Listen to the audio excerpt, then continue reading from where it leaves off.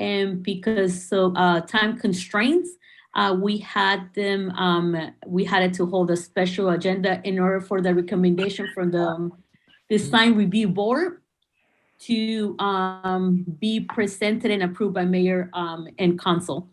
Okay, that's the reason why we are having a special legislative meeting before our work session.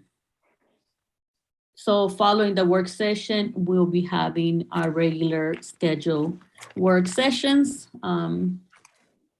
So thank you for your patience. Madam Mayor.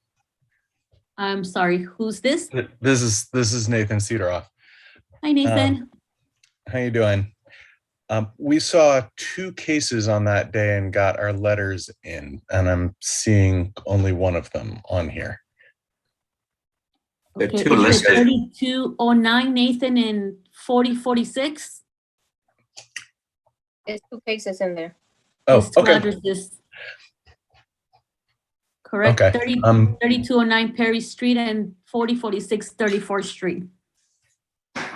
They're listed as one thing. That's why I didn't see it that way. My apologies. No problem. We wanted to make sure we expedite the process, but make sure we put what was required of us. But thank you for being here as the representative from the Design Review Board. Okay, so I see Luke. So I will call this meeting to order so we could move forward with all the reading. But giving some time for Jared. Oh, there he is. Sorry, Jared. Jared's also here. Yeah. Okay. Sorry about that. I'm here. I thought I was you when you were asking for a pencil. I think. So I will start with a call to order. And we'll start with Jared since it was the last one I just mentioned. Councilmember Jared Stolfus. Here. Councilmember Luke Chesick. Here. And Councilmember Jimmy Tarlow. Yeah. And myself as mayor present. So we have a full quorum. I know this one says Pledge of Allegiance. Usually for the special ones, since they're so short, we don't do a Pledge of Allegiance. So I will ask that to be updated in the agenda. So the meeting for this special legislation agenda starting at 7:04. Jimmy, can you do a review of this agenda for approval, and then we'll do a read through of the longer work session. Order, review of the agenda, variance requests, and adjournment. Okay, perfect. Plural, I guess. We'll do the other one separately because that one's a longer time, and I feel like we're gonna take a lot of time on it. I want to make sure that at least we have because we have our arborist for a short time, so I want to make sure we utilize the whole time that we have to him here to ask questions. Okay, so can I get a vote to approve the agenda, the special legislative agenda as presented? So moved. Any seconds? Second. Second. Probably move in second. Any objections? Hearing none, the agenda is approved as presented.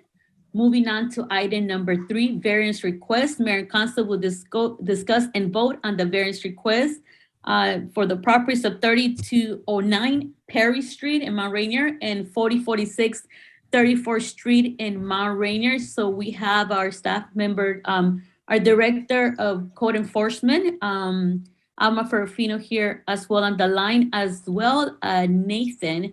And I don't know if anybody else is from the Design Review Board besides you, Nathan, but Nathan is here to introduce us. So Nathan, the floor is yours. Thank you very much. There's not a whole lot to present here. We had 2 cases. In one, on 34th Street, in the case of the fence, there were some things that we just couldn't approve. They were in violation in a few different ways, but we discussed it with the owners and who are here. Nice to see you guys again. And they got right on it and Member Nedler and myself went out and reviewed it, and it looks great. So we recommend their approval. The other case was for one of my clients, so I recused myself. But if I can summarize it, they don't have a back door and they need one. But that requires a staircase because they're on Perry Street, you know, backing onto the alley where everything, like where it drops away so much that they need stairs, which would increase their lot coverage. So that variance was largely about the lot coverage. And in light of the idea that having back stairs to your house is a reasonable thing to accept as a given, that was also recommended to be passed. Thank you, That's it. Nathan. I'm gonna cut you off to make sure you don't go for you don't go any further into explanation of the house you're working on. I want to make sure you respect that you recluse yourself. So I'm gonna ask Alma, can you please add if anything else needs to be added and present the house owners that we currently have here for which of the properties? Sure. Good evening, Mayor and Good evening, council Emma. members and residents. As Nathan was mentioning, we are here for the two properties, 3209 Perry Street and 4046 34th Street. We just wanted to make sure that we get the letter as well from you and council members so that they can proceed with the Board of Zoning for their approval. We do have Ms. Hannah Cole and Mr. Will McKinley, correct? For 3209 Perry Street and Okay, 4046 so 34th can we Street. have the owner of 3209 Perry Street if they're here?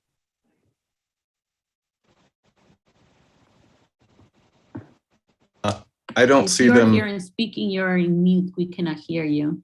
I don't see them Okay, so on the do we list. have the owner?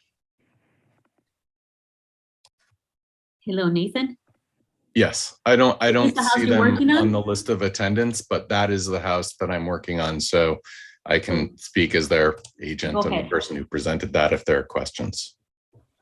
So council, do any of you guys have any questions? Can you, are the letters available for us to see them? Melissa, can you put them on the screen? And in the, thank you so much. Keep moving, there you go.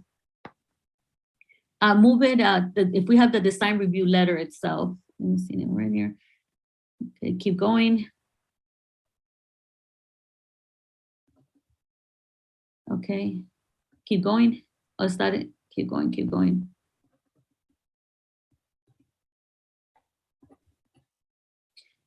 Okay. That's a neighbor support letter. Okay, so, oh, because you turned in the, okay. All right, so what, do you know what ward this is on, Nathan? Give you a No. test. All right, so I'm gonna go to Ward 1 and then we'll go to Ward 2. But Jimmy, do you have any questions for Nathan? No. All right, Luke? No, I'm good and support whatever the design review board wants to do here. Perfect. Jared? Yep, same place. Thank you.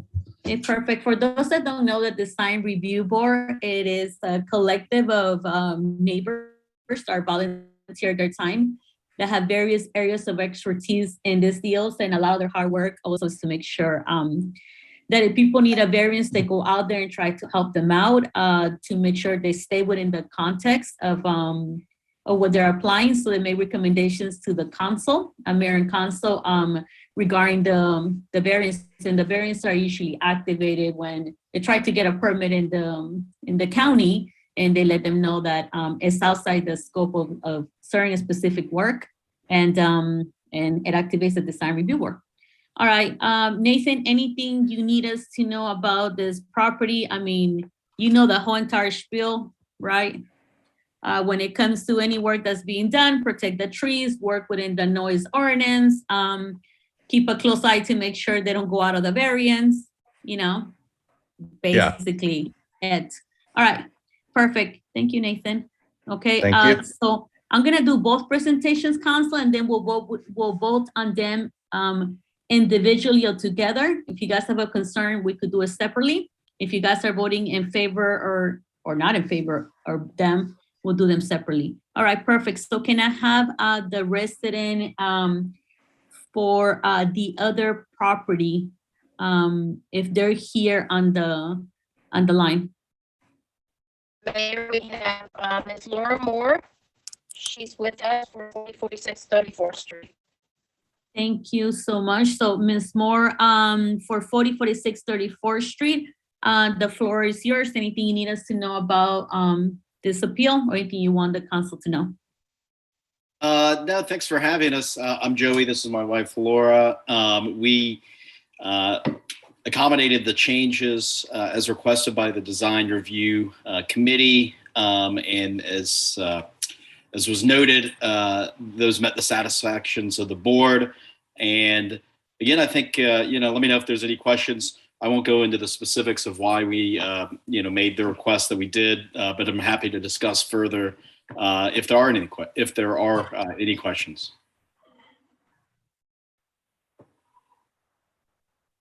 And we appreciate your consideration. Perfect. Thank you so much. We're gonna start with Jared. Jared, anything to add or ask? Oh, sorry, nothing to add. Sorry about that. I was on mute. Thank you. Perfect. Jimmy and then Luke. I have nothing to add. Support the Design Review Board recommendation. Thank you so much. Luke. Same, thanks. All right, perfect. So Mr. Joseph and Ms. Dora. So we don't have no questions, just the same thing as you guys do work, make sure our trees are protected. Make sure that when you guys do the work is within the noise ordinance. If not, we are gonna be receiving emails of very angry people being woke up like too early, okay? So council, I need to know whether you guys wanna make a motion to approve both variances. For one of them 3209 Perry Street, the other one is 4046 34th Street, if you guys wanna do them combined. Mayor, I'd suggest we just do them separately quickly, so then, we can say that we passed each one. So it's two separate letters. So I would suggest we have a motion to approve the variance on 3209 first, and then we'll just quickly do the other one. Okay. So make the motion. I move that we approve the design board recommendations about the variance request of 3209 Perry Street. Second. Okay, it's been probably moved and second. Any objections? Hearing none, I'm gonna call for the vote. Okay, Jared?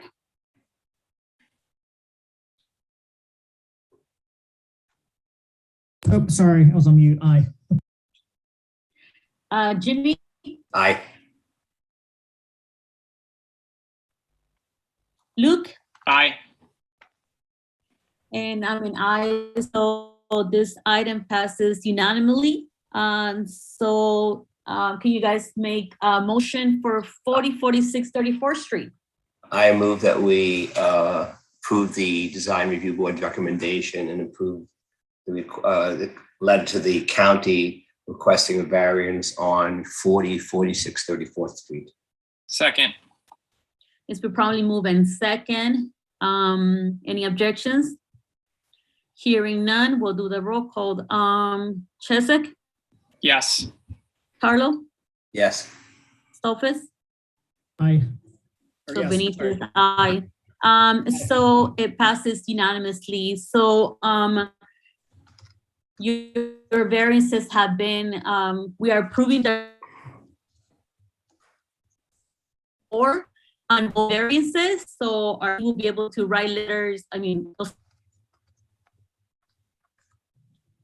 Okay. And our thank you to the Design Review Board for their great work and making sure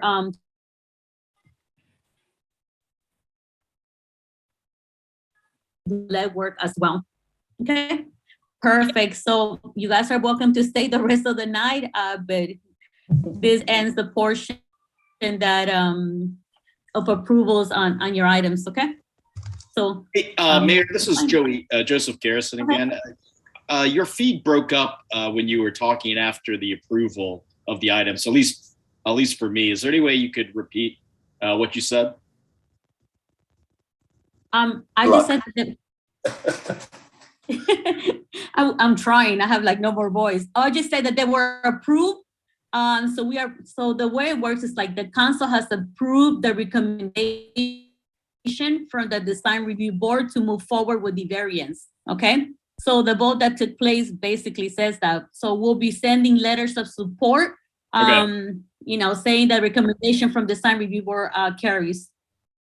Okay, great. And that'll So be you can move forward with, yes. Okay, thanks. Thank you. You're welcome. All right, anything else to add that I'm forgetting or I need to address?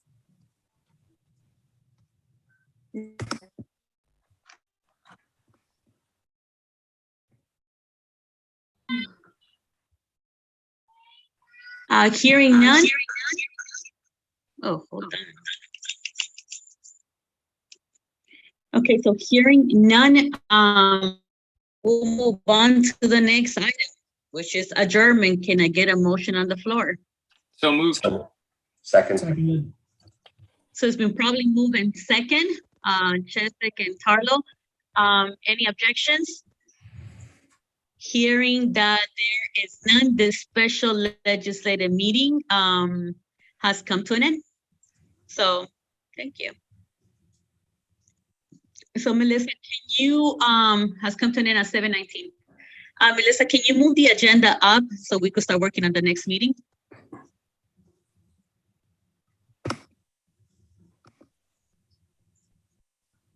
Okay, perfect. Thank you so much. So we're back to schedule programming. Today is Tuesday, March 15. We have our regular Mount Rainier City Council work session, and it's done virtually. The only thing I asked you guys, originally we're gonna do the legislative session following the work session. So that's the only thing that's one of the things I'm gonna ask for it to be amended in the agenda, okay? So you have an agenda in front of you, Council. Jimmy, can you please read the agenda all the way through? And I have an ask after you're done. Go ahead. Call to order, review of agenda, presentation of budget, discussion on potential for redesigning our streets and sidewalks, process for petitions received for traffic calming devices and residential parking, spring park discussion, status next steps, ARPA discussion, review of Ordinance N0.02-2017 regarding property tax credit for senior citizens, retired veterans, Mount Rainier events calendar, Ordinance 2-2022, amending this code of ordinance of the city of Mount Rainier, health and nuisances, open burning. This is the fire pit discussion, right? Yes. Yeah, okay. 11, presentation of February 15th work session and March 1st legislative minutes adjournment.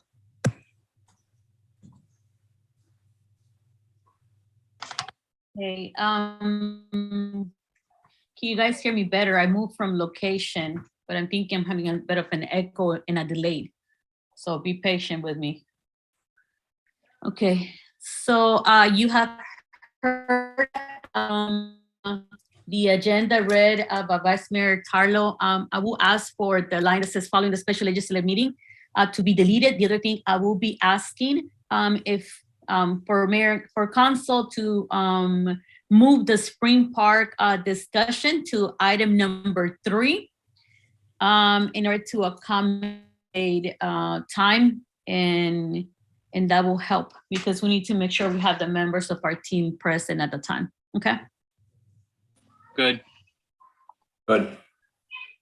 Okay, so Melissa, can you move Spring Park to item number 3 and just everything else, we'll move a number down.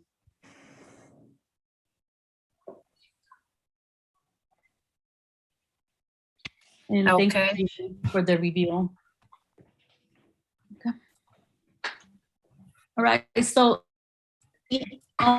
only adjust. Council, can I, is there anything else that needs to be added, deleted, or changed on the agenda? Please let me know.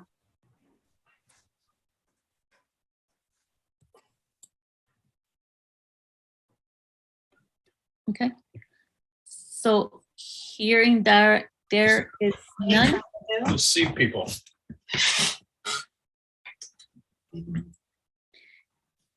I will ask everybody to go ahead and mute their mic.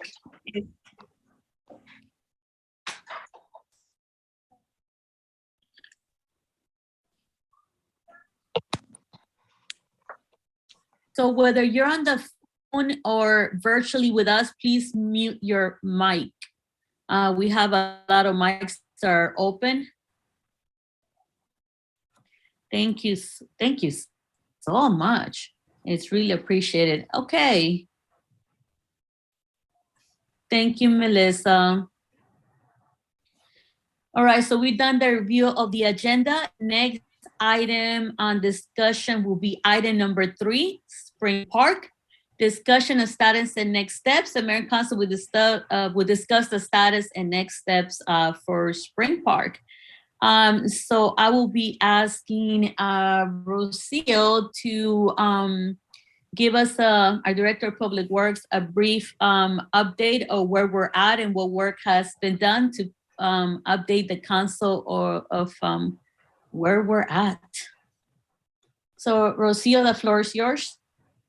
Yes, thank you, Mayor.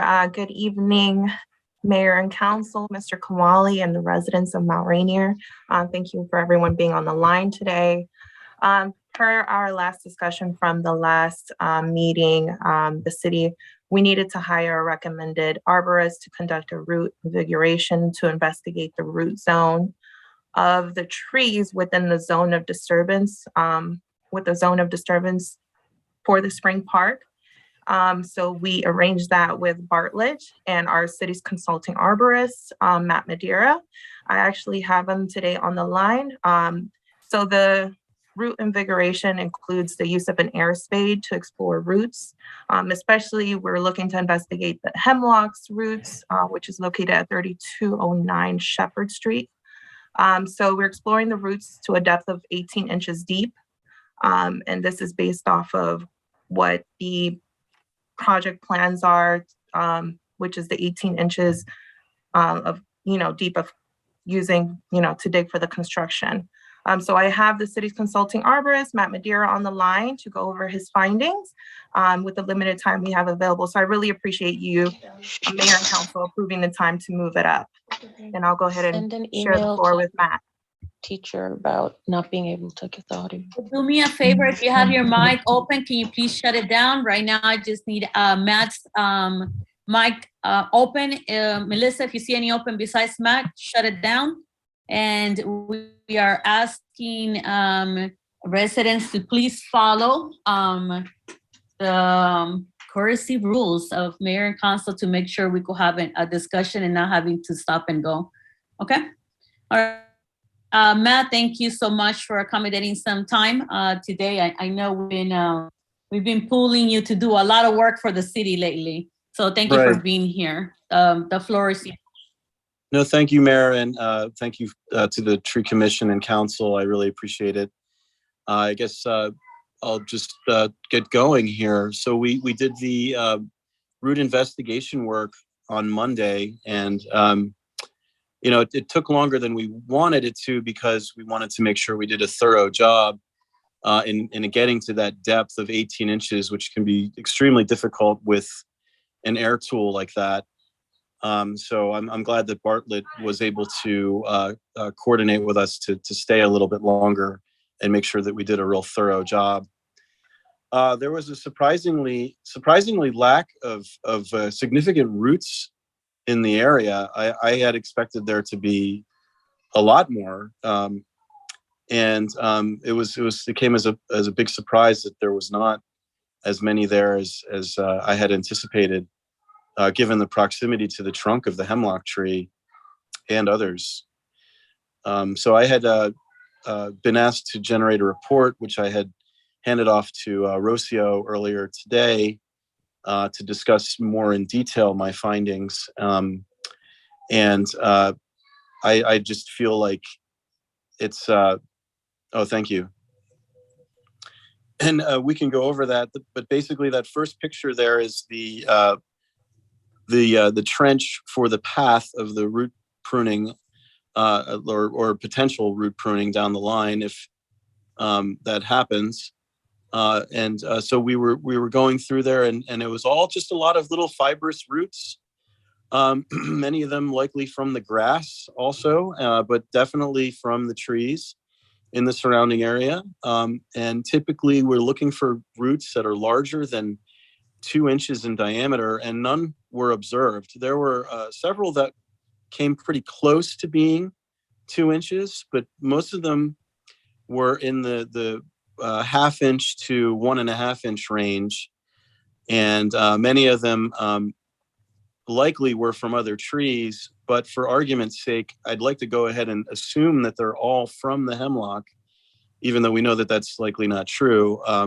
But even that being the case, I still do not see enough evidence to say that the roots cannot be pruned at that location or the excavation for the labyrinth and hardscape to occur in that area.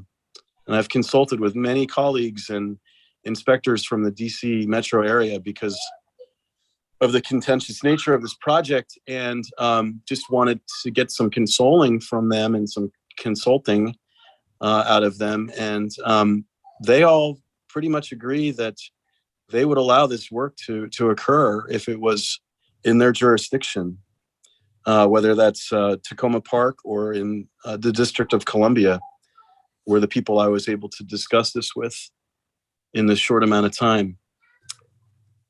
And I'd be happy to answer any questions that people might have.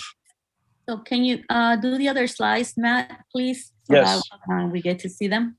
Okay, these roots here were the ones that were very typical of what was found in the closest proximity to the hemlock trunk. Now, there were probably a handful more. I think I said 2 or 3 more that are not shown in this photo, but this was very typical of what they looked like in the proximity to the hemlock. And again, huge surprise that there wasn't a lot of big roots there at that depth of 18 inches.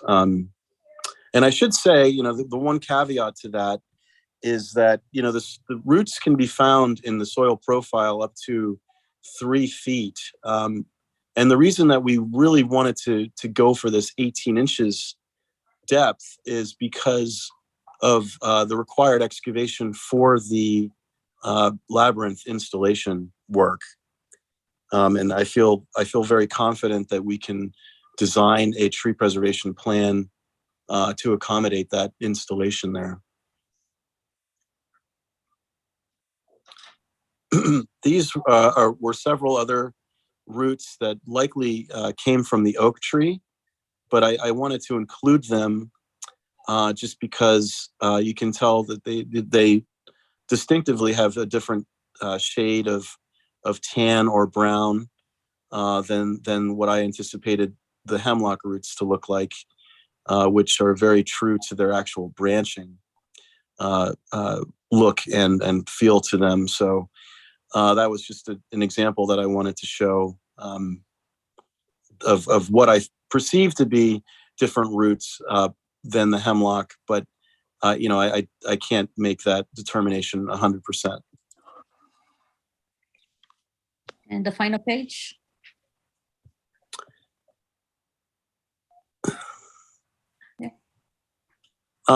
Yeah, if you could scroll up just a little bit there, that'd be great. Page number 3, Matt. Is that what you want? Yeah. So basically, I go into this dialogue about the hemlock tree being a species that is less tolerant to construction activity than other species that are a little bit more hardy than the hemlock. And it's in remarkably good condition anyway, just given the climate that we now are in. I certainly wouldn't recommend to plant a new hemlock tree in this portion of Maryland. The Western Panhandle is a different story, but that's where you should plant hemlocks, not out here in the Chesapeake Bay area. It's just too warm for them now. But that being said, the hemlock tree is doing very well. It has a significant amount of deadwood in the canopy that I think should be removed to help it heal over those open areas of wounding from the dead branches being there. And very, very little to no insect pest activity on the tree. So I wanted to talk about that a little bit, and then just go into the final paragraph where I discuss the feasibility of doing this project. And I just, having done a lot of work in the DC metro area and having done a lot of these sort of root investigation type of projects, and then dealing with the arborists that work for the cities or the towns, and sometimes municipalities like WSSC and Washington Gas. In the limited amount of people that I spoke with 3 other arborists, 2 from DC and then Marty Fry from Tacoma Park, about how he would handle this situation. And everybody pretty much agreed that we went about this with best management practices in mind, and based on our findings, see no evidence to not be able to move forward with the project. Thank you, Matt. I'm gonna open the floor to the rest of council. I definitely want to point out that our director of public works, who's also a tree row expert as well, was there the whole day through this whole entire process. Me and Ms. Kamali were also there. Matt was there, and obviously Bartlett was also there. So we were there through the whole process. But there's only so many people could be on site because it's there. So we I know it's 3 of us that were there in location the whole time, and some of us rotating in and out to make sure there was enough.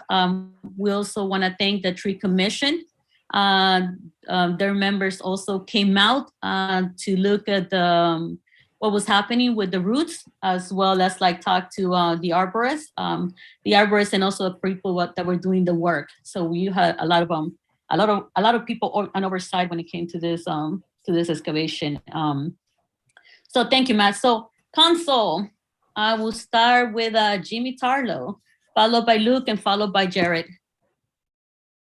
So ahead, thank you, Matt, and thank you for everybody who did this. And it's reassuring. I would say, though, that the tree commission did ask us to get a permit, and that we should see if they can have a meeting in the next week or so we can move this quickly if they approve of the fact that this work can be done. That's what they directed us to do. And I don't know if it's, to do that, but, it looks good, but I think they have to be the ones to sign off. Yes, this work can be done before we actually start the work. So Jimmy, just to clarify the statement, they sign off on what are the tree plan recommendations they will see to approve to move this project forward. I don't hear what you said, but I think I couldn't understand that exactly. But I said that the tree commission approves what tree safety plan to move forward with. Yes, and they agree that this work can be done and won't endanger the tree. Okay, so Luke, you have the floor. Jimmy, is that it? Or do you want to have, and do you have any questions, any other comments? No, that's where I'm at on this. Thank you, Jimmy. Luke, the floor is yours.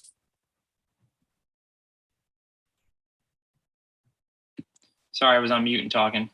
I'm wondering if I could reserve some of my time. I know there are tree commissioners on the call, I think, and so I'd be interested to hear if they have any questions. I also know residents are here, so I'd be interested to see what questions they have, and I'd like to hear those answers first before commenting on any further or what the process could or should be, because I have some ideas on that front, because we're in a little bit of uncharted territory here with this being the city's work. So I have a recommendation on that front, but I want to hold off and hear kind of what everybody else has to say. Thank you. Thank you, Luke. Jared? Yeah, Selena, I wanted to thank Matt for all the work you've done on this, and the tree commission for your dedication and time spent. Your sound's not good, Jared. Oh, sorry. Can you hear me? Or should I can hear you. Okay, sorry. I'll project. No, I just want to thank everyone. Thank Matt for the work you did on this. This is, thorough explanation, thorough background. So I appreciate that. And the tree commission for their engagement on this as well. Like Luke, I'd like to defer to hearing comments and input from tree commission and also other folks that have comments on this line.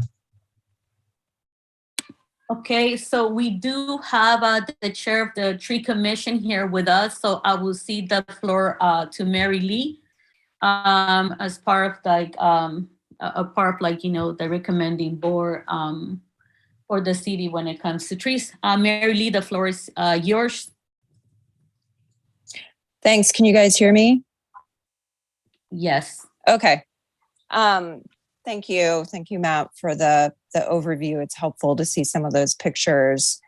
I guess I have a couple questions. First, just to confirm the depth was down to 18 inches, because I think there was some measurements by the neighbor that it looked like it only went down to 12 inches, but I just wanted to confirm that with you. My second question, I think when you were scanning through your notes, I think I saw something how it was helpful to do this excavation during the dormant period, which we are in right now. And I'm curious what your recommendation is for the actual construction phase. If that is also recommended during the dormant phase, and just kind of curious your thoughts about that, because we are now kind of entering a phase where trees are kind of awakening and becoming budded out. And then my third question is there any harm or any, I guess that's not the right word. When we went to the site, so I was there with Barry this afternoon, and we were just noting, it seems like the labyrinth could actually shift closer to 33rd Street. And so my sense is, I just wanted to get your sense, the farther away we get from the hemlock, kind of the less potential stress on the hemlock roots. So I just wanted to also introduce that idea. Is there any harm or is there any benefit to the tree for moving it farther away and closer to 33rd? Because there seemed to be some space there, and I will stop there. Thank you. Thank you, Mary Lee. Matt, go ahead. Okay. Yeah, thank you, Mary Lee. These are excellent points. It is likely that there are some locations along that path that they were not able to achieve the 18-inch depth. I checked several spots in doing a sort of a random sample, and it seemed like they were doing a pretty thorough job, but I wouldn't be surprised if there were a couple low spots or that they weren't able to acquire to get to the 18-inch depth. But pretty uniformly they were. But thank you for bringing that to my attention. And then, yes, definitely the further we can get away from not only the hemlock, but the large oak and walnut, the better shape we'll be in as far as keeping those trees safe. So I think that that's a great question to bring up. And if that's possible, I would recommend that. And I'm sorry, I forget what the third question was. Oh gosh, I'm blanking on it too. Dormant time. Dormant, hello? Oh, dormant period. Yes, dormant period of the trees while construction work, while the trees are waking up and work is being done. Correct, Mary Lee? Yeah. You got it. Okay. Yeah. So the best time to perform this work is now or in late fall, because we run into an issue with needing watering requirements for the trees that are actively in the growing season. And so not that can't be mitigated with supplemental waterings and things like that, but it's just generally a better time to perform this kind of work would be during the dormant season. And I don't know what the timeline is for this, but that would be also to the benefit of the trees on site. Thank you, Matt. Mary Lee, that should answer all your questions, correct? Okay, so we just heard from the Tree Commission. And usually I try to give the committees that are working on this ahead of time. Okay, all right, let me go through the chat. If I miss somebody, add your name to the list. So as residents, you have 3 minutes to speak. Please be cordially on your statements. The other thing is I definitely will have to ask you guys for name and last name, address, and present yourself when you guys speak to make sure we could also be heard to those that are either on the phone call or don't have the capability of reading the chat. That's what we usually ask you guys. Somebody asked me that. And that's the reason why, and also to keep, as flawless as I can. So let me go, okay. So I have John Pate, go ahead and introduce yourself. And then I have Emily Vargas following. Go ahead, John. My name is John Patti. I live at 3209 Shepherd Street. Matt, I've done my best to avoid even mentioning your name in public conversations out of respect for you and your professional life. I have to say it's hard to do that. And I have to bring up first that there is another arborist in our neighborhood, Stephen McKinley Ward, who, after reading your tree assessment, questioned your competence as an arborist. And in a tree commission meeting, I was guys, John, 1 second. Part of the speaking rules are when it refers to staff or consultants to not utilize their names to address the issue itself. So can you please stick to those rules, and those you could find those rules like in the ending of all the agendas that were posted. So I will ask you to please refer to the statement and not the person.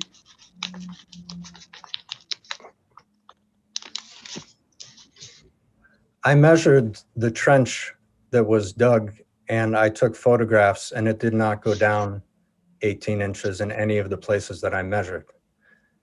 I also have a question about how you're calculating the 18 inches to which it was not excavated, and how you are reaching the 18-inch figure when in other public meeting discussions of this, it was said that the 18 inches was for the foundation of this construction project. But can whoever, Shivali, who is rustling their papers, please close their mic? John, this is your second ask, not to mention nobody else. As you notice, I've done my best to generalize the comments, even when it comes to it. So please do not address any other resident except for yourself on it. And that goes for anybody. That's the reason why we try to keep it civil when we're having this conversation. And if there's any noise, I'll be the one that's asking people to please shut down the mic. So Melissa, go ahead and shut down everybody's mic except for the speaker, and you're down to your last minute, John. First of all, I measured, and there were places where the roots were 3 to 4 inches in diameter. There was one in particular that was an enormous one. Second of all, I don't understand how you get the 18 inches when that was the foundation for the labyrinth. And then there's grading on top of that, so that if you were to grade down first and then excavate for the foundation, you arrive at some figure that is well more than 18 inches. So I have a question about how you arrived at the 18-inch depth. I have a question about how it's possible that you consider that you reached 18 inches when my measurements and my photographs do not show that. So please wrap up your sentence. And I have questions about how it was not possible to find the route that I found when I was doing my measurements. Thank you. Yeah. Okay, Matt, Rocio, go ahead, either one of you, Mr. Kamali. I guess I'm prepared to make a statement about those questions. Go ahead, Matt. I thought I had addressed that it's very possible that the 18-inch depth was not acquired in several areas, whether it be an actual route blocking the way to get further down, as it is an air tool coming from grade to down below it. The technician, and I was watching him pretty well, not the whole time, but I did check on him from time to time, and he was very thoroughly trying to get underneath the roots and or rocks that are in the way. My apologies if I had missed a 3 or even 4-inch diameter root. Again, I'm just going to go back to how little that was actually found there. Was a surprise. I was expecting to see a lot of roots that were 3 and 4 inches in diameter, and it is very likely, as all humans make mistakes, that I missed a 3 or 4-inch root, and that is all I really want to say in regards to those questions. Could you address my other questions, Thank please? you, Matt. Hey, I'm running the meeting, so if you guys cannot wait until I speak, then I'm gonna just ask it. I'm just gonna ask you guys not to speak. So please be respectful for everybody else that's on. If there's a question that cannot be addressed, we'll get the answer later. And that's the way this is gonna work. Like I said, this is a discussion. There's no voting on this place. So please hold on for 1 second. Thank you, Mary Lee. Mary Lee said also a point about the permit. The tree commission only meets if there's an appeal of a posted permit. We need to have a hearing. The point that we can only make a recommendation on the project. Thank you, Mary Lee. All right, so I'm gonna open the floor to Emily. Emily Vargas from the 1300 block of Shepherd. The mic is yours. You have 3 minutes to speak. Good evening. My name is Emily Varga. I live on the 33rd block of Shepherd. Thank you, Council, for your additional attention to this matter, and thanks to Matt for sharing your insights today. I have a few quick questions. It was mentioned that the hemlock is less tolerant to construction. Construction aside, curious what the impact may be on the root system with the long-term weight of the pavers, concrete, and seating for, I believe it was 20 people. My second question, it seems that there will be additional protective measures given the fragility of the hemlock and the requirements of the design. Do you have an estimated cost for the tree safety plan? And to the council, could the current grant budget accommodate these additional costs? Finally, if we perform this work and the exceptional tree happens to die, will the city come in and cover those associated costs rather than the resident where the tree resides? Thank you. Thank you, Emily. Matt, do you have any answers? And Rocio or Mr. Kamali, when it comes to, well, the thing is, I guess I have to remember, like the tree commission also regarding the tree the tree protection, the tree commission hasn't decided on any of them. And I believe, if I'm not mistaken, on the last presentation, Rocio presented that, so she might be able to answer you that. So Matt, Rocio, or Mr. Kamali, go ahead. Yeah, I could only address really the impact to the tree. There is potential for harm to the tree by doing this work in such close proximity to it. And it would be unlikely that it would, because of the limited disturbance, and believe me, this is pretty limited disturbance, it could manifest itself in a slow decline of the hemlock tree. And this would occur over a period of time. So it would be really difficult to pinpoint exactly that this construction work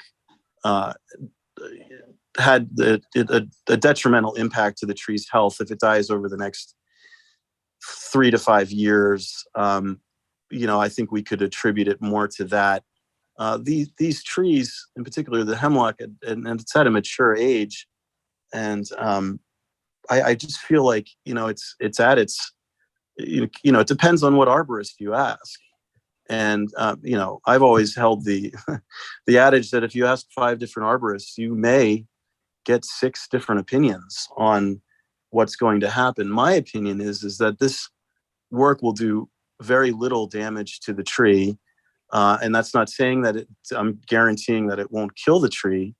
There's always the potential for that whenever you're doing any projects in proximity to trees, and it should be taken into consideration.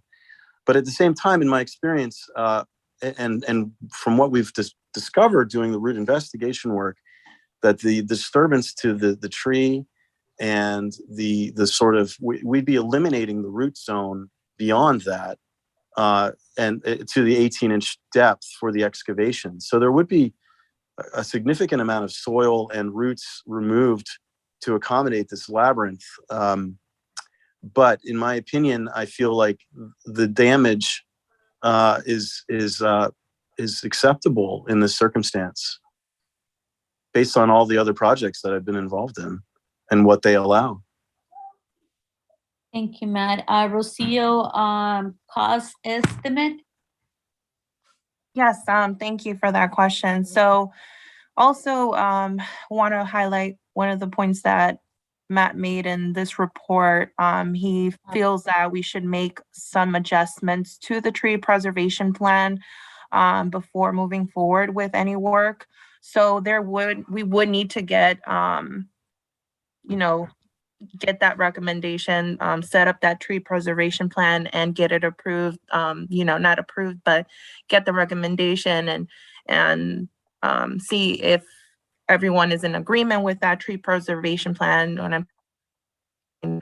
On both the city, tree commission, arborists, and then we would have to go out and get those price estimates. Also want to point out that she did ask about those costs going with the grant. The grant wouldn't cover this part of scope of work within this project. I hope that answered the question. So no, I don't see there is no cost estimate. Thank you. And thank you for also to point out that there's going to be a recommendation put forward for Matt to the tree commission. That was, I know, one of the questions that I know I had. Okay, so thank you, Matt, as well. All right, so Emily, did we cover your 2 questions? Was it 2 or 3 questions, or did we miss anything? I asked about the weight of the pavers, and it sounds like we're talking about the destruction of the root system, and it's reasonable, the level of destruction of the root system. I don't know if you can answer long-term impact of the weight of the pavers and the concrete and the seeding. The additional cost, it sounds like you're still trying to figure that out. My 3rd question was about was just sort of curiosity, if the tree happens to die, and this would be something I would want if it was on my property. If the city comes in that situation and covers the costs associated, that's a curiosity, because I haven't come across an issue like this. Thanks. Thank you, Emily. So we'll put like a couple of those questions on the doc if you don't have an answer yet. Okay, so I have Robert Bliss, 3800 block of 30th Street. Hi, thank you, Mayor and Council and Matt, for your time. I attended an earlier meeting, Matt, where I think you said that based on the tree's diameter, that the construction should happen, I think it was between 24 and 26 feet. And I went to the site to measure and, well, depending on which chalk line, it was anywhere from 15 to 17 feet from the tree. So I would like to ask Matt, council, and the tree commission to consider moving this labyrinth further into that zone that seemed safer, especially since we're not sure if we went down far enough with the root study, and there's question about the size of the roots that were discovered. Secondly, I would like to hear from the tree commission and allow them to have time to deliberate on this and give a recommendation. And finally, there's always been another option, which is a no excavation option, which, you know, seems like based on a lot of these issues might be a good one to explore. You know, going to the site and looking at where the labyrinth was laid out, and then there was a spring on the other side of the lot, and the two didn't seem to relate to each other. Robin, can you please wrap it up, please? I understand this isn't part of the tree, but just in relation to this project, it seems like the seating area might be better near the spring, which is sort of the Robin, I'm gonna have to tell you it's been more than 3 minutes. The other thing is, like, council, I'd like to put a motion on the floor. We have run out of time to even have a discussion in this subject. Can one of the council members please make a motion to extend time? But we're over time on the time allotted for this discussion. The other thing is, like, I would like to point out to you guys, as I read Mary Lee's comments on the chat, the tree commission is gonna have their own meeting. So this is not like, it's not for them to deliberate, give an answer today. They're just here to hear and, you know, ask any questions they have, but they'll be having their own tree commission meeting. So I don't want you guys to think that this is the end all of this discussion. This is just a discussion to have an update where we're at. I move that we add 15 minutes. Second. Thank you, Jimmy. 15 minutes. That is second by Luke Chesek. Any objection? Hearing no objection, there's 15 minutes to be added. I'm gonna ask the speakers to please put in your 3 minutes, because this is just an update, and I have 3 hours worth of meeting. The tree commission will have their own meeting, and if we need to put this in the agenda for a different day, we'll put this in the agenda for a different day. But you know, this was supposed to just be an update from our arborist and our public work director and team. All right, so Robin, the other thing is, like, when I ask you guys to, like, please wrap up your sentence, that means you have already gone over time, and I'm just being polite not to cut you off. So I'm not trying to be rude, but if not, we're gonna be having a 5-minute discussion per person, and unfortunately I cannot do that. Okay, so Matt, are you there? I know we have you for a limited time tonight. Yeah, so I'm here. 15 minutes additional is fine. Go ahead. Yeah, so I wanted to revisit the idea of the compaction onto the from the pavers and the labyrinth and everything like that. In consulting with several other arborists about this project, we feel that it's probably going to be okay, even with the added weight, given that they've already have 18 inches of compacted soil on top of them that we're removing in order to put the new weight on top. So there is some concern for that. But the biggest concern is that water will be able to infiltrate underneath the labyrinth and in between the pavers potentially. And I think we all agreed that was probably, that's probably okay. The change in the narrative and tree preservation plan would be to do hand excavation work for this labyrinth, so that even if we missed a root, you know, and only went down 12 inches, that we would hand dig and discover those roots during that process.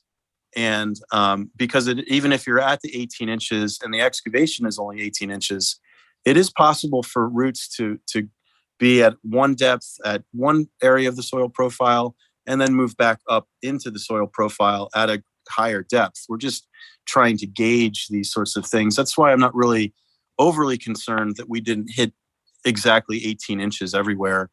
But I do appreciate everybody's concern about that. So the narrative would change to address the excavation work, what roots can and cannot be pruned, and then also to eliminate any planting that would occur beyond the limits of disturbance between the tree preservation fence and the trees, the hemlock, the red oak, the other oak, and the walnut in the back. So, I mean, in order for this project to proceed, it would have to be, we have to be very careful around these trees. Thank you, Matt. Staff, if Rosie, if you need anything else, just let me know. Okay. No problem. Thank you. All right, perfect. Moving on to Hillary Avarga, 3200 block of Shepherd. Thank you, Mayor and Council, and thank you, Matt, for your time as well tonight. My question is not actually related to your assessment, Matt, but rather to circle back to the meeting that we had 2 weeks ago. And in that meeting, it was shared with us that the architect of this project actually indicated that he could not make a May deadline for this project, and that none of the pieces of his plan were feasible by the end of May, which is what the county has said is the deadline for this. So when we wrapped up that last meeting, my understanding from the council was that we were actually going to use this work session to talk about alternative options and ways that we could still use the funding prior to the expiration of that funding. So I think it's really important that we're having this conversation, because ultimately we're all talking about protecting this tree, which we see as valuable. But I would suggest that we also use our time wisely to think about alternative approaches that would still be within the scope of the grant, but that would be achievable within the next 2 months. Even talking about potentially changing the tree preservation plan. And, you know, I appreciate what you're saying about hand digging, Matt, and I actually think that feels like a better direction to move into for something like this. But if we have to redo the plan and then have the plan approved and then solicit proposals for people who are going to do it, we're talking about extensive amounts of time when we have 60 days. And so I think that it's important that we use the council's time wisely and the neighbors' time wisely and all of our, Matt, your time wisely, all of our time wisely, to actually talk about what's realistic and what's within the time frame that we're working against. So I'd welcome, I guess, I think I have 1 minute and 20 seconds left if I'm counting correctly, but I would welcome comments from the council on that. I know that everyone spoke last time about the need to look at alternative options or to think about what might be feasible within the time frame. So I'd welcome any updates on work that's been done to that effect. Thank you. Thank you, Hillary. Yeah, so remember, like, the questions are being answered depending on what the residents are asking, because this was supposed to be an update and what steps to move forward. So just keep in mind that. So I definitely appreciate your comments. So that way we also, you know, touch on the subject. Okay, so has anybody that has not spoken would like to speak? Put in the chat. Is there anything on Facebook, or is anybody in the phone that needs to speak? Obviously, you don't have the same visibility to type stuff in the chat. Please let us know.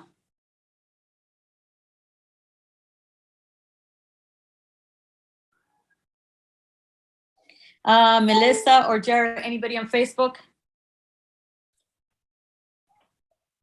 No comments.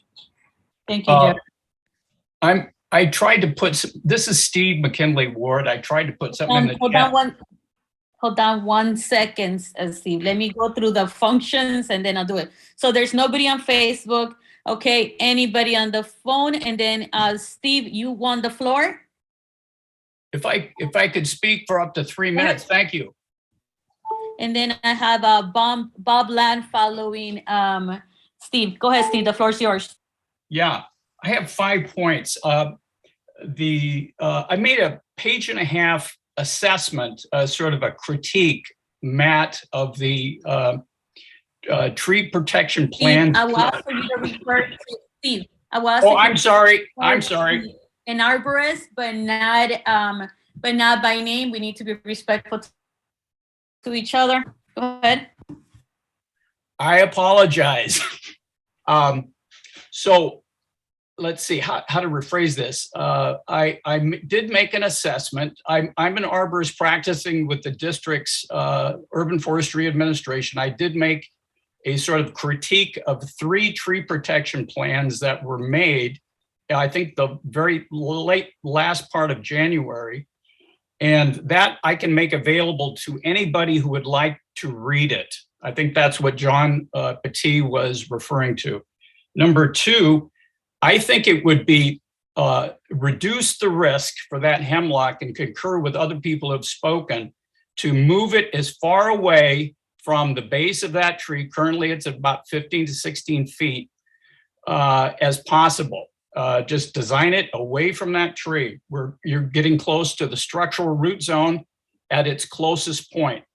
Number three, man, I really concur with hand digging. If we bring construction equipment in there, and it would have to be perfectly executed with somebody watching the heavy equipment running around excavating in there constantly to try to minimize damage. Heavy equipment, just the pressure on the soil, compaction that would result, can do just as much damage as severing roots. Number four, I want to concur with whoever said that the onset of spring is not a good time to cut tree roots. They're doing some important work in the spring, and if it can be done in the dormant period, that would be wise. The last point, I myself am in favor of a no-grade option. That would mean a design that could be using stones, maybe the size of a bread loaf or so, to demarcate the labyrinth, which I think is a great idea, the labyrinth itself. And just without doing any grading there, that minimizes risk to the person who is bearing a lot of risk. And I just can't feel very good about publicly putting a private property owner's assets, that big hemlock, at risk when they have to bear the brunt of that risk. That is it. Thank you.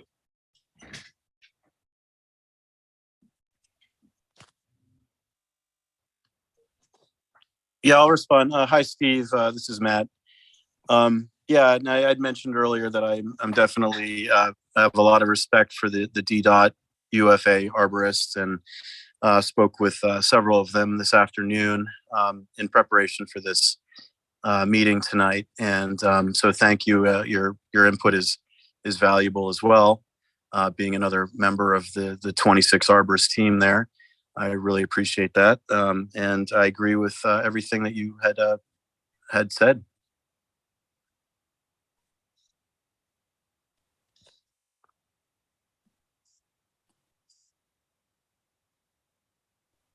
Okay, thank you. So I have Bob Lamb next. And Melissa, can you do a time check for the additional 15 minutes we added to make sure it's fine? Can you hear me? Hello? Hello? Oh, I have Bob Lamb on the line. Go ahead, Bob, you're next. Bob Lamb for the 4100 block of 28th Street. Hi, thanks very much. Just two brief points. One, I too would be interested in knowing the degree to which alternatives are being actively considered by the council. I haven't really heard of any. I would very, very, very, very strongly encourage the council to take seriously the possibility of scrapping this idea, or revising this idea, or coming up with alternatives to this idea. Non-excavation, just pavers, not doing a peace park at all, doing something else entirely. I would love to hear much more discussion about what alternatives are actively being considered by the council. And then the second point has to do with the calendar. I would be really, really disappointed if decisions about this are made based on when the money has to be spent rather than on the merits. And in particular, if any kind of excavation begins after the dormancy period ends, as has been discussed several times, then that's an indicator to me that decisions are being made based on money rather than based on the merits of the project itself. So if construction cannot be put off, if we're going to move forward with this project and construction can't be put off until late fall, during the dormant period, then it really shouldn't be taking place. So those are the only 2 points that I wanted to make. Thank you.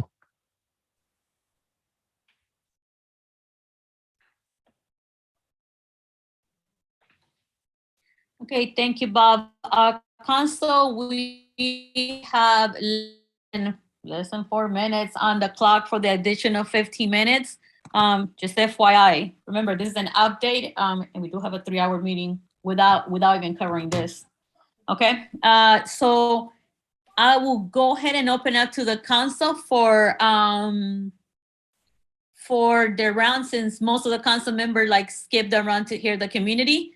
So I'll send it back to you guys, but I will ask for you guys to consider more time to be added, because you guys will run out of time in 2 minutes. I'd ask that we add another 10 minutes. Seconded. It's been probably moved in second. Any objection from the council? Hearing none, Melissa, add 10 more minutes to the clock, okay? Jamie, I see your hand up. I'll go ahead and call on you first. Mayor, this is also maybe a question to Mary Lee. So my understanding from her comment is that the next step, this is like what we should do next, is to ask for a permit, and then the homeowner can appeal, and then the tree commission will discuss. Because I don't feel like I'm an expert on this, and I've heard different opinions on it, and I was feel like the tree commission should maybe make some recommendation on whether the work can be done and how it should be done. So the question is to Mary Lee, is that correct, that the step would be for the city to have a permit, and then it appealed, and then the tree commission would weigh in? Is that your understanding of what we should do? Yeah, I mean, sorry. Yeah, Jimmy, I think I caught that. There's 2 courses of action. One is the permit, which you just outlined, which is something we recommended that move forward, and that would be the opportunity to have anybody appeal, and so we'd have a hearing. The second option is that you, as the council, which it sounds like you're asking, can ask us as the tree commission to meet and deliberate and have recommendations. So you as the council can always ask the tree commission for advice and recommendations. So if that is something you'd like us to do independent of a permit appeal hearing, I think that's something we'd be happy to do. And how quickly could you meet? Could you meet in like a week? How quickly could you meet, do you think? I can't speak for the other council or the other commissioners. I know a few people are on, but we've pulled together a hearing in less than 7 days. So I think if people are around, given the virtual world, we can usually meet within a week. Okay, thank you. That's what I had. Thank you. Thank you, Mary Lee. Luke, the floor is yours.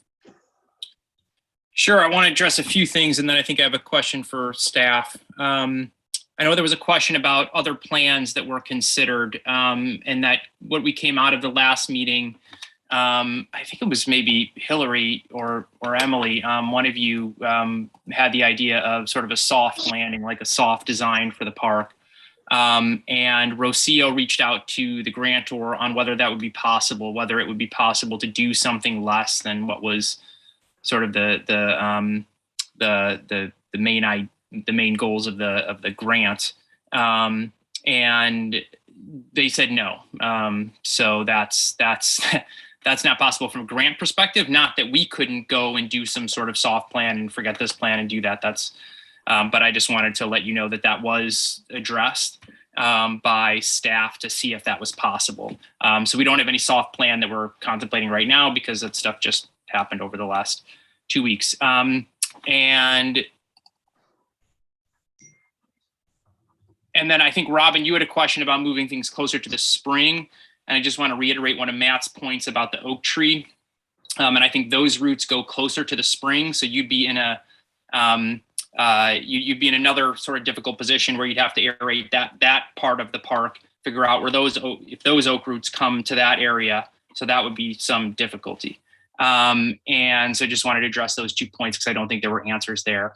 And then I would like staff to answer the question about whether it is possible to meet the deadline that, whether it's, sort of likely that we would meet the deadline of May 31, whether it's that you have to sort of encumber the money or whether you actually have to expend it by May 31.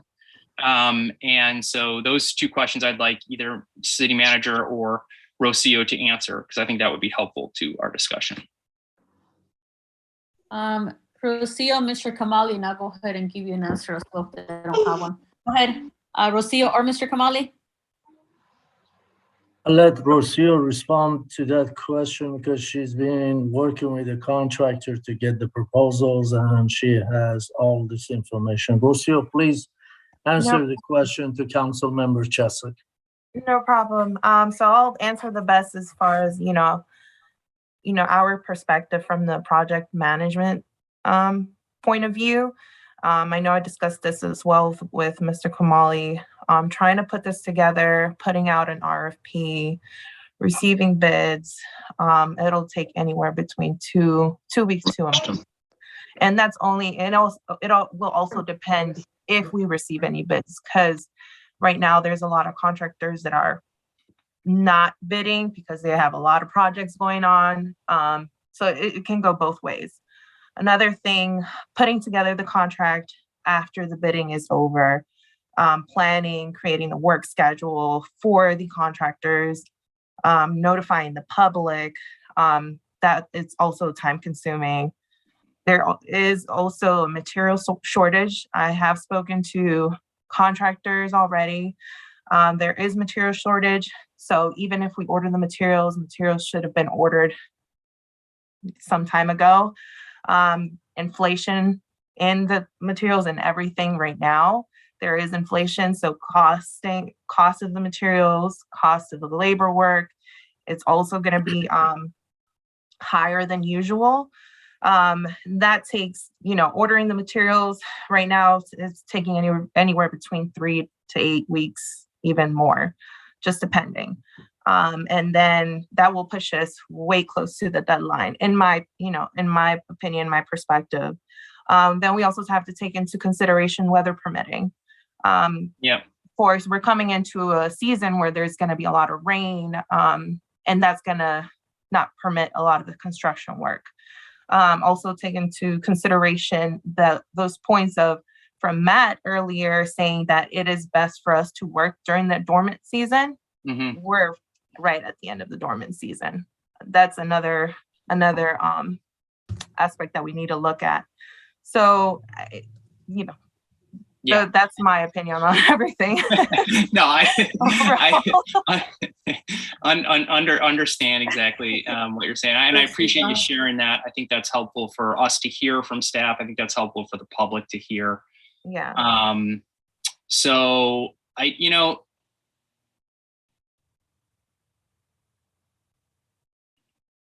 want something done in the park.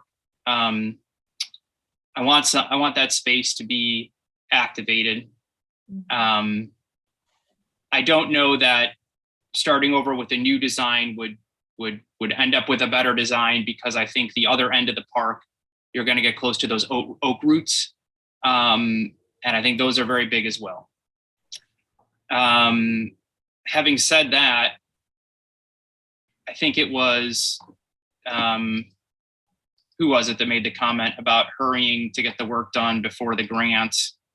Bob, I think that makes sense. Not only from the perspective of making a decision like this based on the money and not the quality of the project. I don't think that's it. I think that's a piece of it, but I also think that given what Rocio just said, the likelihood that this gets done before May 31, I don't know what we're rushing for, especially if it's better to do work during the dormant season. So, those are kind of the thoughts in my head. I don't know where that leaves things for me. But I think I think those are my thoughts right now. So I'll go to someone else because I think I probably wasted my time. Thanks, Mayor. you don't waste your time in asking questions. I think it's good to hear it and process. This is the reason why we have work sessions. I think that I just want to point something out very clearly. The council is required to have one meeting, and that is the legislative meeting to vote. This meeting is usually done for us to talk through in an open setting in order to discuss, digest, hear where we're at. And so that's the reason why the work session is. So you're doing exactly what this work session is meant to be. So please don't ever think like they're pointless, so there's no need for them or wasting time for it. And it's definitely good questions, okay? well, now you gave me more time, so now I can say one more thing. So the I other don't thing, even know you. so the other thing I would say is, of course, if you lose the grant money, then the city would have to find the money to do this project. So then there's another conversation that would need to happen. And, you know, that may be a conversation for the budget, because I think it was Jimmy who had an idea of potentially putting money in the budget for a hydrologist to look at the spring, because everybody knows we want to do that at some point. And so, you know, there's a lot of things for us to consider here, and I just appreciate everyone coming forward and saying from their perspective how they perceive things to be. I understand that this is not easy for a lot of people, and I appreciate everyone coming forward and being respectful and giving their opinions. That's it. Thanks. Thank you, Luke. I'm never gonna say nothing nice. No, so I would say to you, I know that we talk about the 50,000, but even if we had, you know, so that might be a conversation I have to have with the grantor, right? But usually, like, even if you don't spend your 50,000, right? And if you say this is the receipts we have for this part of it, they will, I mean, they're fine taking 10, 20, 30, right? For them, that allows for them to give money to like somebody else out there. Maybe not us, because it's taking us 3 years and we're still even in the discussion phase, right? Okay, yeah, I'll open it back up. Shivali, do you have a specific answer regarding, I know you wrote the grant, do you have any specific feedback when it comes to the deadline itself? Before, because if not, I'll put you on rotation for if I have to open it up again. Just with respect to this from, so right, I was on council when I wrote the original grant with Little Friends for Peace, and in talking with the funder, one of the questions that came up in our discussions was, you know, what if we're not finished by the deadline? And the general, like what I got from them was that that basically the thrust of the goal of these grants is to get, you know, spaces fixed, activated, renovated, made for the first time, that they are not going to quibble about small differences in time.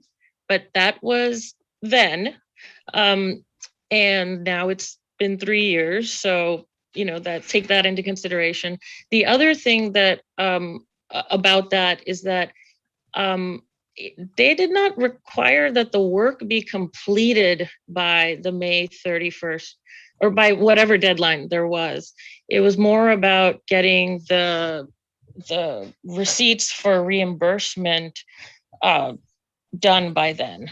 So they're not expecting a ribbon cutting the day on the final day. So I think there's a difference between being able to complete the project by May 31st and being able to start moving the project forward and at least taking initial steps. I mean, I know that, for example, you know, Jack Sullivan had recommended the purchase of some materials like months ago, right? So there are ways to cut this up, but then I'll save my other comments for when my 3 minutes are, but that's my answer to that deadline question. Thank you, Shivali. So hopefully I'll give you a little more clarity, Luke. So I'll go to Councilmember Jared Stolfus. I've not forgotten you, Jared. I just wanted to make sure if Shivali could answer Luke's question or address it, she could. Go ahead, Jared. Yeah, no problem. Just want to thank everyone for their you know, feedback and input again tonight. As you know, Selena, as you mentioned, this is a work session. This is a you know, the council, when we have discussed topics and it's, you know, we are we have those in open meeting as of our process, and under Maryland, state of Maryland rules as well. So, but I appreciate, and that's an opportunity for folks to see and hear our deliberations and discussion and comments and our questions as we hear from folks, like Matt, and thank you again, Matt, for your time tonight, and interested citizens and other folks, and appointed stakeholders like the tree commission. So thank you again to all of you. I've said this before. I feel public space is really important. Public space is really important, especially to the vast majority of our residents who are renters, who are people of color, who are low moderate income and don't have space. So as Luke mentioned, I find it really important to build more accessible, identifiable, and welcoming spaces in this community. To Bob's point, I really want to make sure, I personally feel like, a lot of us are coming to this project later. I think it's important to do a project correct and deliberately, to not, and as Rocio laid out, that may mean, based on some of the dynamics, it may be difficult to access the current county resources, but that doesn't mean there is not a there's not a pathway to a public space that I think addresses a lot of the concerns we've heard, and continues to make our city a welcoming and accessible place for all people. So I just want to folks to keep that in mind. I think the conversation at the end of the day, we're all in the same place about the outcome of a space that's welcoming to all, and want to continue to all work together in that direction. Thank you.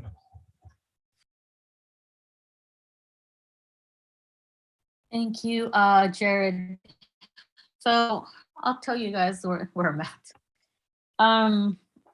I want the space to be activated. For being a city called Mount Rainier, that's very green oriented, very green space, outdoorsy. It always shocks me to see how very limited space we have as a city to do this. Most of the areas like county space, we have very limited space to be able to create a space that's welcoming to the community, create a space where people could walk, do something in that space. And I think that's the reason why Spring Park is important to many of us, right? Including a lot of the residents, because it allows for a space for them to do something. Part of the beautiful thing about the design was the fact that it allowed for people of various ages to be able to enjoy this space, and not just turn it into a playground that sometimes the adults feel like, or the kids that are 12 and up, they feel like, there's no longer a space for them to be welcome, right? So be able to activate this space and create a space where people could do various things is very important. So at least for me, and thank you, Matt, for being here. I do appreciate that. And for Barnett, Rocio, Mr. Kamali, for all the work you guys are doing. I know it's taking a lot of the time of the city to make sure we do this right. So that's not taken for granted, because having Rocio spend the whole day yesterday observing the process, right, is no easy task when she has a billion things to do as well for the city. So I do appreciate your patience on that for the staff and our arborists as well. For me, if the question in which it entails that we need to be turning in receipts by May 31st, I think that if that is the case, we definitely could have our team start looking into if our piece, what it looks like, and because with material, right? And if we could make the purchases of these items in order to turn the receipts for May 31st is something we definitely could be doing, and then do the work that can be done now in comparison to not, and then wait on certain parts of the project, right? The other parts, from understanding from the grant as well, they were fully conscious that 50,000 wasn't gonna get us everything. And they were, there's time and money that we were gonna be putting in as a city. So they definitely didn't expect for 50,000 to cover every single item that was on it. And I'll tell you this, definitely if you tell them like, here's a receipt for 50,000 for a signage, I mean, that's not a way to activate the space. The goal and the heart of the grant was that to activate the space in a sign that's not, doesn't does that. That's the reason why the soft landing wasn't something they'll be behind. So I think that definitely more discussions need to happen. So I think I'm where I think most of you guys are when it comes to like, I don't want the public to think that we're trying to rush because of the 50,000, because if that was the case on December, when they present us the plans, we will have built that and right now we'll be enjoying that space. So as you guys can tell, we've had additional meetings upon meetings, right? Upon meetings and discussion and committee discussions to get this done. So at least for me, I feel that it'll be important for us to figure out what the land of the field is when it comes to like an RFP, if this is even possible, to figure out what the cost of the labyrinth and materials are. And if we could submit this receipt before March 31st, even if it's under 50,000, and then we will work on the project either with ARPA funds, because my understanding from my recollection, Spring Park is on the ARPA items to like discuss, right? If not, they could also be added there. That could also be a possibility for us to be able to explore the other items, because some of the things Mr. Kamali or Rocio, and Mr. Kamali, I'm sorry, and you're the city manager, usually that's why I go to you. We are, something that we're still gonna wanna do is the pie for the spring. So that's gonna be work that has to be done as well, because water accumulates there and becomes like a big mosquito heaven. Like no matter how many times a week the staff drains that, the water comes out a little bit faster than we would like it to be. But I'll stay there at this point. And I did speak a little bit longer, mainly because I didn't spoke anything at all earlier. Both of my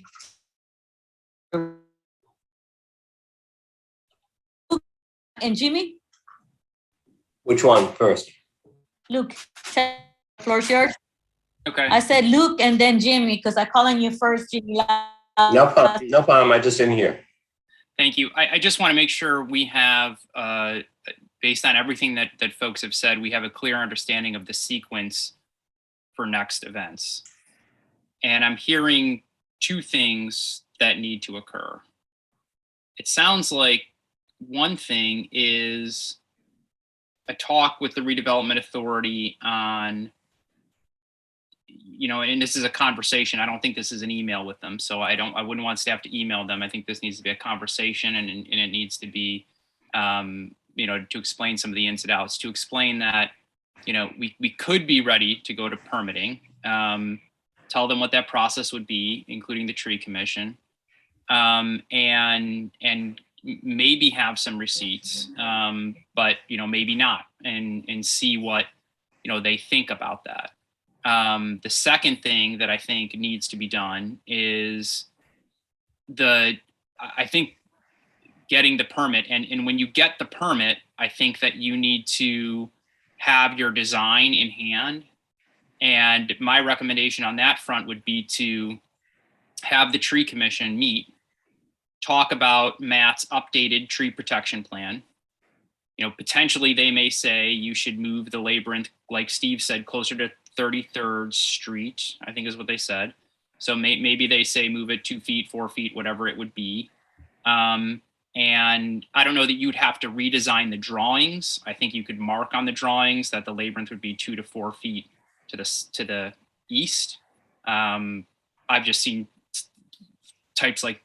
stuff like that on designs that I've been involved in, where they're just kind of handwritten notes. So that I don't know that you could have that on the permit if the tree commission says that's the plan that we would recommend the city doing with the tree protection plan. And then you could hold a hearing if someone objects. And so those two things could be kind of going on at the same time. And maybe the recommendation from the tree commission is do it in the fall. I don't know. And then it comes back to us to say, where we go from there. And maybe it will include some money from the grantor. Maybe it won't. Maybe it means we fund it in Spring Park. Maybe we don't want to move forward with it for whatever reason. But I think that would be kind of the sequence of events that I see it. Luke and Council, I need you guys to add 5 more minutes because we're all over. Move that we add 5 minutes. Seconded. So can I? Go ahead, Jimmy. I didn't hear you. How much time do you put on the clock? 5. Thank you so much. A second? I don't hear anyone. Seconded. Sorry, I was muted. I was gonna second it. Okay, so Melissa, 5 minutes, and please, Melissa, put it on the chat when we're down to the last 3 minutes, so we're fully aware, because I am not planning to stay until 1 o'clock and in the middle of the night having this meeting. We still have a lot of things that per our charter and our rules have to discuss, including the presentation of the budget according to the schedule that's being presented today. That's like my big urgency right now. Okay, Luke, did you wrap up your thought? And if you did, I'll go on to Jimmy. Yep, just my recommendation for sequencing, 1, to talk with The floor is yours. Sorry, go ahead, Jimmy. I would just do, I would kind of follow Luke's comments, but just that the action that we asked the tree commission to give us a recommendation on, what they think, given Matt's, the arborist, not Matt, excuse me, Mayor, the arborist, interpretation, what they say we should do and what they said we propose, pre-asking for a permit. That would give us some guidance about, where we should go from there. Right. And so that's my special ask that which Mary Lee asked that we asked the tree commission to give us some, hearing all this, to have a little meeting and get some recommendations about where we should go on this. Makes sense. Okay, thank you, Jimmy. Jared? No additional comments. So I would say that the first step will be to ask Matt to produce this alternative, like a tree document, so that way it's handed, so that way the tree commission could have discussion based on the new update. Yeah, we've learned a lot from this process, and to start working on what the permitting looks like and what we're required to submit. I do remember that even if we submit a permit, doesn't mean that we just need to move forward with like submitting the permit. That's what you want. Legal data advice, we don't need to, because it's ours. If you guys choose to do it, you guys can, but I'll say move forward at the same time. Gathering all the information that's needed for the permit, and if something else is needed, then you add the additional item.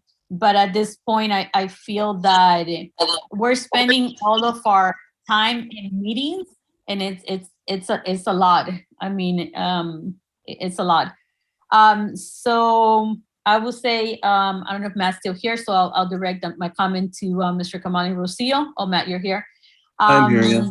When it comes to presenting, thank you, Matt, to presenting the next document forward that you make reference to. So that way we can move forward with the new assessment based on the information that we gather. I think it's like for the community, be aware that, that this also allows us to be able to explore this space.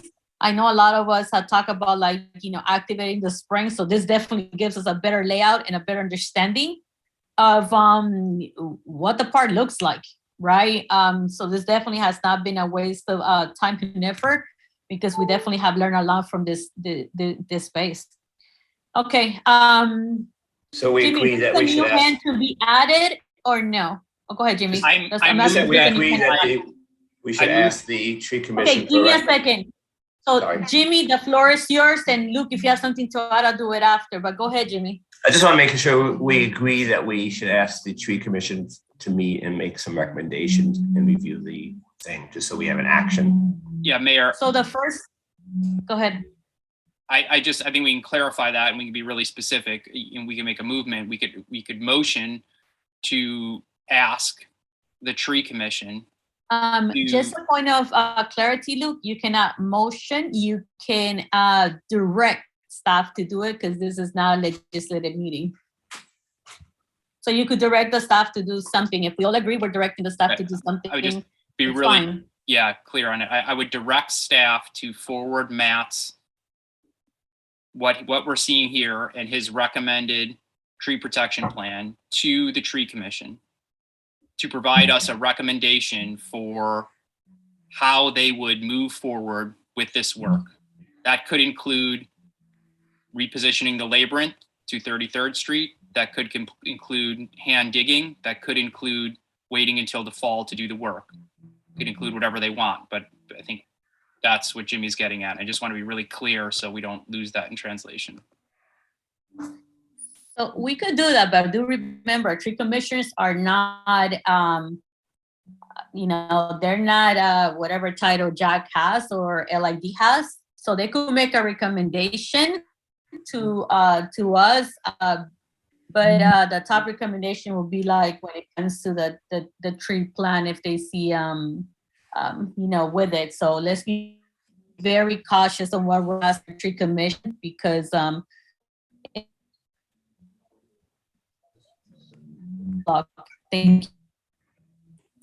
We're losing you, Mayor. So the next step is asking for the tree commission. Sorry, guys. Can you guys hear me now? Yes. Yes. Yeah. So I think yes. I think we all agree that Matt provide the alternative new plan, right? And for the tree commission to meet to provide feedback on the plan and any other feedback they're gonna give. Yes, Correct? and go ahead. Who is this, Matt?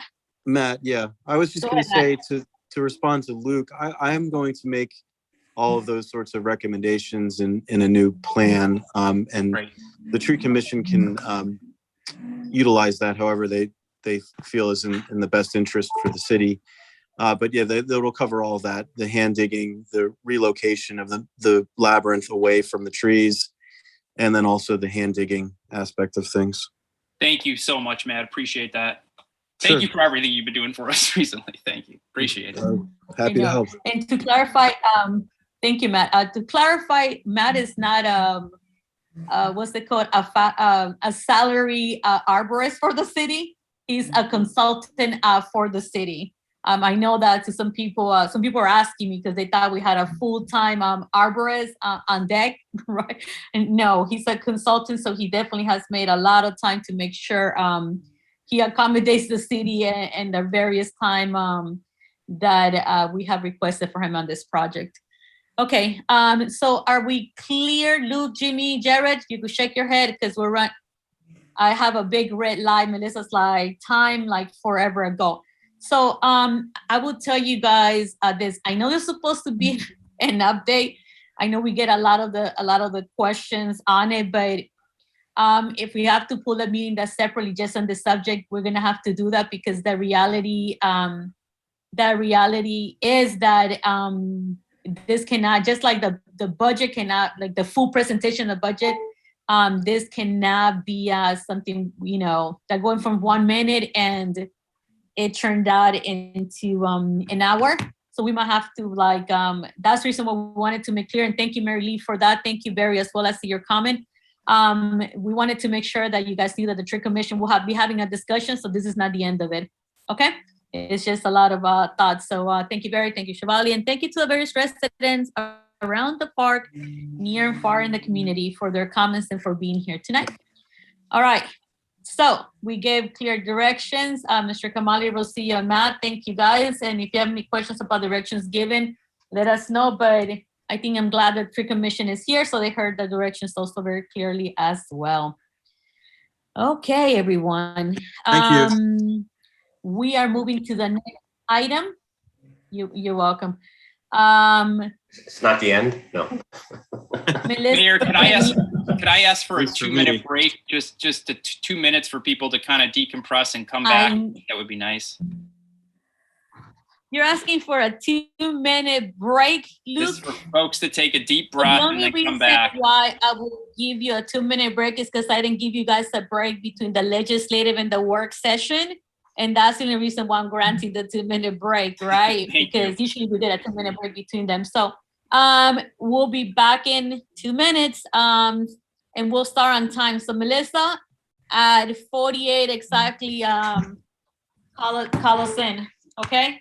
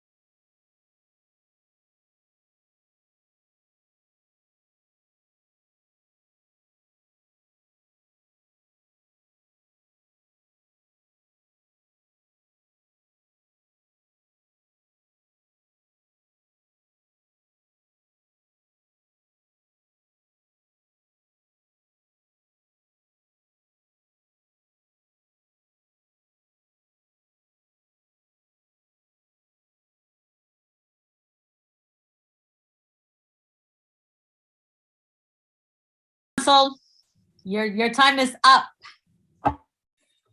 I see them virtually here. So I couldn't even make a cup of tea. My voice is running out. Okay, so let me start calling them out by name, so we have Jimmy, Jared, and Luke. Where are they? Oh my God. All right, so in the meantime, let me introduce the next item, trying to have them catch up to come to join us, okay? The new item, so for you guys that were not here earlier, this is the agenda. We just move Spring Park up, and we basically slide all your numbers down by 1. So we are moving on to item number 4, presentation and proposed FY23 budget. The mayor and council will have a presentation about our city manager on the proposed FY23 budget. To clarify, this is a presentation of the budget. The budget will be online tomorrow. The proposed budget, this is not a final budget. This is definitely, we are not voting tonight on the budget. This is just a presentation, and this is the reason why I mentioned that there's certain things that by law we are required to do. So if anything we accomplish today is the presentation all the budget, because according to the budget calendar, it must be done today. And if it's not, we need to, usually announce that ahead of time. So I see Jared coming in. I'm all like, a couple more minutes. Luke, next time it's gonna be like 5 minutes, realistically. Sorry, I had to use the restroom. I'm here. Jared, don't worry about it. You guys all come in about. I woke up thin, so I am in deep water. I have trouble after this meeting, so. Oh, I blame all on you. I'm here. Okay, so thank you, Jimmy. We are back from the small break. Like I said, we usually run right through it, but I want to honor the fact that there was no break between the legislative and the work session to be able to stretch us. And the meeting at that point went on for a little longer than allocated time. Okay, so at this point, like I was telling to the community, this is a proposed budget. It's just a presentation. We are not doing line by line item. There is a whole entire Saturday. You could hear like the whole entire budget review, and we are gonna be doing that. Our council will be meeting in person for that Saturday to be able to go through all this, through the whole budget. And we also have a calendar that is in our city website that details like the other days that we are gonna be discussing the budget. All right. Mr. Kamali, I'm gonna cede the floor to you for the presentation of the FY23 budget. The floor is yours. All right. Thank you, Mayor and Council, for just, providing me this opportunity to provide my first proposed budget, FY23. So, Melissa, could you have the beautiful page of the picture of the city of Mount Rainier? I want to get everybody's attention to that page first, how beautiful our city is. Then we go to the next slide. So I'm going to propose the budget to Mayor and Council. And I want to say thank you to my team, my department heads, and also Ron Wilson as a consultant that helped me to put this budget together. And our city clerk, Melissa, I do appreciate all that she put together, and she helped me to present this budget to Mayor and Council. So what I have in budget, the proposed budget FY23, I'm going to go through the slides. So we have about 6 or 7 slides. I'm not going to take much of your time. We've already been through a lot of issues tonight. So I have highlights of the budget. So first, I'm going to talk about the budget schedule.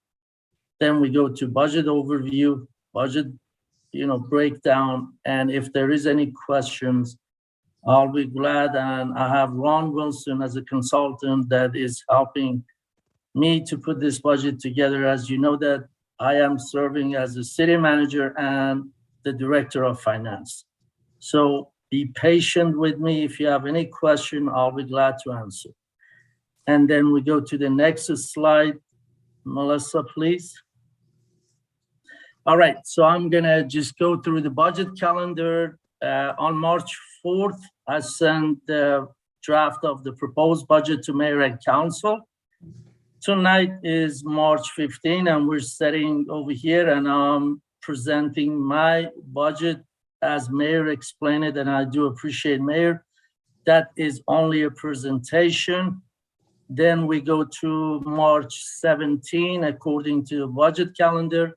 We already put the constant yield tax rate, and it's ready to go to be published on March 17. We have the magazine and newspaper reserved to be published. And we also work with the state taxation office and assessment and make sure that everything is on time. So because our meeting is on April the 2nd, so we should present this one to the public 2 weeks. So we're on the right track. Then on April the 2nd, Saturday, we're gonna have a public hearing, which is the big day. And as Mayor mentioned it, we're gonna go line by line to the proposed budget, and we take it from there. On April the 5th, it's gonna be a discussion of the proposed budget during the council meeting, reading of the budget ordinance into the record. And then by April 19, we will have the public hearing and the discussion by council during the council meeting. And then we go to, after April 19, we go to May 4th, which is gonna be the second reading, the budget ordinance and possible vote by Mayor and Council. And then the last one, if needed, it's going to be on June the 7th, which the Mayor and Council will be voting on the proposed budget by the city manager. Next slide, please. All right, here we have the budget overview on the goals. My goal is to maintain the proper level and quality of the city infrastructure and the services. We want to make sure that we provide that services to the community. And then we're trying to pay the current cost with the current revenue. We want to make sure that we balance the budget and maintain the stability of the tax rate. I don't see the rest of my PowerPoint because of the picture, I'm sorry. So I may use my copy that I have over here. Next slide, please. All right, so here we have the budget breakdown compared to FY22. I'm glad to say that tax revenue continues to grow, both real estate and the income share taxes. And I can give you example, like by this time, which is the first 6 months, we have collected $4.6 million, which we projected last year was budgeted for 4.4 million. So we still have some payment to be received, and hopefully we're gonna be over what we projected last year or budgeted last year. Then also I have the speed camera revenue that is continuing to grow. For the 6 months, we have collected 506. What I mean, $500,000 more than what we have projected in the budget, which was in FY22, $500,000, and we still have 3-4 months to go, and hopefully we're going to be over our budget. And also the last item, we have the ARPA grant that continues, which last year we got 2.7 million, and there is another 2.7 that which we're going to get it by August, hopefully, because the first payment, half of $5.4 million, we got it in August of the last year. So the second payment will be issued to the city, hopefully by August 2022. Next slide, please. So here we have the chart that it shows the percentage of the revenue, and I'm sorry, I'm trying to see the revenue. So Melissa, can you click on the revenue? No. Please go back to the revenue, and I want to just explain something to Mayor and Council. Can you click on the numbers and then I can read it? Melissa, can you make the screen a little bit bigger so it'll be easier for him to read it? Yes, please. If you click on 52.7, that should be the value for the tax revenue, tax, real estate tax that we get. And if you go to 32.6, I'm sorry, I cannot read it. Let me just click on it. I'm sorry. Ron, can you help me to explain this chart to the mayor and council, please? Sure. Yes. Be glad to. All So in this proposed budget, 52.7% of our revenue is coming from taxes, and that's predominantly the real estate taxes and the state shared income tax. 30.6% of our revenue is coming from grants. So together, that's 83% of our revenue. And then the other pieces are the fines and forfeitures, the charges for services, and those other things. Is it clear to mayor and council? I have one question. Sure. Does the 30.6% include the ARPA money? Is that considered grant? Yes. Yes. 2.7, and then we have $300,000 for the police department basement and $300,000, which is the memorial park. So Right. we're just, shifting those $600,000 plus 2.74 for the ARPA money, which brings it down to 3.3. Am I right, Ron? Actually, the total is closer to 3.5. There are a couple of other small things in there as well. Yeah, but you got the big ones. All right. Let's go to the next slide, please. And can you back out a little bit? Thanks. Sorry. Yeah, because I cannot see the whole. I know it's either right. Yeah, Sorry. it's breaking down the whole slide. All right, here we have the next slide. I got the budget, breakdown compared to FY22 We have 3% COLA increase, what I'm proposing to the mayor and council for all employees. We have 2 full-time employee more than last year.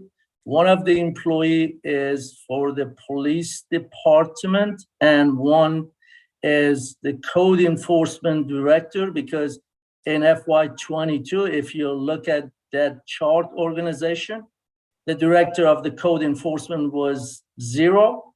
And now the police chief has asked me for another officer. So that's why I'm proposing to mayor and council 2 extra full-time employee. And then we have a contingency of $50,000, which is lower than the last year. Ron, can you explain that one, please? Yeah, that's a provision for any unforeseen expenses that are of a minor nature. If we had something large that was unexpected, we would go back to the mayor and the council for a budget modification. Okay. All right. Next slide, please.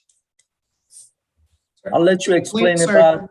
Selena or folks, and I apologize because my first time through this. If we have questions, should I save them till the end or? We wait until the end. Hold on, Mr. Kamali. Jared, you could save them for the end. This is just a brief presentation. I will be working with Kamali also this week and next on other stuff as well. And I've also asked him to make sure this presentation is submitted to mayor and council, so we can also have it if there's anything else besides tonight, okay? But if you could hold for the end, it will help because I think he's down to the last few slides. Absolutely. Okay. Perfect. All right. Yes, Mayor, thank you. Also, Ron, could you explain the expenditure? Sure. Over here, please. Sure. So between the wages and the employee benefits, that's the 29.6 and the 17.6. There's 47% of our expense budget is in people. And then over on the left-hand side, the darker blue one, that's 38.8, I think, if I can read that small site. That's the grant expenses. 31.8. Yeah, those are the grant expenses. So those are your big pieces. Okay. And the rest is going to be material and supplies, repairs and maintenance, other normal expenditures that we have for our departments. Correct. After people and after grants, the next biggest thing in there is the infrastructure and facilities maintenance. That's the brown wedge. Okay. All right, next slide, please. All right, we come over here to the employees for the city government. We're gonna have general government is gonna be 5 full-time employee. 1 has decreased because Ty was resigning at that time and he was under general government employees. Now we have 5. Administrative services, we're gonna have 5 full-time employee just last year.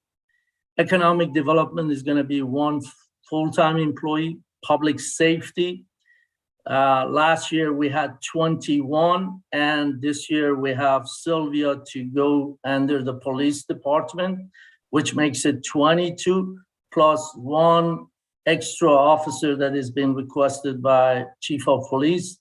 So we have 2 increase in the full-time employee for the public safety or our police department. Code compliance, we have 1 extra, comparing to FY22, because we didn't have a director of code compliance. They were under the police department. This year, I'm glad to announce that Almo Ferfino is our director of code compliance. So we have 2 inspectors plus 1 technician and the permit for code compliance. And then we go to Public Works. We have 10 full-time employees.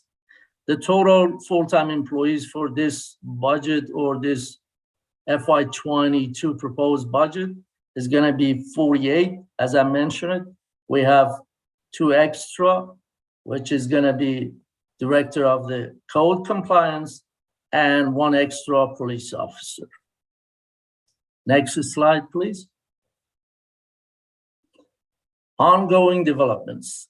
COVID has a little impact on the tax revenue. As you can see it, right now we have collected $4.6 million, which we were budgeted for 4.4 last year.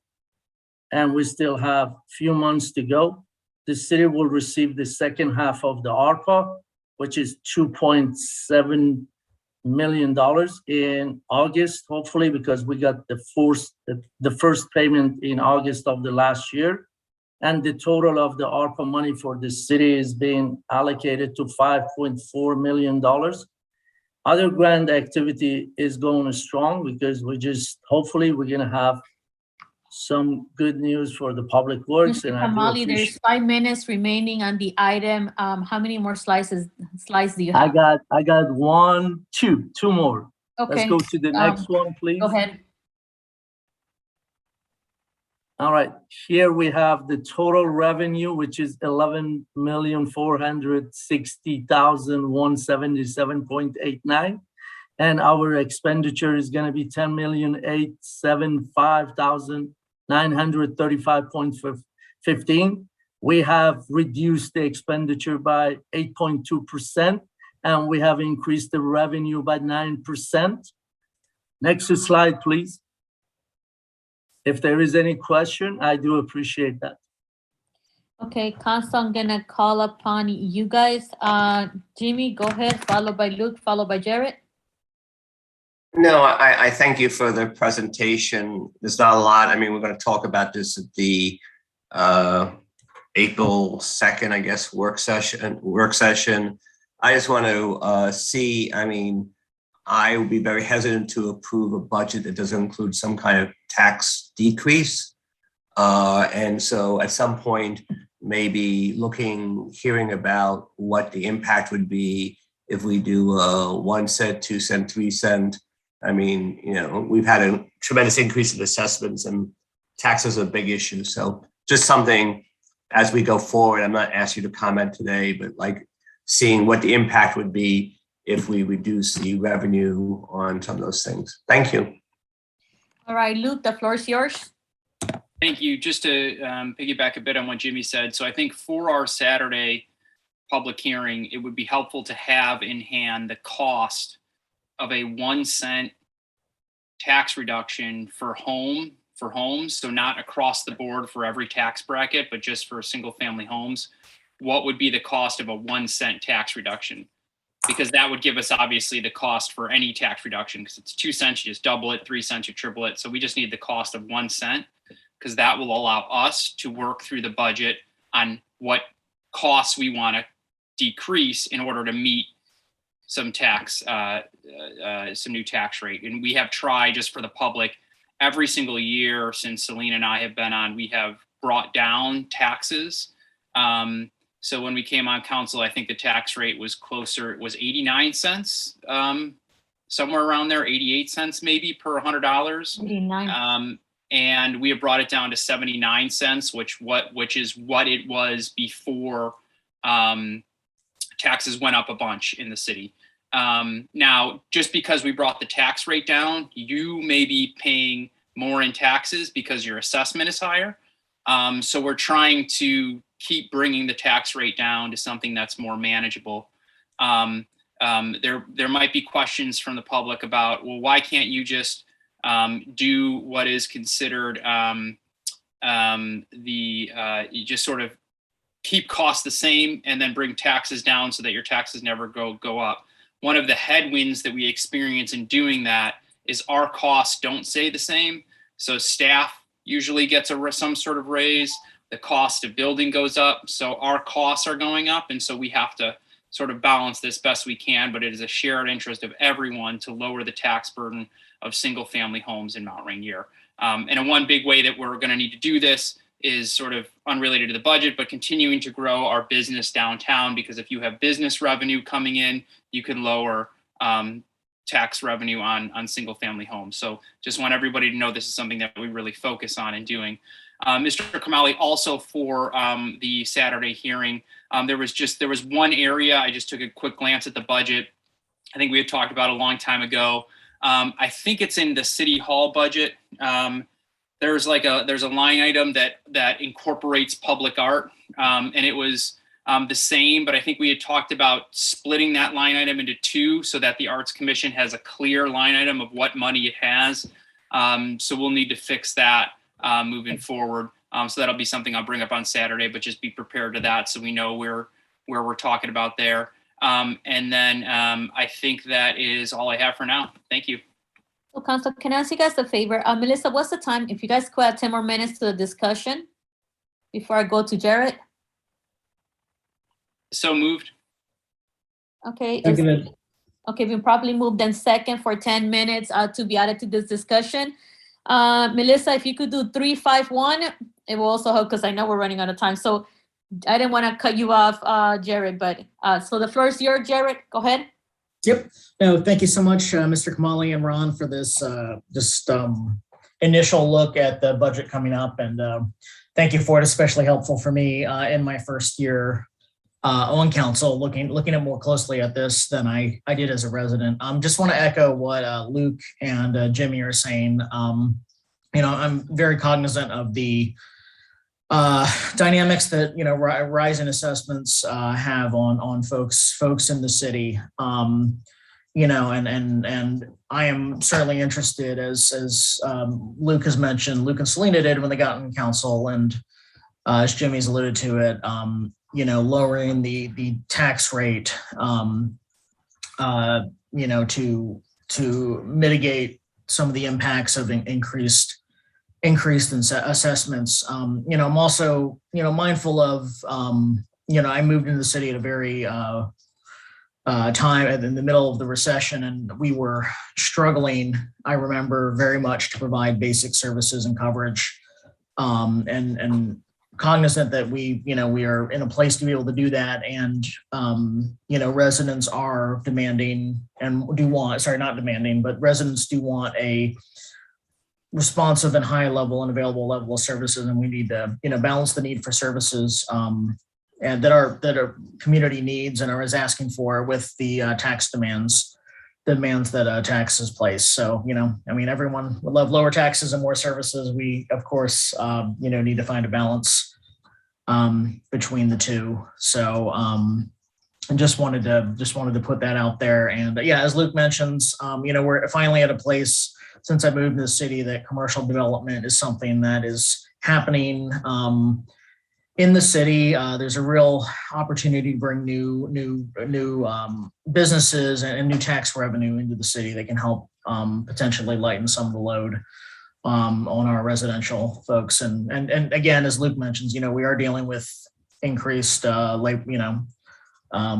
staff costs will go up. They go up in any organization. That's not just the city, that's any place. And, we do have inflation and the costs associated with it, with projects and with everything else that we need to, that's happening nationally. That's not just in the city, but it's something that will affect us. Thank you. So thank you, Jared. So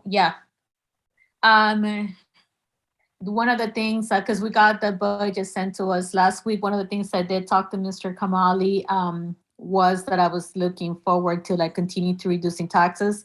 And I want to make sure this is clear for ARPA records funding, because reduction of taxes is not something we can do, right?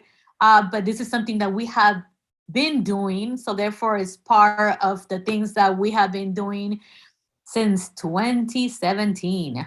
So this is, so it's important to mention that, because it shows that not because we have ARPA, we're like, okay, let's lower the taxes because we could get ourselves in a trouble situation, because it does not allow that, right? But also to make sure that we are keeping with the spirit of what we're doing. The other thing that I'm looking forward to, I know with ARPA, we have been able to we're gonna be able to fund the scholarships for our residents, right? 7 of them for $3,000 each. So I'm looking into the 7,000 that we currently have for scholarships on the budget. If and working also with the employee engagement committee, right? If some of the scholarships could be turned into employee children's employee scholarships for them to go to college. So that's something I'm definitely going to be proposing for this budget. We know time is hard, and being able to relieve some of the stuff on our staff, it definitely helps, even if it's like 3 scholarships for X amount of money, to be able to utilize the 7,000. Saying that, I think, Mr. Kamali, you have a very clear direction of the things that we need for the April budget, which would be like what it would look like when it comes to reducing the taxes 1 to 3 cents, right? So we have a better idea. Number 2, I need to make sure that when you make that assessment, the grant funding is not part of that discussion, because the grants do not subsidize the other items that we need. It usually they allow us to either create a project or expand a project. So we don't use tax revenue, or we use the minimum amount of tax revenue. The other thing for the residents to note is that a lot of our grants are reimbursable grants, which means that the city puts the money up front and we need to get the money back. Or they're matching funds, right? Like where they give us 50, we have to put 50. So that is something that to take into account. So although the budget seems like, very big because they have these grants attached to, right? Also keep in mind that the grants are tied up to a project, and once the project is completed, it's done. It is not to subsidize services such as like reducing taxes or paying salaries of employee. I think so I think I want to make sure that is clear. The other thing to remember is our camera service is tied up to what our budget is. Mr. Kamali, can you tell us what's the amount for this budget being proposed? For this budget, we have, hold on a second, 1 second, I'll give it to you. Ron, do you have the number? Was it Yes. 750? Yeah, it's 750,000. Okay, So just want to make sure. 7.5. Okay. Yes, because Mayor, we have collected so far until January $506,000, and last year we budgeted only $500,000. So hopefully we're going to go over that, and we're, proposing hopefully next year we're going to have something close to 750. Yeah, minus whatever deduction of taxes we do. So thank you, Mr. Kamali, for that, and thank you, Ron. Okay, Council, I'm gonna open up the questions to the residents, if they have any. If you do want to speak, the next round is gonna be 1 minute to try to keep with time. And if you don't, raise your hand if you want to speak for that 1 minute. If not, we'll skip right through it, okay? So is there any member of the community that would like to speak? This is just a presentation. The budget will be discussed in depth, and the proposed budget will be online tomorrow, okay? Any member of the community that would like to speak on this item, please let me know by typing your name on the chat. Okay, I see none. All right, Council, is there any questions you guys would like to move forward to the next point? So seeing no hand raised, I don't have all you 3 on the screen. I have either 2 or 1, so it makes it a little bit hard. So seeing no hand raised for the council, Mr. Kamali, thank you for the presentation. And we'll move on to the next item. Great job on your first budget, Mr. Kamali. Thank you. Thank you. Thank you. All right, Melissa, can you put the agenda up front?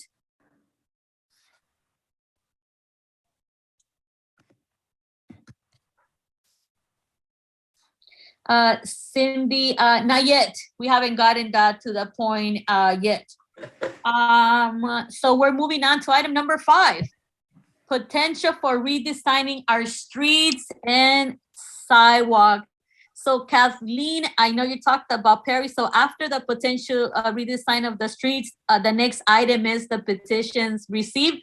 So you could alert the members of your blog that we'll be discussing coming that up, okay?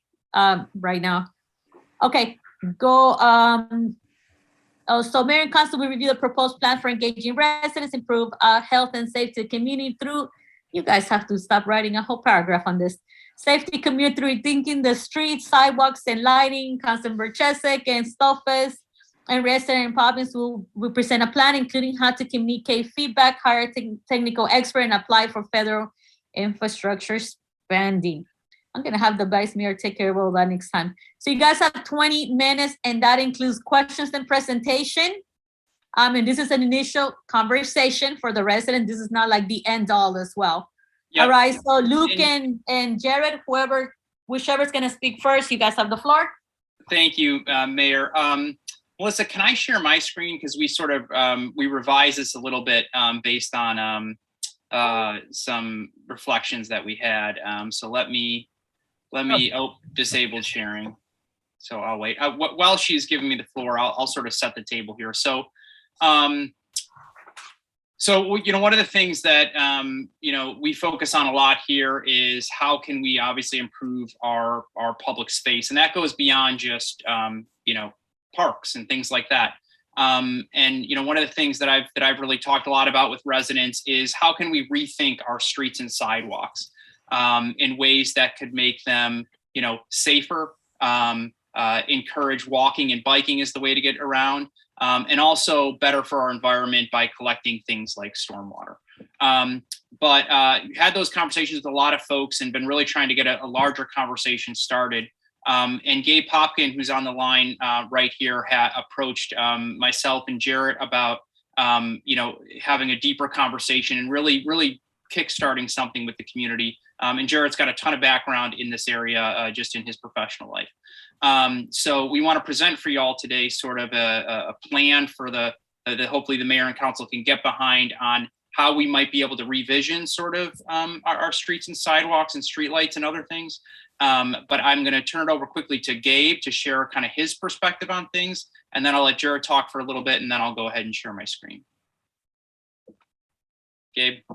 Yeah, thanks, Luke.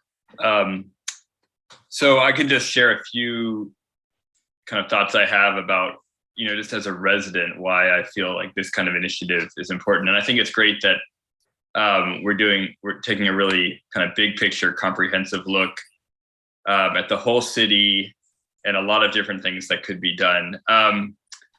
One thing that I've noticed is that a lot of cities are doing this. DC in particular is doing a lot around their streets, adding bike lanes, lowering speed limits, just doing a lot to make streets safer. And I think since we border DC, we get a lot of traffic from DC. If we can,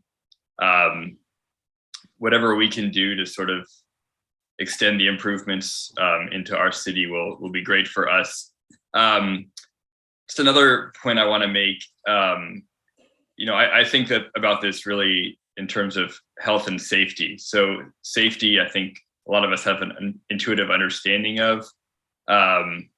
Fast cars are more dangerous, and cars have also gotten bigger in recent years, and that makes them more dangerous. So when you have fast, big cars or trucks, that's the most dangerous of all. And in fact, nationwide pedestrian injuries and death are going up significantly. I don't think we've, as far as I know, had any really bad incident yet in Mount Rainier, but I think it's very much a risk here as it is anywhere. In terms of health, I think there's a lot of things. This might be a little bit less intuitive, but I think there's sort of a mental health component. When you're out on the street as a pedestrian or a biker, if you don't need to worry about cars as much, you obviously have less anxiety. If we can create more green infrastructure, that has been shown to have lots of mental health benefits. I mean, we are a fairly green city already, but I think there's still a lot of room for improvement. And then the more we can kind of divert cut through traffic out of Mount Rainier, which our city was not designed for ever. That will improve air quality. There'll be less car exhaust, less brake dust, less bits of tire in our air. It'll all, benefit residents. And of course, and then there's another sort of, add-on effect, which is that the more we can do to make biking and walking safe, feel comfortable, feel attractive, people will do it. I think it's an enjoyable way to get around as long as you're not constantly looking over your shoulder, worrying about that next huge car coming up behind you. So I've probably spoken for more than long enough, and I'm excited to hear what Jarrett's thoughts about how we can use infrastructure funding to make some of these things happen. Thank you, Gabe. So that means you're next, Jarrett, Councilmember. No, and I just wanted to thanks. We've heard a lot of passion around these issues, and this is an intensely personal thing. Traffic safety and improving, livability of streets. I've mentioned this before for folks, but my grandparents were actually killed a couple decades ago when I was young by someone blowing through a stop sign.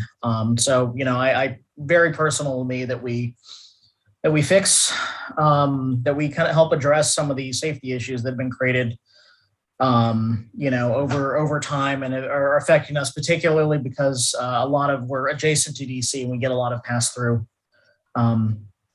traffic and folks that sometimes don't treat our community with the same respect that residents do inside. So the reason we kind of talked about this historically, I've been here about 12 years.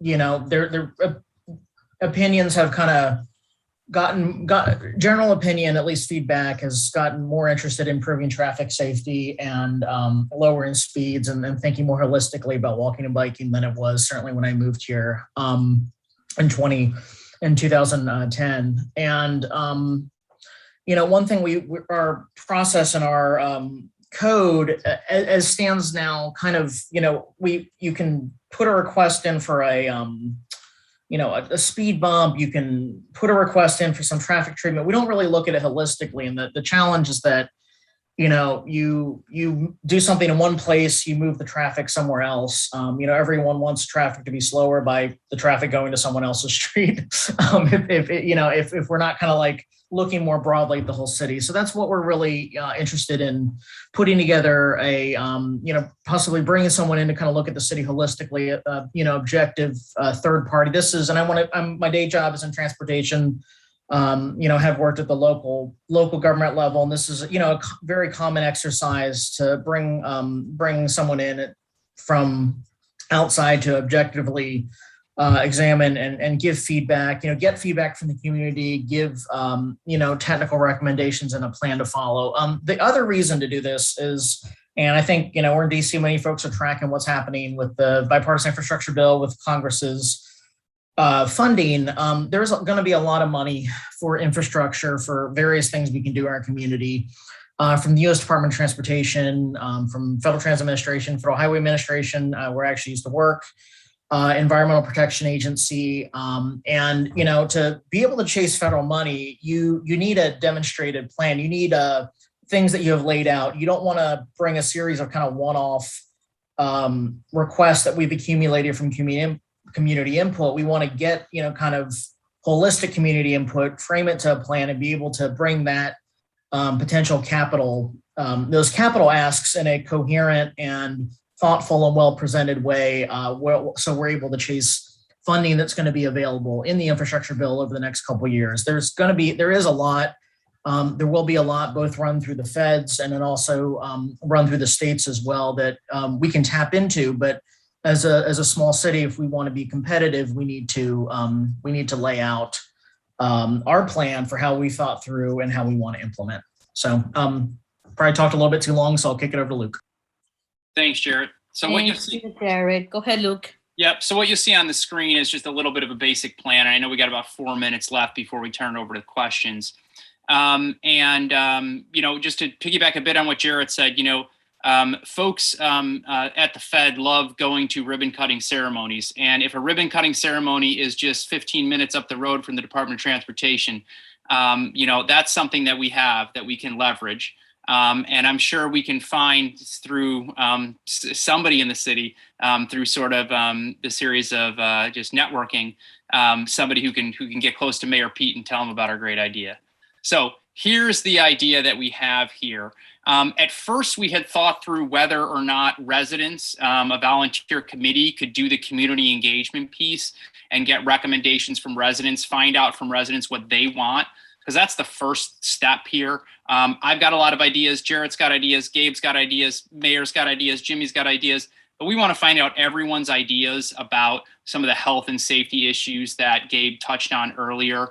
And so we need a process for that. And we thought about doing that in-house, but we think it's probably better to hire a third-party expert to do that work, similar to what Tool Design did with their street survey.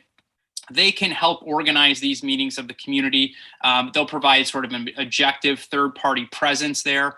And they can take all that feedback from residents about what they want. They could say, we want one-way streets with a bike lane and bigger tree boxes. That's my preference, but that they could say, we want all two-way streets and none of that, no one-way streets.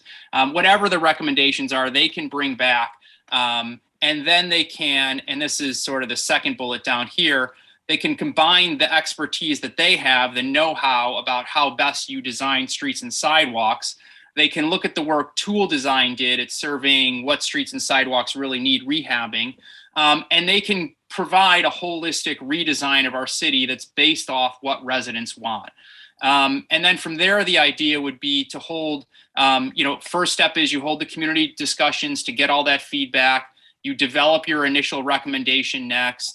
And then it's probably best to have a listening session on that initial recommendation, present it to mayor and council and get feedback on that initial recommendation, and then refine it and then bring a final recommendation back to the mayor and council for review. Once we have that, we say we like this plan, then we go get that infrastructure money from Mayor Pete. And so that's kind of the broad outline. This is very high level of the process that would come into play. I asked Mr. Kamali the cost for Tool Design to do their work. It was $44,000.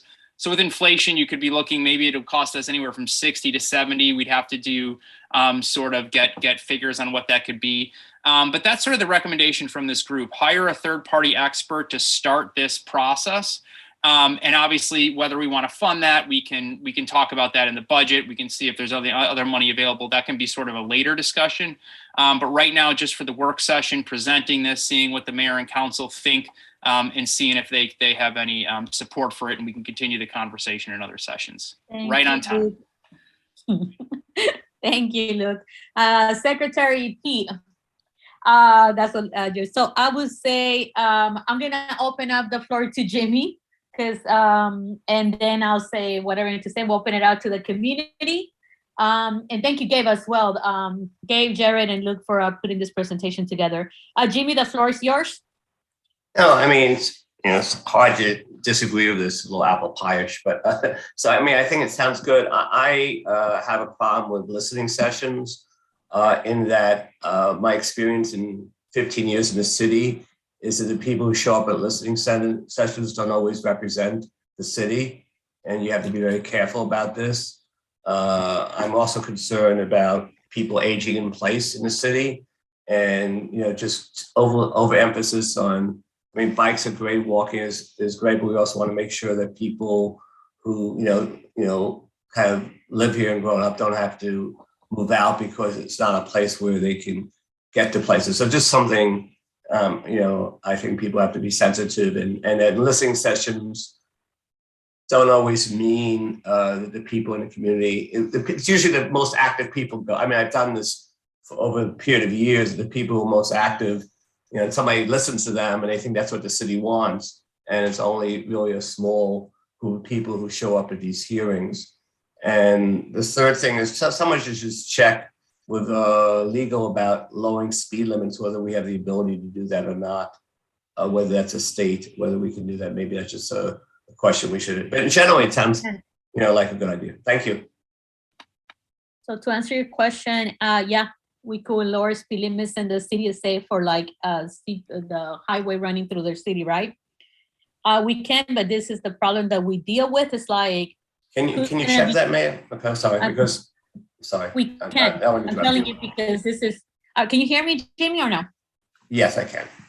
So I said, yes, we can reduce speed through our city because this is our city. And I also know you can because College Park did it, but I also have asked, what's it called, Chief and Mr. Kamali prior that question, right? The other thing that where I like this plan is that it gives it a holistic approach, you know, because tool design has, you know, was created with the emphasis to make sure that we address the issues to make this a walkable, bikeable city, you know, and not just think of bumps everywhere in each of the blocks, but for us to start thinking outside the box to best practice. So I'm 100% in agreement where it should be a third party to be able to do that. They do the studies, they do the analysis, they put the thoughts together. Our heavy job for like staff and council be to drive people into these meetings, help with whatever needs to be helped. But a group that's able to do this, we start with tool design and helped us out a lot. I think it also takes us out of the equation. We start putting the information, they hear all of our feedback, but it's also having a third party listening to the community, listening to us to be able to gather the information that needs, you know, does help. I mean, I'll tell you exactly where the holes are, you know, right in front of Queen Chapel because I'm there every single Thursday walking the, you know, on that sidewalk eating food. I could tell you where they're like in front of PD as well, right? On the highway, and that's a different meeting with a different group. But to me, the holistic approach it is. The other thing is like, even in the finding that we had with the chief, right? A lot of the people that are speeding to in our cities are our own residents. So this is like, we could, you know, we cannot have, you know, police officers in every single block ticketing people that are going over 15 miles an hour. Last time we saw it's like for every ticket they give like a ridiculously, and the chief is here, he could probably tell you the numbers out of the top of his head, but we give a ridiculously amount of warnings, but the heavily, the people that are creating this are our residents. So I do not want to turn to the city where we go from speed bump to speed bump, but also like looking at other alternatives to not destroy our city, because that definitely is not, we have streets where you have 4 bumps in one street. And what that did, it was like push traffic to other streets. That's exactly what it does. So you get 60% of signatures, you put something on, but in reality, no analysis is being done to what the other blocks, how they're affected. So I'm very supportive of a study being put together, community outreach, and do this holistically. And if we could marry what tool design brought to us, as well as new strategies when it comes to, because speeding is like, you know, car, make it walkable. So yeah, I agree with you guys. All of that needs to take into place, but I don't want to destroy the city with putting more concrete everywhere and thinking that's the alternative, because if not, we're pushing away from what we have said, like our goal is when it comes to the city. So I'm gonna open up for questions or comments. Okay, in order to figure out where we're at. Okay, and Melissa, what's the time check right now? Melissa, 2.5 minutes. How much? 2.5 minutes. Can you guys, can I ask council to add at least 5 more minutes to the clock? So moved. Oh, seconded. Sorry. Is it properly moved by 3 people and second by all 3? All right, I'm pretty sure there's no objection on that. Thank you, guys. All right, so I'm gonna open up the floor to the residents. Nathan, I see a comment for you. Do you want me to read it or do you want to say it? Nathan? I have a couple quick points. The one was block number. Pardon? Your block number. Oh, 3100 Webster Street, straight up address. One thing is I very much agree with what Jimmy said about that we need to be careful that we are not listening to only the loudest voices in the room, the people who happen to show up or know to show up. And I mean, that I agree with doing the professional outreach to the community, because that's, I think, part of what those people can provide is they know how to correct for those kinds of things. In terms of where we go, that will be determined by that process. But for myself, I would like to caution laws, these, lowering speed limits and such, because you can make all the laws you want. If they're not enforceable or people don't we're not enforcing the speed limits we've got. And all you're going to do is create more disdain for the law and more disdain for the speed limits. If you can't enforce what you've got, you're just going to get more people going, I'm not going that slow. And the other thing is I very much want us to pay attention to our traffic patterns and thoughtfully address them. But as we do that, I want us to be good citizens of Mount Rainier. I also want Mount Rainier to be a good regional citizen. And the fact is that we live in a major metro area that has traffic, and shunting everything off to the edges is going to be inconvenient for at least some residents. But it's also being a very bad regional citizen. We don't want to do that within our neighborhood. On 31st Street, we don't want to say, oh, well, I'll just put all the traffic over on 32nd and my street will be great. Why do we want to do that to Hyattsville or every commuter who's coming through our community and might see Pennyroyal and want to stop in, unless we stop them from coming through?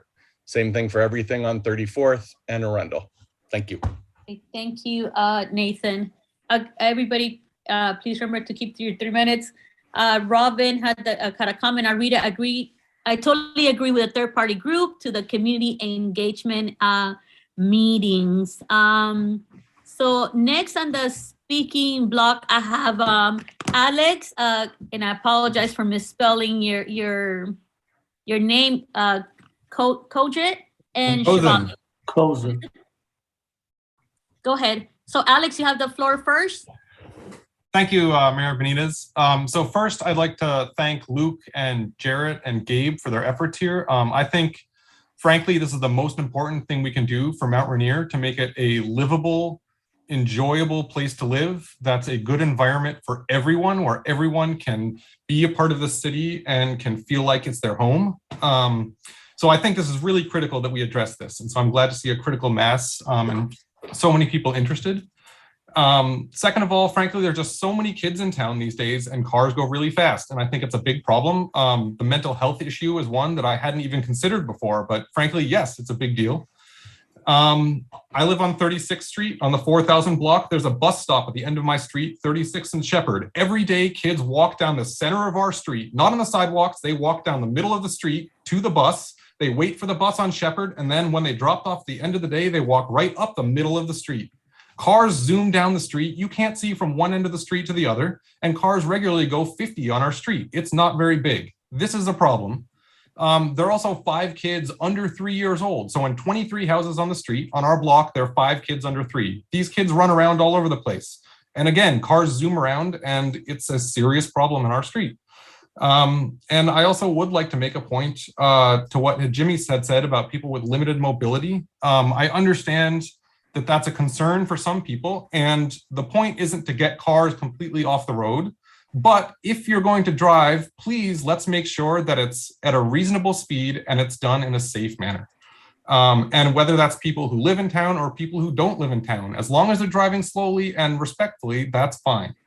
And frankly, my neighbor's in a wheelchair. He is disabled and he can't drive down the sidewalk in his wheelchair because of the state of the sidewalks. He doesn't feel safe driving down the road. So how is he supposed to get around town? How is he supposed to go to the corner store or get to Glut to go buy a soda or go to the corner store to go, I don't know, buy some snacks and go home? He can't. And that's a problem, frankly. He's basically, because of our infrastructure, he can't take advantage of what we have in town. And that's a shame. Thank you, Alex. And That means I don't have to read your comment. Thank you for addressing it. All right, Kunje? Hello? Hi, I'm going to turn my camera off because it looks blurry to me. Okay. It's Haukia, and I live on the 3800 block of 31st Street. I've lived here for 17 years, almost 18. That's horrifying to me. But so I've seen a lot of attempts at this. So I'm so happy to hear that a comprehensive plan is being discussed and talked about, because so far we've done it piecemeal. And I know personally, I've benefited from the barrier on Perry Street and 31st on that block. I've seen it change the traffic pattern for the better. Cars are not zooming down Perry Street any longer, but it did shift a lot of that problem to Bunker Hill Road, which I walk by every morning. And so I see those cars speeding through Bunker Hill, and they're all cutting off the light, trying to cut off the light, left-hand turn from Eastern to Rhode Island. And there's no left-hand turn signal there. So that's why they're cutting through the neighborhood. So just that on that point, I'd like to say, however we can work best with DC to get those things implemented would be great. And also to Jimmy's point on listening sessions and who shows up and who doesn't show up, I think perhaps even before those things are started, maybe consider how community engagement is going to be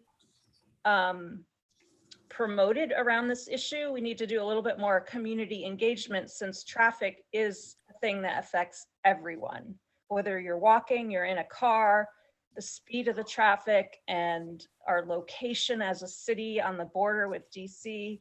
So I think it's important, even before you start hiring consultants, to think about, as a city, how are you going to engage the community in this issue? Because I do think Jimmy is right when he says, you can have these things and a few people show up, and the loudest voices are usually the ones that are heard. So that's all I have to say. Thank you so much. Council, can you guys put 5 more minutes on the clock, please? We're down to like 30 seconds. So moved. Seconded. Third. Thank you. Thank you. So 5 minutes on the clock, Melissa. Okay, Shivali, and thank you so much for your comment. Shivali, you're next. Thank you. I'm glad to see that this time around hiring an outside consultant to do this is not as controversial as it was when I was on council in 2016, 2017, when we talked about this last. I'm really excited to see this happen. I know that, for a long time, the process of adding speed bumps was meant as a stopgap measure until a proper traffic study could be done. And then that sort of, never happened. It was a tool design project, was a good first step. And, Mr. Kamali and the Public Works team, while he was the director of Public Works, did an amazing job of fixing so many street sidewalks, creating those curb cutouts for ADA accessibility, for wheelchairs, strollers, for people with mobility issues while walking, and all of those things have been great. The things that I'm hoping will come up again in this traffic study, that also came up in the tool design study, that didn't get implemented, were a lot of the alternative traffic calming devices, including bump out, raised areas, and other alternatives to speed bumps. I'm looking forward to that kind of attention being given to the street that the block that the food forest is on. That's the block that I live on.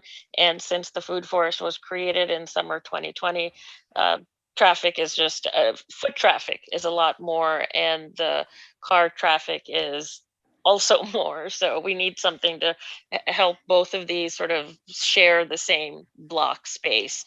And then just a final point to whichever company the city ends up hiring, To Hokia's point about community engagement, in my experience, whenever we've had outside companies come in to do whatever, they still rely on our city's communication system to get to people, which, as we all know, it only reaches so many people. So I'm wondering if there's some way to, as Hokia was saying, like, to find a way to think about community engagement for this project and for other projects moving forward, but particularly starting with this project, to access the people that are normally harder to reach. I mean, even if we can get like 20% more people or 20% from demographics that we normally don't see as much in council meetings, at community meetings, that would be great. And that's something that, I totally agree with Nathan's point that a lot of these companies can compensate for a disproportionate demographics being in a meeting, but they're not going to be good at getting those people, getting the voices that are less heard to the meetings. They'll still going to rely on the city's mechanisms for that, which we all know are not perfect. So just want to ask you guys to think about that now that we've got a good communications person in place and we've got a website that's improving every week. So thank you. Wrapping up time, Shirley. Thank you. And I apologize. I called time and I realized I was on mute. So any other member of the community that might have been missed, add your name to it. So I will say this year, we are, just to clarify, we're still in the midst of working on the tool design project, right? And we have advanced significantly on it. During COVID, for the 2 years for COVID, we definitely had to make some cuts to the budget, which allows for us to be conservative, very conservative, to make sure that the functions of the cities were to roll in. But in saying that, last year I proposed $100,000 from the speed camera to be moved into street and sidewalk, which allowed some more work to be done. This year, I'm also gonna, and I talked to Mr. Kamali already this, that I would like for us to propose the same thing for the next budget amendment, depending where we're at. And I think we are up in the camera revenue for us to propose another 100,000 to try to get extra work done. Because some of the streets, I want to make sure people are aware that it's not that they're forgotten. It's but once we had a tool design literally walk every single block in the city. And sometimes we think our street is the worst until you realize there are people that didn't have a sidewalk and you're sitting there going, how is it possible that no accessibility, zero was on it? Or we had alleys that you literally could build a swimming pool of how horribly deep those holes were, right? So that's something to do, make sure to mention it. And yes, it was mentioned. They accounted also for the people in the community that were not there at the meetings when it came to prioritizing the items based on what it is. So that's where the study also accounts where if you block this street, where does the flow goes, right? And in doing that, they also presented to the community so that way they're aware of this is the various alternatives that could be used. And along with that, they gave us more or less, Mr. Kamali's team, we did a good job of giving us a more or less estimate of what the things will cost. So we knew about how much sidewalks we could get out of the money that we were allocating and what were the pieces that will be included on it. And as well as Kamali now, Rocio have applied and been granted quite a bit of money on rain gardens that have also give the opportunity to not just help with the water storm, but also some, in various occasions also created bumps out that I have helped with some of the traffic calmness. So I would say that overall from what I'm hearing is let's move forward to when it comes to hiring a firm, we could move forward to directing Mr. Kamali to look forward to a firm that's able to take care of this for us. And in the meantime, continue the flow of information, asking residents to continue sending information to us. So at least we have some of the meetings up front. But ultimately, the city has all the social media you could think of. So do all the council members and myself. we have the newsletter, but we definitely were gonna need like the resident support to try to gather information and come to these community meetings. And we seem to have very good success with having like in-person and virtual. So that way we're able to tackle the people that might be able to drop in, make a comment and go, and people that could actually see what's going on. So that's definitely been helping. But I would say that we should even be open to have some of these meetings on location, like on the block or whatever. I know it was very successful for me and Luke to have the meetings at, Newton Street, right? To deal with whatever Newton was. So you hear directly from the residents, and it's usually like we used to flyer the whole block around.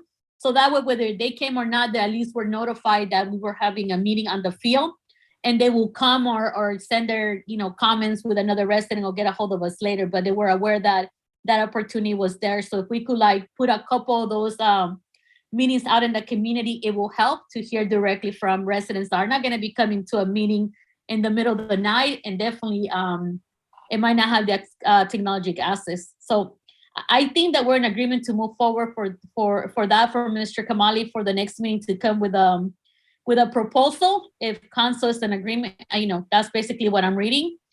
And that way he could give us the best information to move forward when it comes to firms, what they can do and not. And we could make decisions that we could vote on either next meeting or the minimum discuss it for the April meeting. So I will give the floor back. I'm gonna go back to Luke, Jimmy, and Jared. Go ahead.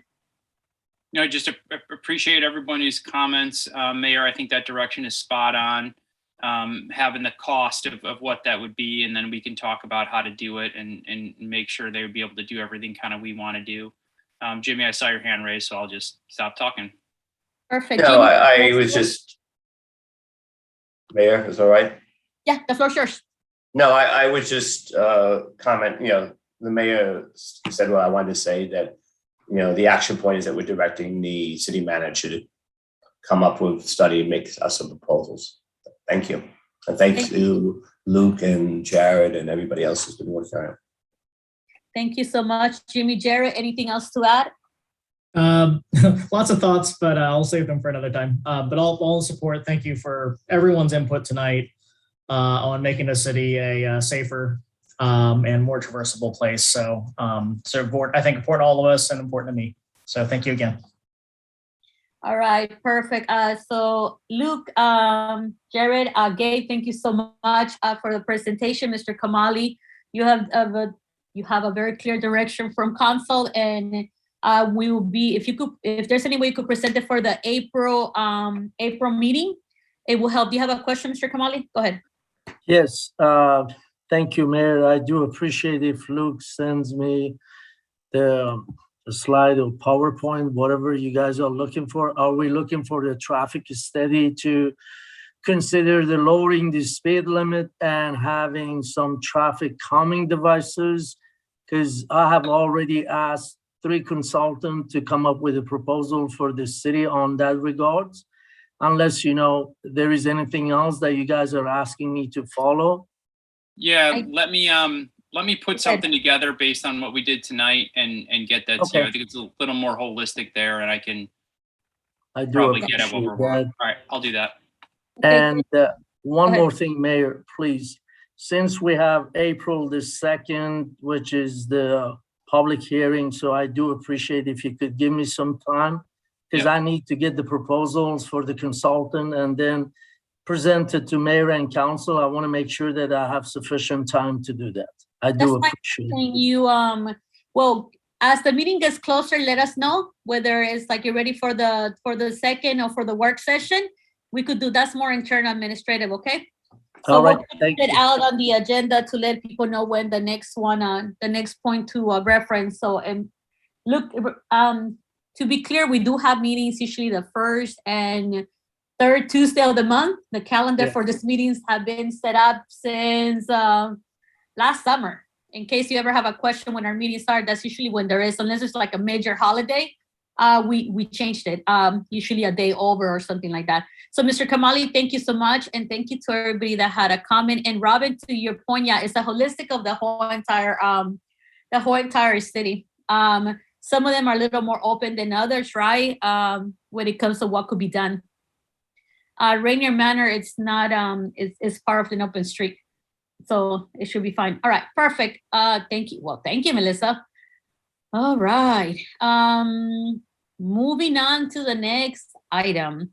So I'm gonna do a time check, you guys. It is 10 p.m. right now, 7, 8, 9, 10. So that's 3 hours. According to our council rules, anything above 2 hours and 30 minutes, we need to agree to continue to move on from this point on. So I want to make sure I do at least a time check with you guys to continue to agree to move or postpone the meeting. That option is open to you guys, but I want to make sure that I do the time check for you guys. Okay, Jared, Jimmy, Luke. I'd like to suggest that we try and move on and get this stuff done instead of having another meeting. Yep. It shouldn't be too long. Power through. Yep. Okay, I'll do another time check at 11 o'clock for you guys. Okay. Hopefully not. That's what it's gonna be up on you guys trying to speak 4 times at a time. All right, but I have to follow the rules. Okay, I know the staff is gonna be like, see you tomorrow, guys. Okay, so moving on to item number 6. The process for petitions received for traffic calming devices and zone residential parking. Mayor and council staff will discuss the best way to process public hearings needed for traffic calming devices for 36 and Bunker Hill, 31st and Taylor, permitted residential parking for 400 block of 36th Street, and 3200 blocks of Perry. Okay, it's a lot to cover. I would say a couple, Jimmy, hold on. Mayor. So I had, Luke, is this in reference to this? Or, Yeah, I might be able to cut to the chase and make it quick. Okay, so we receive petitions for all these areas, and I just wanted to have an open discussion about, staff may have an idea about what it wants to do and when they want to hold these public hearings. I just need to understand. I was getting lost. There were so many emails that I just want to have clarity and make sure we're all on the same page about how we're gonna process these public hearings, when they're gonna happen, and then we just need to have the public hearings, hear them, and then we can decide what we're gonna do afterwards. But I just want to talk about the process and a decision on that.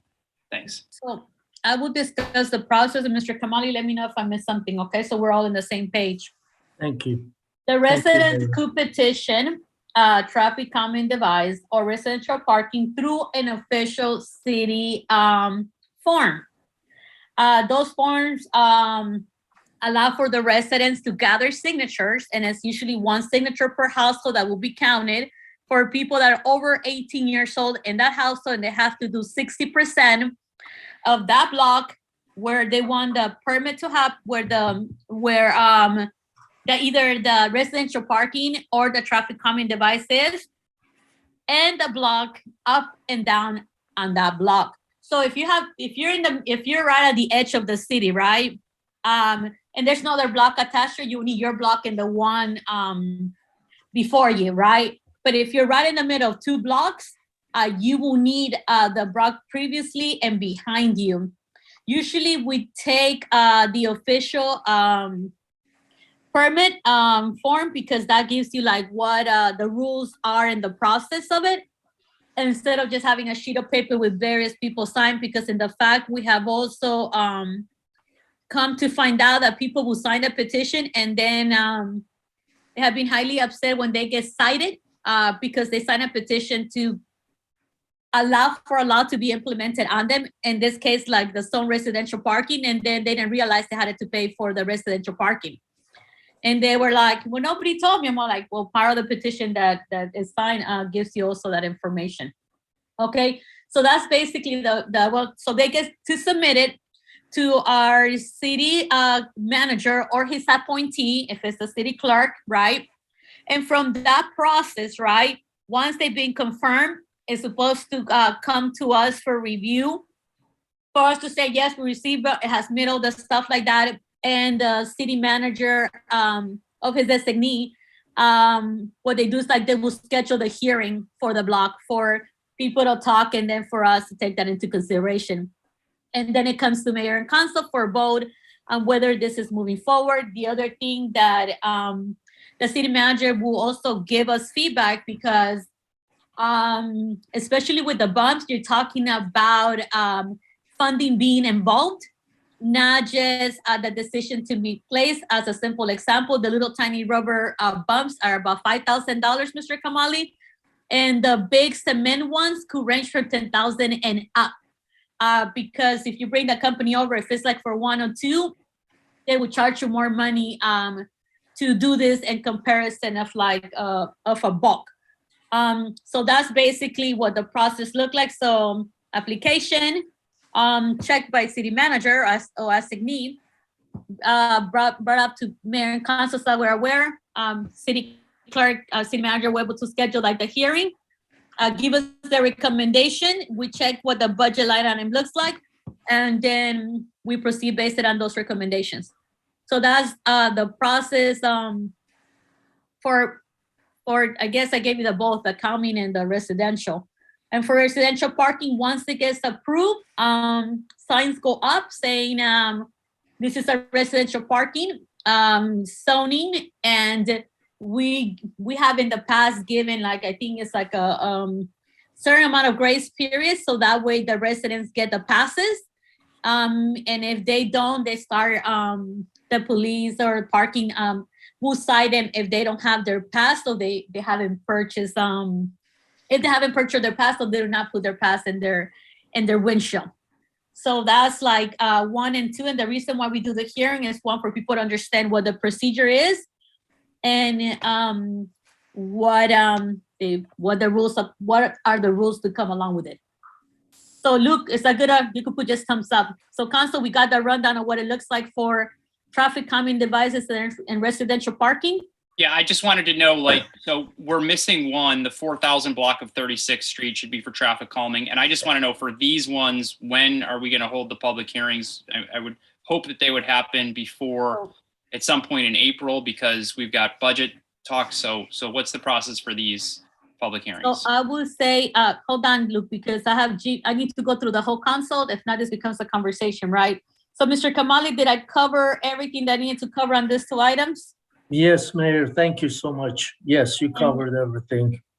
So Appreciate the it. other step will be, Mr. Kamali, has every single one of this one, have they met the requirements, or they're still like in a signature checking phase?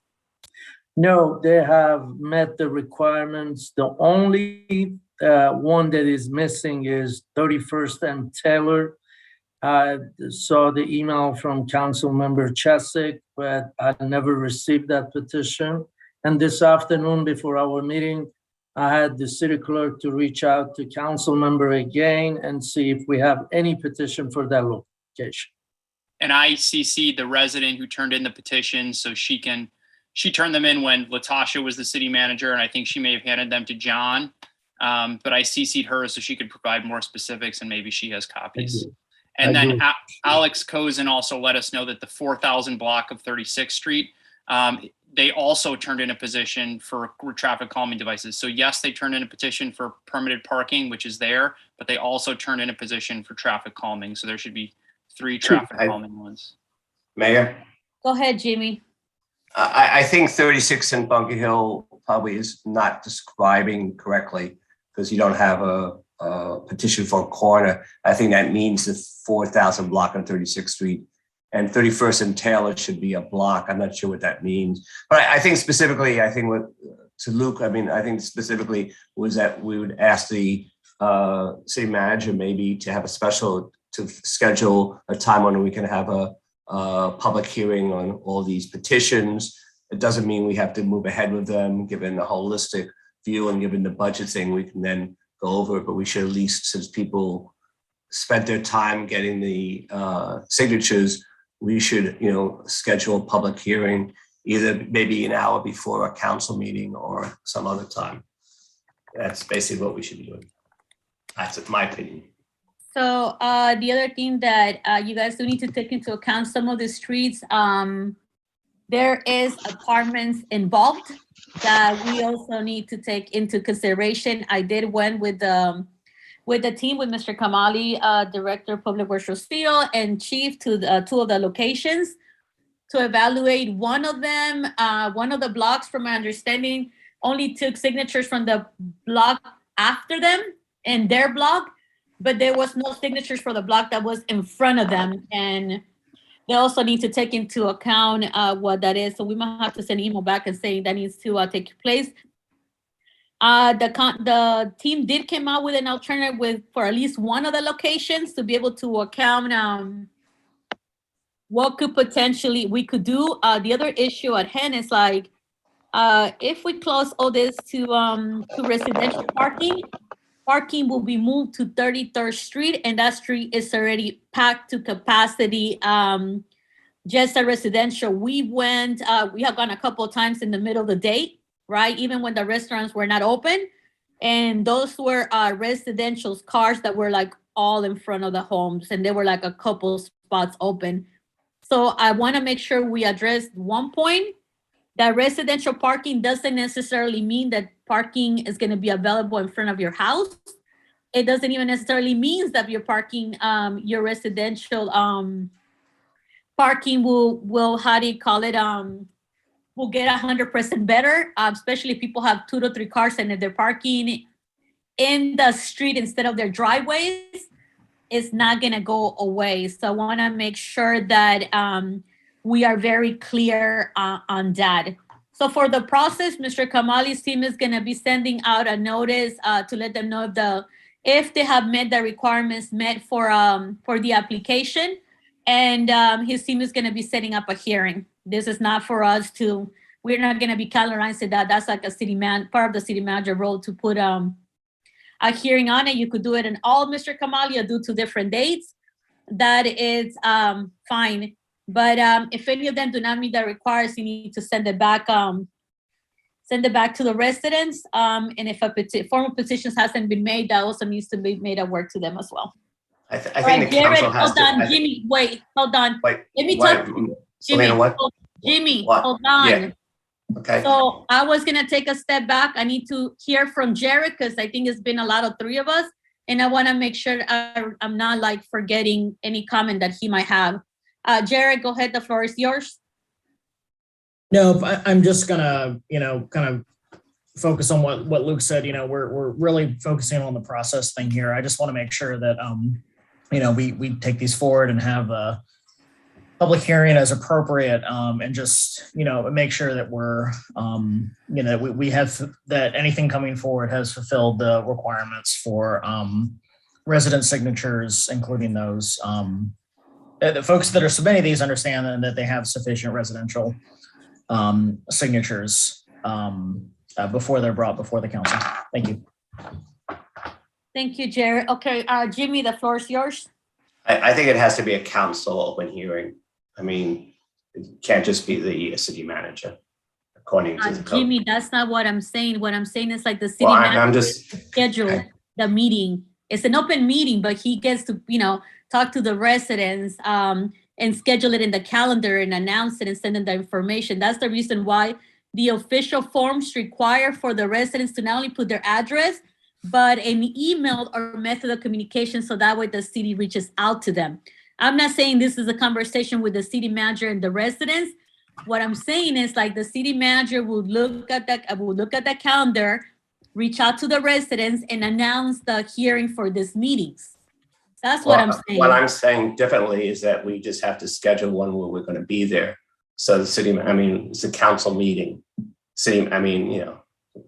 We should just figure out a day when we can have a meeting, a public hearing on this. It has to be away from our regular meeting. I'll tell you this, because right now I'm still in item number 6. And if it's a hearing, it could go, the hearings are usually left up to 2 hours of people speaking just on the subject. So that's the reason why they are not done within our own meetings. We should maybe do Thank a special date for it. Go ahead, Kamali. I just want to, thank you, Mayor. I just want to let you know that according to the code, the mayor will then schedule a public hearing. So if you give me the date and schedule it, then I can go back to the petitioners and let them know that when the public hearing is going to take place. Okay, I'll work with you with a date. Sure, thank you. And you'll take care of all the logistics, please, okay? Yes, yes, thank you, Mayor. All right, thank you. All right, Luke, the floor is yours. I got nothing more. Thanks, everyone. And I just make sure we remember to add the traffic calming devices for 4,000 block of 36th Street I got their in addition to petition. the permitting. I got Thanks. you. Thank you. Appreciate it. Thank you. Consul, I'm gonna put something else on the table for you to think through. I'm gonna make sure that we allow the community to speak. So, Melissa, what's the time check right now for this? 5 more minutes. Okay, so I do have Elise Foster. Do you want me to read your message or are you gonna speak? Elise? Oh, hi. Yeah, I was just making that statement. I understand you're not focusing on that at this moment, but I wanted that to be known that that is an issue, that there's no parking for the people who live in that block or in the Singer Flats building. So yeah, it does get really crowded. I'm right on the corner of 33rd and Perry. Thank you, Elise. Kathleen, you're next. Thank you. And I'm neighbors with Elise, so share her concerns. And I completely understand the need to follow the process and make sure that all folks who live in this area are considered and like have the opportunity to either join a petition or not. I would ask that if we could schedule the hearing as soon as possible, or if a decision is made, and I was trying to follow the process, so please correct me if this is wrong. If the decision is made that the petition needs to be redone before a hearing is scheduled, if that could also move quickly. I believe the petition was submitted over 6 months ago. And it just, given that the apartments went in the last year, and then the Dodas and the restaurant Penny Royal opened, it really has increased the traffic and for folks that live in this small area, section right at the cross section, so much. So if we could just get a clear timeline on that, I think it would be appreciated. And I think there was a note of visiting and noticing that there are apartments that might have been outside the scope of the address the petition noted. But if that was referring to Perry Street, I just wanted to clarify that the petition was actually started by a woman who lived in one of the apartment buildings. So I believe she did collect signatures from several of her neighbors in the building. Thank you, Kathleen. So that is one of the points, Council, I'm gonna go back to say that, both the HIP building and Mankiti Suites are in the block previously to, I think it's to the 3200 block of Perry. So they are also gonna be granted residential passes if need be, even if they were not part of the 60%, they also have the ability to get passes as well. All right, so that's part of the complication that this one, and this is the reason why originally when Perry came across us, like we send it out to legal to get feedback of what could potentially be done. So in my board, potentially the parking for, let's say, the restaurant, but not necessarily like the residential / apartments that are there. So keep that in mind. All right, Elise, you already spoke, but I read your comment. I agree with Kathleen on all her points. Also, I believe we signed the petition originally in the fall of 2020. It has been a long time already. Yeah, so I don't know how many of the original residents that signed it are still there. So that's something to also consider. I have asked for the petition to start putting in the cost of the passes on it, because for some people it's important to know that they'll be paying this yearly, and what it is expected from them, compared to what it is. Okay, so thank you, Kathleen, for your ability to communicate. I'll be in touch. So I will talk to Mr. Kamali this week, and we'll work on trying to facilitate a date and what else is needed from this petitions, and we'll keep And then they're gonna put signs on it. okay? Yeah, I don't know.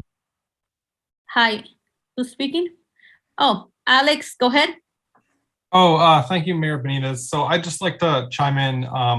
I know I had briefly communicated back and forth with, I believe, Mr. Kamali about the 36 in Bunker Hill, and that we'd only get parking permits on half the block.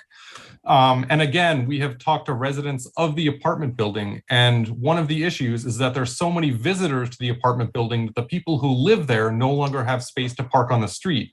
So people who visit and stay for, say, 6 hours and just, visit the building, hang out with a friend, take all the spots in the street, the residents don't have anywhere to park, so they have to park 2 or 3 streets over if they come home late at night. And so people are mad about that. And frankly, there are just a lot of cars that have, over the pandemic, have been dumped and sat there for a week or two without tags or without plates or who knows what. And then again, people who live in the apartments don't have a place to park. And then it just spreads out along the whole street. And, it's like a rollover effect to everyone else. So I think it is important to make sure that we have enough space for everyone who lives on the block, including the people who live in the apartments.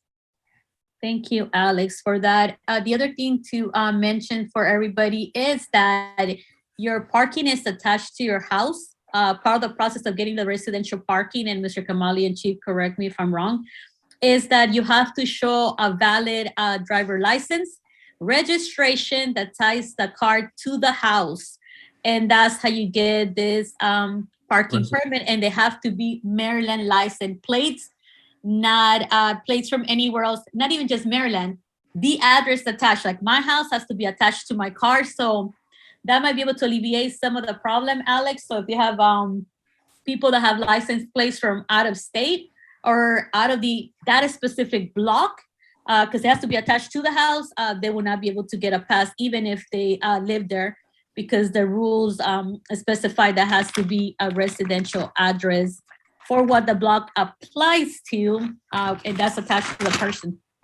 Okay, so that will help. The other thing is, like, we're gonna have to do a rethinking when it comes to the visitors pass, because right now people could get like two residentials and 1 visitor pass, so that's like 3 passes that they could potentially get. And in that sense, it will not, and if somebody buys the what's it called, a residential and a visitor pass, it allows room for their guests to be there, but it's a little bit more complicated. So we're gonna have to, as council, we are gonna have to bring the residential parking to like line up some of the things with recommendations from Chief and Mr. Kamali to clear up some of the gray area that happens there. Okay.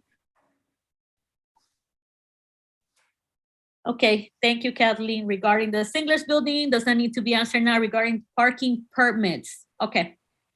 Thank you, Kathleen. Thank you, Alex. Thank you, everybody that made a comment. All right, perfect. Council, we'll move forward. We'll bring you guys, we'll submit a day and we'll put it out there.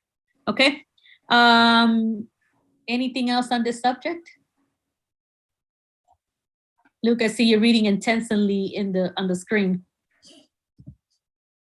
Yeah, don't ignore me. Okay, all right. We're gonna be moving on to the next item. So next steps will be like select a day, let the residents know. If the petition is too old, they might have to like re-sign one to make sure we are addressing people that are still currently living there. Okay. Thank you. And we'll do the turnaround right away, so that way it's not like time wasted. Okay. All right. You ready, Luke? Item number 7. Sorry, go ahead, Mayor. Discussion and update number 12.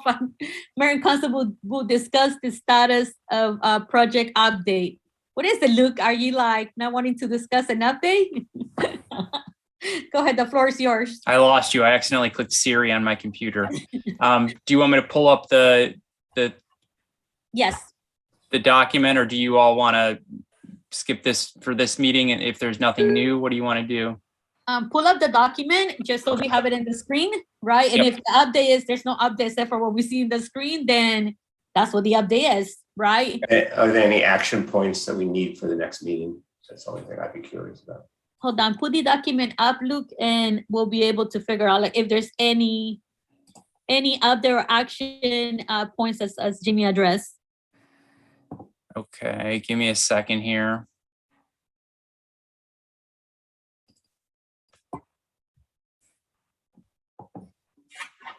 Mr. Kamali, do you have any updates on ARPA while Luke is like pulling up the document? Yes, ahead. Mayor. Just want to let Mayor and Council know that we have Mr. Thomas Hamler here, and I do appreciate his time. So we have received, actually, we have processed the small business grant. So far, we have given 7 applicants. We have awarded them $5,000 each, which is going to be a total of $35,000. We have denied 2 applicants, and we are reviewing few more, and the deadline is March 18. That's regarding the small business grant that we have. And then the nonprofit access for the Latino, which is $50,000 grant, deadline was March 4th, last Friday. We have received 3 applications or 3 proposals.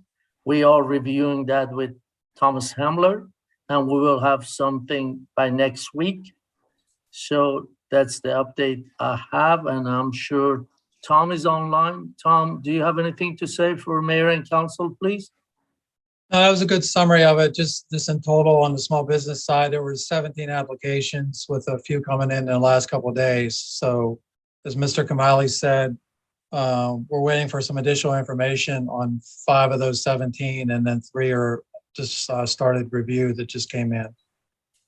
And then the 3 that are proposals on the access to public resources, those came from nonprofits in Mount Rainier, Mitchellville, and Capitol Heights, just to give you context. Okay. Question for you guys, because I thought a nonprofit had to be in the city of Mount Rainier. They did not have to be physically located, but they part of the they have to have the ability to serve the residents of the city and deliver that program. So there was not a specific requirement for them to be physically located in the city. Thank you so much for clarification, Mr. Kamali. For the April meeting, yes, can you not only provide a list of the awardees, but actually ask them to like join our meeting so that we could do the award ceremony for the funding? Okay, and we have already released the checks. I just want to let you know that. And so you still want them to be there, a part of the work session for the April? Not for the work session, but for I'm actually sorry, the the legislative meeting. Because since it is public funding, we need to publicly announce who were the businesses that got awarded this funding. And for any future awardee, if we do anything else for the business in the future, let's make sure that we do the awarding to take place at one of our legislative meetings. So that way the public is aware and the checks will be released for that day. Okay? Okay. So that way Thank you, it's an open process. And after, not only it goes on in our agenda, but at the same time, it goes on our website that says like these businesses were awarded this ARPA funding to make sure that we keep track of it. And also for this document that Luke has, it will list like the businesses that were awarded as well, so that when we keep internal track of those documents and information. Okay? But let me ask you this, Mayor. So we do keep everything in-house. We have a hard copy, electronic copies, but what I'm trying to say, you're telling me to wait for 2 weeks before we release the checks to the businesses? I would say, Mr. Kamali, they need to come in front of Mayor and Council when we do this awarding. And part of the reason why Luke put this document together was so that way we as council will keep track of what's happening, because we shouldn't be releasing checks unless we are also aware that who are the people. Like you guys make the decision, but we also need to make sure that we have a listing so that way when any update that is given, that information is also shared with us, but also the public. So I definitely would like them to come to the April 2nd meeting so we can officially do this as well. Appreciate that. Thank you, Mayor. We'll do that. Okay, perfect.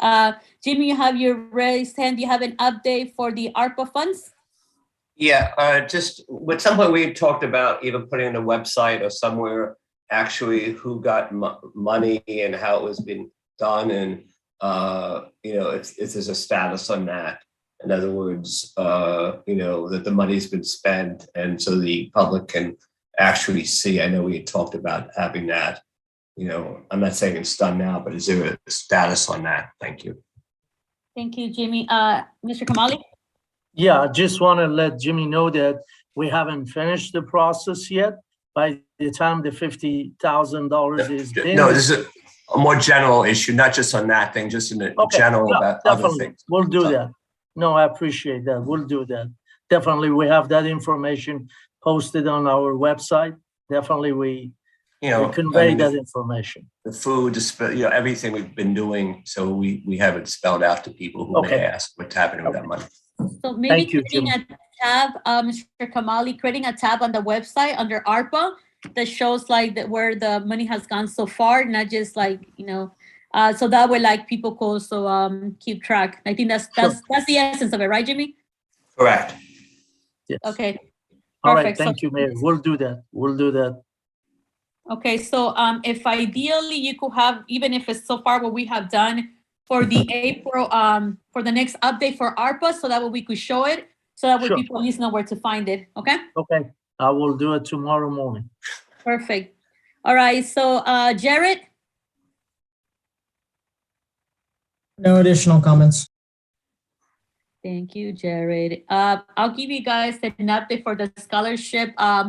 So we are finalizing the package with the idea to release it under the next 2 weeks. That's just going to be the application. The how do you call it? So we already have an application. We just have to tweak a couple of things. A committee was sworn in by mayor and council last December, I believe. So and usually we present for the April one. We should be able to present what the calendar looks like. But that's where we're at. So for April 2nd, you could put it that we'll be presenting the information with the calendar, and it's going to go on the website as well when it comes to what the dates. The dates are more internal, it's like the due dates for the application, when they get interviews. So the committee interviews and reviews the applications, right? And when the award ceremony is going to be for us to present the checks to the scholarship awardees. Okay. So the idea is for once you see it on April 2nd, and then it'll go live. All right, perfect. Okay, anything else, Council, to address? Just Jimmy? Just a question of the rent systems. A couple of people asked me about that. What is the status of kind of moving that forward to actually, implementing that? I know we approved the money, but we didn't actually, I don't know if this is something Mr. Himmler's working on, or the actual process of implementing that. Mr. Kamali or Tom, do you guys have an answer? I know the last update we have asked you guys to move forward with creating the applications for those. Where are we with those? Well, this one, Tom and I are working on it, and very soon we can have the information for Mayor and Council. Thank you. We have it for the April because we are having, the county is still reviewing a lot of the applications, so they haven't it open back up. And this should be able to at least help some of our residents. But right now, the county, the state, they're both closed. Okay. And I'm hearing information that they might potentially reopen it. But I'm also hearing a lot of people that applications are still not finalized reviews. So I don't know how far in the process they are and if they're ready to open up to be able to address. We have had a successful story. So I want to thank you, Ms. Sylvia Diaz, our social service coordinator. When I found out that one of our residents was in the eviction list, I asked, Mr. Kamali, Chief, and Ms. Diaz to please, go knock on the door of the resident and make sure that they had applied, and we followed through with it. And the resident was awarded the complete amount that was owed. And based it on an email that she sent me, Ms. Diaz, she said that she feels like she had got a fresh start and she's able to keep up with her rent. So therefore, moving forward, she's able to do this. If not, she was going to be in a position that a lot of our residents are. They're trying to play catch up as the new rent is being added every month. So this gave the person to do a clean slate with them paying the, I think it was 6 or 7 month worth of rent. And how do you call it? She was able to pay the next month up on time. And she saw like, it gave me a relief. I'm like now back on track and I don't plan to get on the list ever again. So that's a successful story. I want you guys to at least share the story with you guys. So it was very positive to be able to keep one of our residents in the city and be able to help them. All right, perfect. So Mayor, can I ask this question Yeah. for clarity on the rental? Go ahead, Tom. So as Mr. Kamali and I, finalized a draft application, so to speak, just a couple points for clarity. So do you want to set a maximum amount that anybody can get? Yes. You only have $50,000. So, and I'm very familiar with the county's one because we've been working on that with them since CARES started. And those payments for back rent can get very, very high. So what is the max that the city that you all want to set for any applicant? So what we did in the past was, I think it was $1,000, Tom. You guys could like review and give us a different proposal, but it was $1,000. And what they did is like, they didn't do it all at once. Like, it was one of like, they had the deadline, like submit the application, here's the deadline. And then they select from the persons that apply, right? And then they open it up the next month to figure out what it was. But I think $1,000 will be at least a good start when it comes to this, while we feel the hold, right? When it comes to where the county is at. So if you do have that answer, whether the county is going to be open or the state's going to be open it once again, The county's still, ERP, please let me know. the county's still exploring it because they still had, 8,000-9,000 applicants that they're getting through, while they're getting more state money because they're number one in Maryland in processing everything. It's still, with given that volume, that's, they may or may not open it up because they're pretty much done with their first round of ERA funding, and they have started to spend substantial amount the second. So they're spending $4 to $5 million a month. So they're helping 400, 500, 600 people a month. But when you have 9,000 still left, it's, they may or may not, but I wouldn't bet on it at this point that they're going to open it up just because of the backload. Now, if they get additional federal money, because the feds are always looking to reallocate under ERA 2 in particular, but there's so many cities and towns and states who want part of that reallocation. There isn't going to be a substantial amount of new money coming from what they've already received. But I just know, I thought, just very familiar with it. There's a lot of the county ones, there's multiple thousands per household. So that's why I was asking. So $1,000 max, and it's for eviction, utility, and including legal assistance, or you all just want to focus on rent and utility?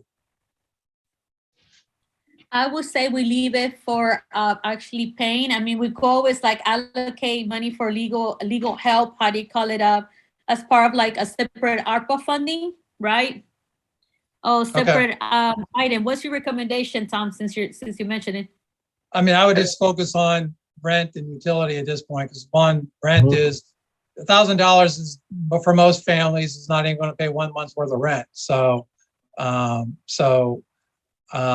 would at best focus on those two, and then we're assuming this is, once it opens, it's just free flowing. What comes in gets reviewed and goes out, right? We're not holding until we get a bucket of folks and a cutoff day, right? This is going to be an ongoing, living, breathing application process, right? I will say it's like the small business one is what I'm asking. What I think. Yeah, just first come, first serve. Okay. Yeah, first come, first serve. And if we see like, not a big flow of people applying or receiving it, then we'll make like, we'll figure out if this means like we need to like set a, I would say at least like, as people, to submit first come, first serve, but after a certain point, you're going to have to be like, because what I don't want to create is also such a backflow where people, it's going on for a month and we're putting money in and putting out money out, right? So yes, first come, first serve, but if we could have, a deadline to say, please submit your application by this date, And if we don't have enough applicants to get to the 50, then we open it up back again.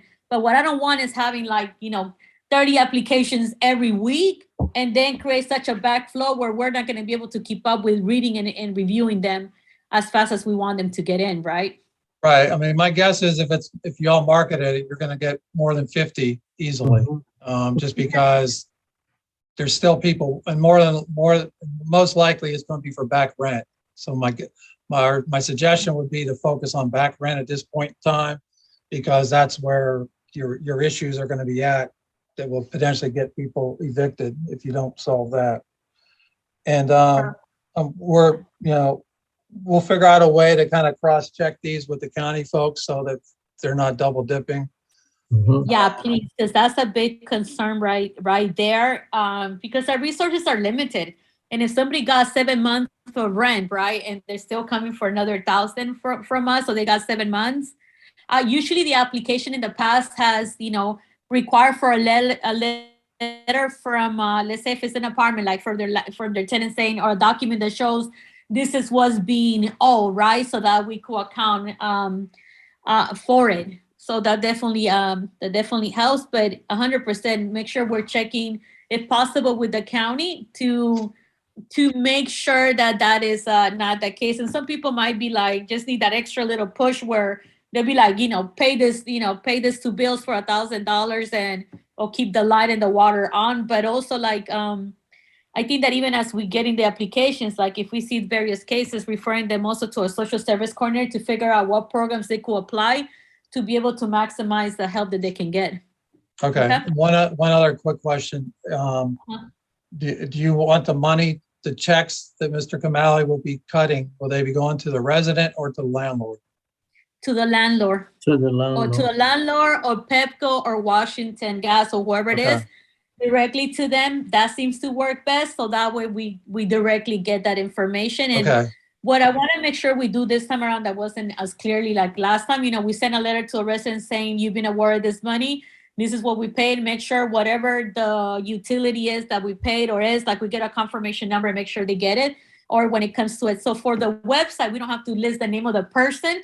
But if they're like, let's say X apartment building, say like this apartment building received this funding to be able to cover this many applications, right? So that way people also know that the money is going through the city, right? So I would not, you see what I'm saying? So internally, like it's one process, but externally for the website, it will be like, how much applications we have processed for Petco, Washington Gas. So like, the apartments are getting this funding, they put it that sense, okay? So just as a follow-up to that, or is it can landlords apply on behalf of tenants, or do you want specifically the tenants to be the applicant and they get all the documentation from the landlord?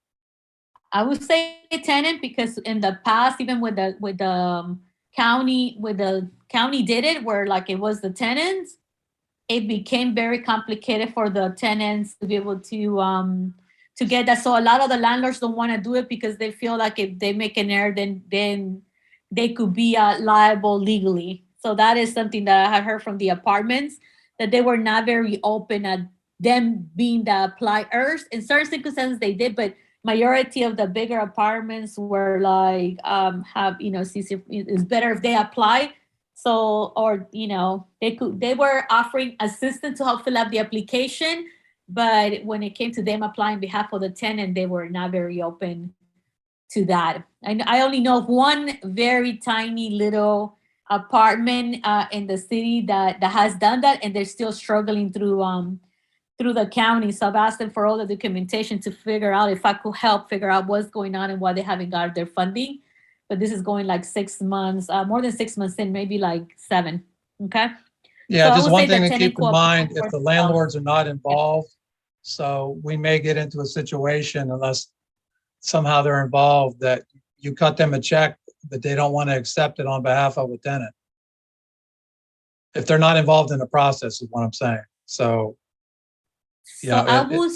I would say, we could leave it open. I just don't want that to be the only option. Right, no, I'm not saying that. Right, yeah. I'm saying I think it should be both, but but Yeah, because the I can tenant easily applies by see one themselves. apartment getting a 50,000 based on how many people have all back rent.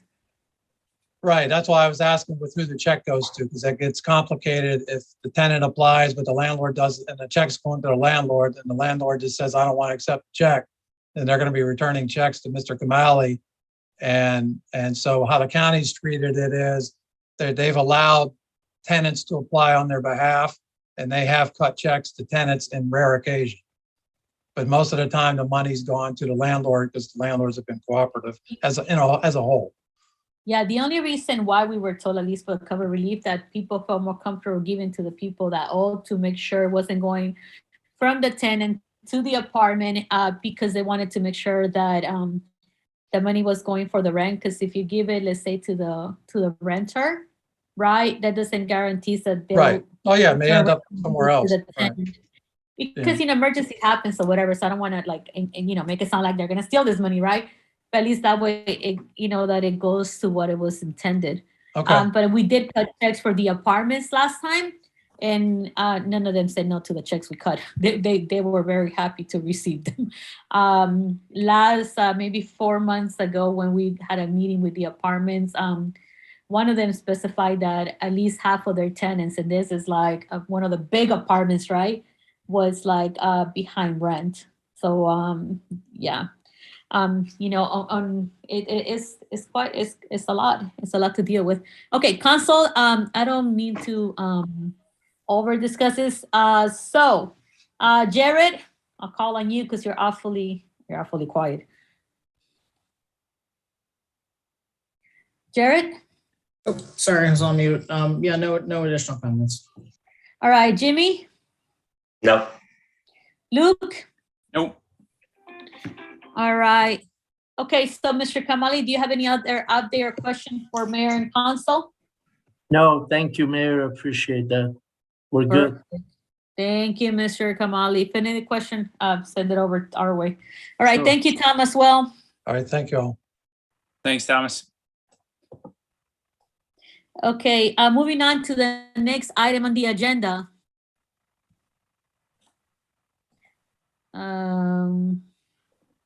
No pressure, it's 10:48. All right, Melissa, can you put the agenda up on the screen? I'll be like, Luke, stop sharing your screen, return it. Okay. Number 8, can you move it down just a little bit? This is a review of Ordinance N0.02-2017. Amendment Chapter number 2 of the Assessment and Taxation and Fees of the Mount Rainier Code to grant property tax credit for certain seniors and retired veterans. As a short summary, it was discussed last year on a first reading. Upon further investigation, right, we realized that it was never taken to vote. So Jimmy brought it up to council to make sure we address it. So this will be more like a review of what this is. Jimmy, go ahead and cover that. And what is being proposed. And this, if we all agree, is moving up for vote for the April 2nd session as a second reading. Jimmy, Melissa, that's yours. Melissa, do you have the language? Okay, so basically. It's on the screen, Jimmy. Can you hear? Okay, maybe you can do it like one page. Yeah, go down if you could. Forget the whereases, get to the action, where the action is. Right, go back a little bit. What? You don't want to read it all, Jimmy? It's only No. 10:50. So basically, the state a few years ago, when I was there, passed a law that said that you can give a tax break to people who are over 65 and also military veterans. And the city had passed something for people who lived in a house for 40 years. And last year, they had been proposed to do it, move it to 30 years, but it was never voted on. So it was language was drafted, but it was never voted on. The second part of that is I noticed that it had a maximum assessment value of $500,000, and a number of the homes, a couple of the homes of some of our seniors have actually been appraised at over $500,000, and they would have been ineligible for it. And these are homes that when they bought them, they were like $80,000. You know, these were, you know, so the assessment level was kind of artificial. And we wouldn't want somebody who'd been living in a house for 40 years to be denied this when, you know, just because the appraisal has gone up and the taxes have gone up. So the ordinance does two things. It takes what the council previously had done is go from 40 to 30 and also raises the maximum assessment. I don't even think there should be a max, but anyway, from 500,000 to 700,000. The second part affects only about 2 or 3 people. The first part, I think I did, there are, I think, 10 people who've been in a house for over 40 years and about another 35 who've been in the house for 35 years, over 30 years. And it'd be a good tax break for some of our seniors who are dealing with stuff. Anyway, that's the summary in the 2 proposals. The first one is something that had already been discussed by council before Jared and I were here. And the second one is a new part of it. Are there any questions? Thank you, Jimmy. Moving on to Luke, followed by Jared. Go ahead. Yeah, Jimmy, just to clarify, is this a credit that you have to apply for every year from the city? Yes, up to 5 years is what it reads. If you could go up higher, I think it's for 1 year, every year for 5 years. It's up to 5 years once you hit it. So it has to be 5 consecutive years at that, not just 5 years randomly that people could get this credit. Wait, so again, so do they have to apply every year, or when they apply once, does that last for 5 years? You have to apply yearly. Okay. What was the 5-year thing you were talking about that I'm confused? That's what the ordinance says. It says something, you could do it only for 5 years. Sorry. It's okay. It's once you apply, let's say you applied on year 30, right? If this passes, right? So 30, 31, 32, 33, 34, 35, you can apply every year to get this tax break. Can you apply in the 6th year to get the tax break? No. It's 5 consecutive years. Yeah. Well, It's only 5 years. Change that? We can change that in 5 years. I would say this to you. So if you decide, like, let's say if you don't need that extra help, right? This is supposed to also help people that need it, right? Ideally. So if you decide to apply like on the 40th year to start your 5 years, that's when you start them. It doesn't need to be like, it could only tie you up to the first 5 years after you turn 30. So some people choose not to use it because their means are better than, than others. Are like, whatever, I don't need it, right? Some people do need it. Yeah, and then if you take a break for a year, can you come back and ask again? Yeah. No. No. The ruling is 5 consecutive years. Can you? That's what I'm saying. So you can do it for 5 consecutive years. You take a break for 1 year. Can you come back and start another 5 consecutive years? It's supposed to be a no. At least that's the way, like, Right, and we can't change that. We do we not have? I'm hearing we don't have the authority to change that. I think you also have to remember that there are budget. You have to add X amount of money on the budget to be able to account for the people that apply for this. And it is 20% of the tax given to the city. So if you just like, at least, for the people that apply every year, potentially they could get it, right? If they choose to apply. If something changes that they choose not to apply, that's up to them, right? But that's the way it is. And that allows for you to be able to determine that although the budget says like you're supposed to be getting this much money, for the people that meet that the threshold, 20% of the city and X amount of like the county goes, money is given back to them. Jimmy, I see your hand. Go ahead. No, I think, you raised them questions. I think we should do it for a few years and see, go back and look and see how it's working. It's not a small, basically I estimated, people would actually be getting about $600. The city, for a normal person, the city tax is about $2,600. So that would be 20% of it would be like, $400, $500. So it's a good, nice tax break for people. Okay. Jimmy, you say I'm that good. taxes for the home start 2,000, because usually they're like 6,000 to 8,000 per year. Well, half of it's county, so it's only the city Yeah. part of it. And then you have to subtract the homestead tax credit, so they're not paying the full amount. So when Mr. Kamala had to do with my taxes, the city part of it was about $2,600 for me. Mhm. So that's usually about what it is. The full taxes is much more, but Yeah. Thank you. city is half of it. That is correct. So, Mr. Kamali, you have something to? yeah, it's called on the tax bill, you can see it as the town levy. So we use that number, which Jimmy said between, $2,600 to $3,000. And that we take that one and then subtract it from the homestead tax credit. And then whatever is left, we get 20% as a credit. So, yeah. The other thing to point out is like we originally, when we discussed it last time, we decided to do currently is 40 years, right? So Yes. it's like ideally after you're done paying your 30-year mortgage, it's like 10 more years, right? We are asking to do a 30, and the idea was like once you're done with your mortgage, right, you could choose to apply this or leave it for a later time in your life if that's what you want.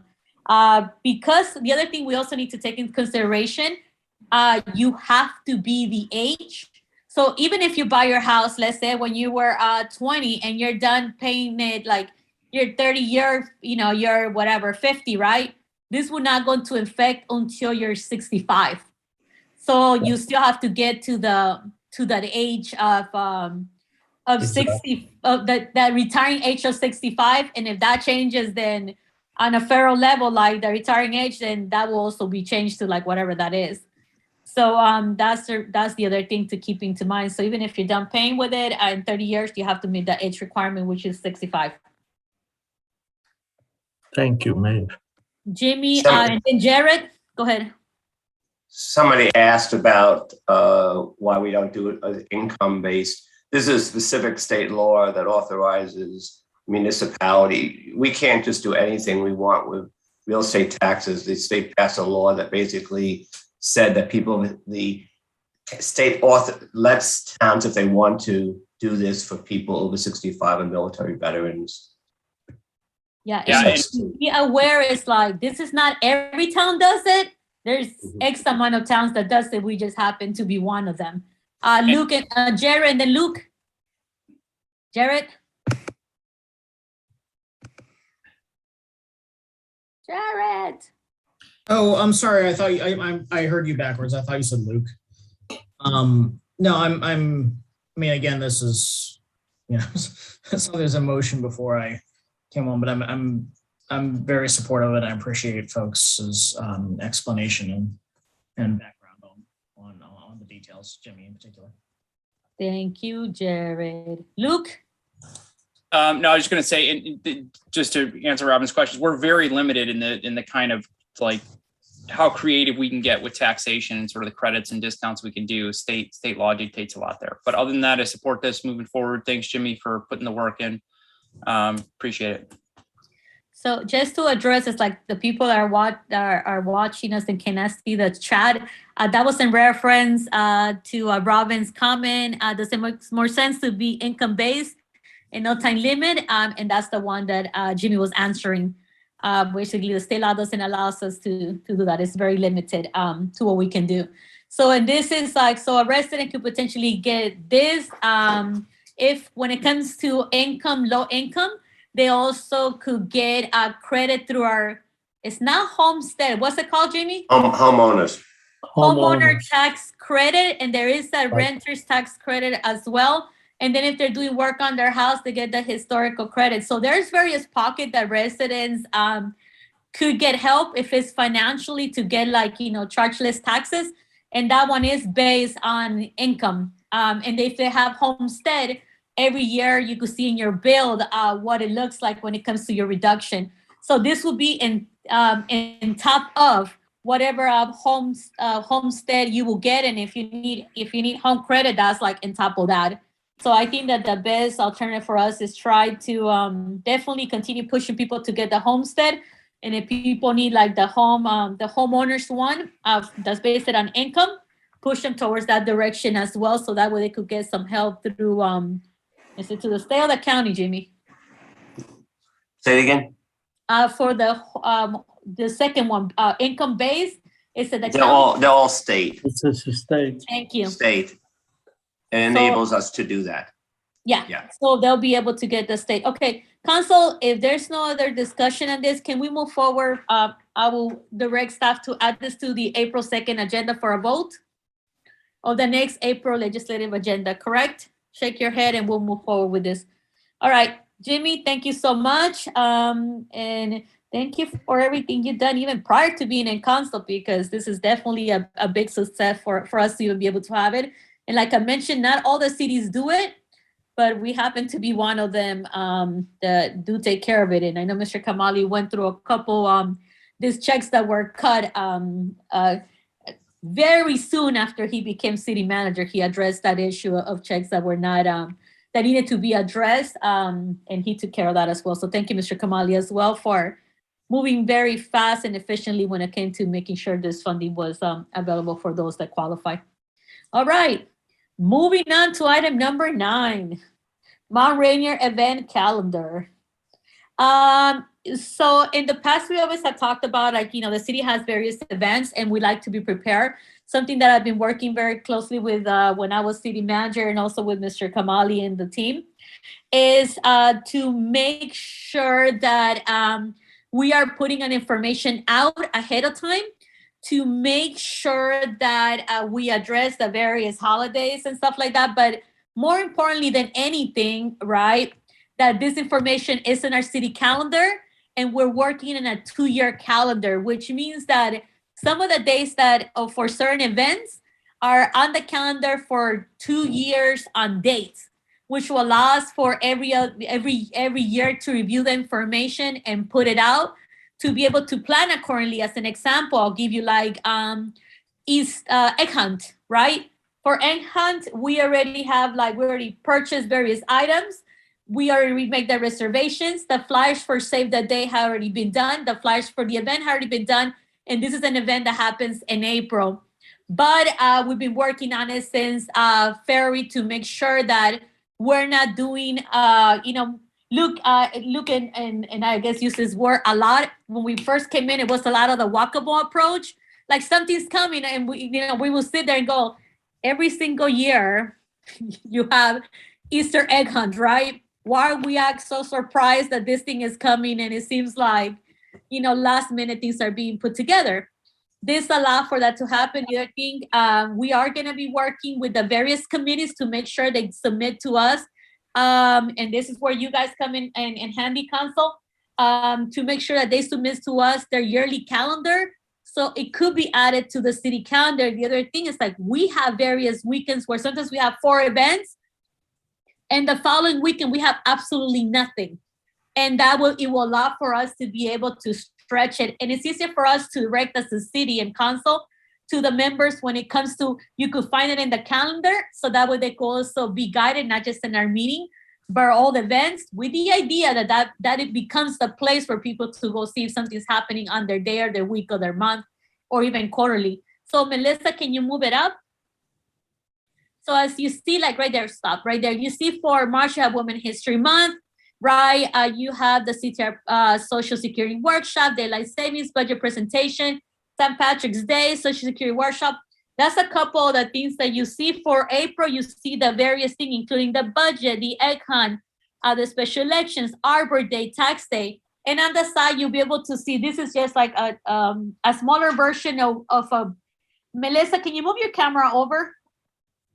So you see the whiteboard behind Melissa has a bunch of writing on it. That is actually the calendar in work. So we usually like go to the board and make any adjustments as needed. So that's what's the layout of it. You see all of that, right? And then that got moved electronically into the calendar. But the idea is to, one, give us time to plan ahead, be able to inform to the community ahead of time, and also make sure that we're working collectively with all of our committees to make sure that information is here so we could best we could base on it. So on it, if you see like Women's History Month, you know, it needs a proclamation, right? It's a major event. And then from there, the team, because I worked a lot with the community events, with Mr. Kamali and his team, right?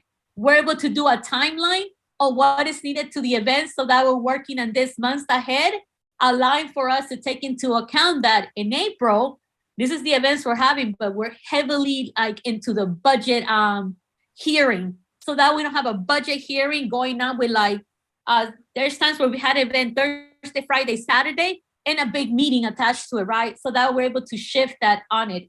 So here's what it looks like. Melissa, do you have the budget, actually what it looks like in the city website?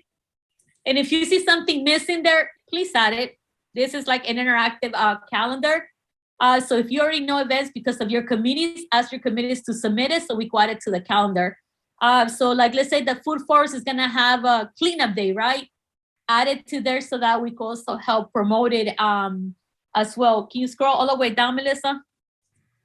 So you see how this is through it. So that's August, September, October, November. So, and then you're able to see like what months we have light and what months we could put a little bit more. But that takes you all the way to December. And so on the second year, it's basically we already have a layout for it because we didn't have one. And then we are able to rotate, there you go, see? That's until next ferry, right? We're able to adjust the date to make sure we account for representation. I don't know if you guys have been aware, the city has been publishing various specific, you know, holidays that go aside from the Christian, Catholic, you know, when it's a Muslim, when it comes to like various cultural, religious, important days to the community to also be more inclusive and celebrating with. Did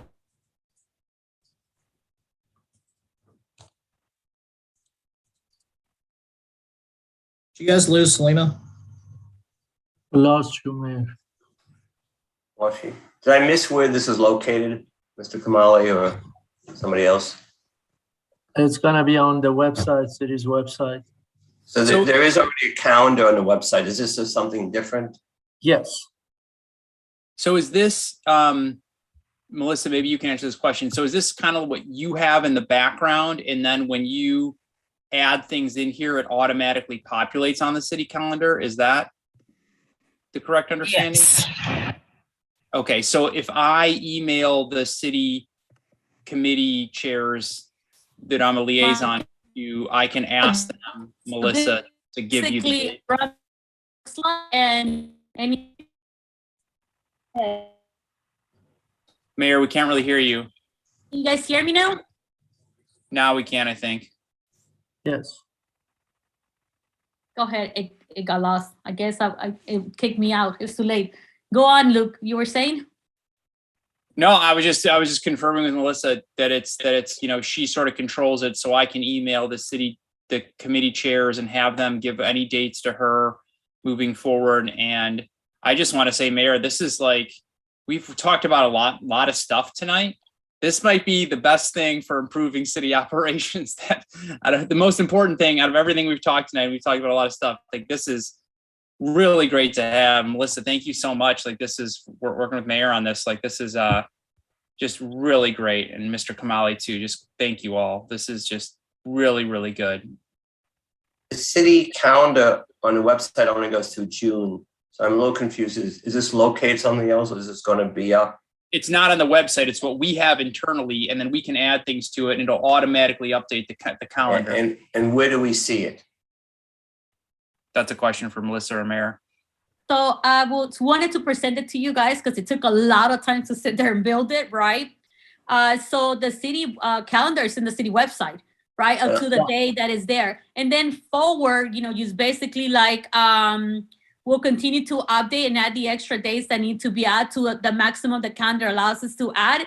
And as 1 month finishes and opens one more, we're gonna continue adding it. So Luke, just to clarify something, I take the lead in various things, but my job, and this is a conversation I have with Mr. Kamali, is my job is to build infrastructure so that way I could turn it into the staff. So the staff controls all this. My job has been just to put it together and say, this is the infrastructure of the things that I know. they put in all the extra work that needs to be on it and they run it. Because Great. my idea is like, whether I'm here or not, they need to be able to run the city functions. So that way it doesn't become, the issue that we've been having is like, it's something so dependent on mayor and council that if any of us leave, it becomes a problem because nobody, and Melissa, Mr. Kamali could tell you, trying, even all the events we have put together has been reformatting and starting from scratch, except for the econ that we reach out to, Shivali, she was able to give us the history and feedback because that was her baby, right? That is like one of her projects. The other ones have been like reconstructed from scratch, but for next year, they already have a template of what it looks like and what is expected from the project. So that way they know how to best assess the timelines. So as far as this is concerned, I mean, we could email it to you guys, but I would say like definitely Luke, Jimmy, and Jared, ask your committees to directly, if you guys could like, directly send it to Melissa so we could add it. It should be there. The other thing, if you notice the agendas now, on the bottom of the agenda, it gives you a rundown of the new events that are going to be coming up. So that's another way to publicize also the events that are coming up. And save the days. That's been very helpful to us moving forward. That's part of the things that we're moving forward and doing. All right, so Jimmy, any other feedback? I still don't, so is it possible to do a Google Docs where we share? Because I'm not quite sure where we would be able to see the 2-year calendar and be able to either add or comment on the things. There is a Google Calendar. We could make it like view only. So that way we have only one person that inputs if you send it, so that way nobody distorts it. But the team does has an internal Google document where we're working on steps to take. I just don't want us to become micromanaged. So that's the reason why they run it internally. I help them. I'm putting all the information I could potentially give them. So if you see something, she'll send this out to you guys, but if you see something that's missing there, please add it, because what we want to make sure is have the most information possible to be able to communicate with our community. That's not in social media. It's some of them it's easier for them to go to the website, but also for us to better plan and communicate. Okay. All right. So Shivali, you have a comment? Go ahead. Thank you so much for making this 2-year calendar and making it a priority for staff. It's very welcome. The community will really benefit from having that consistency and regularity. And more people will actually look at the calendar too, because in the past it's not been reliable. So now that you guys are, you and the staff are making this a priority, it will really go a long way to making people want to access the city website, use the calendar regularly. And the one note for Melissa, like the 1 year that I tried to put together all the committees with a calendar with all the committees with John Hodson, the former city clerk, it was really challenging to get the committees to respond. Like it took a lot of like reaching out and having long conversations with people about the change. So you may, just sending emails may not be enough, just putting that out there. Thank you. Shivali. Luke? Was that you, Lucas? No, that was me. Okay, I heard something in the back. So we'll go ahead and give you guys some of the information. Some of it is more internal because it tells other steps and other communication, even between us, about the jobs that we have to do or questions that we have. So it is what you're seeing is more like the working calendar, but so it's going to be up in the website. We could create a separate document that says like upcoming events and just list everything. So that way people know that they could find them there as well. That's part of like the goal, including you guys. So I will need you guys' effort. If we could start moving, to best communicate, like if we could start moving towards a format where the committees, like, more or less approve like a map, but we're asking them, like, even if they don't have the specific date, even if they have the month or the quarterly, because what's also been happening is like they sometimes tell the staff like, and we need like the nature center like in 2 weeks, right? And the staff is like running around trying to get what needs to happen. in some sense, like, you saw what April looks like, right? While they're trying to work on a budget, while they're trying to work on this, and it's not always the case. Sometimes the nature center's like, sorry, we're booked, including with our own other events. So this will allow also for the staff to be able to support the areas that need be, including our finance team, because if they're aware like an event is coming, they know they're able to allocate this funding, right? This funding that was allocated through the budget is coming through the process, right? Instead of being like, there has to be a check that needs to be cut for this item like last minute. So that will take away the whack-a-mole approach and allow for the committees as well to say like, hey, we're thinking of this, and some of you guys know some of the committees do like basically every year, some like very key events, right? So that way the staff knows like this is what is needed for this, and they could start working with the committee prior so that we're not overwhelmed. Okay, so we'll go ahead and put like upcoming events on it, fill up the, continue filling up the calendar as need be. Please go to your committees and make sure that we get every single bit of information moving forward. That definitely will help. And the other thing is like, if they're in the calendar, it allows for us not to have like conflict of, two committees trying to do the same thing at the same time. Because sometimes it's not humanly possible. For a minute there, last year, we were having the staff working every single Saturday, along with everything else that they were doing, try to like meet the event action that we were having, right? So want to make sure we try to avoid that as much as possible. Okay, that is my spiel. If you guys don't have any other question, so my ask is just like, please contribute to this heavily. So that way we are able to continue building for the 2 years calendar effort, okay? All right, Melissa, do you have the agenda? It is 11:17, and I'm trying to get you guys out of here. I don't see anything but a darks, okay, there you go. Thank you, Melissa. So take it back. There you go. Okay. All right. Thank you, Melissa and Pink, for helping put this together. Mr. Kamal, thank you for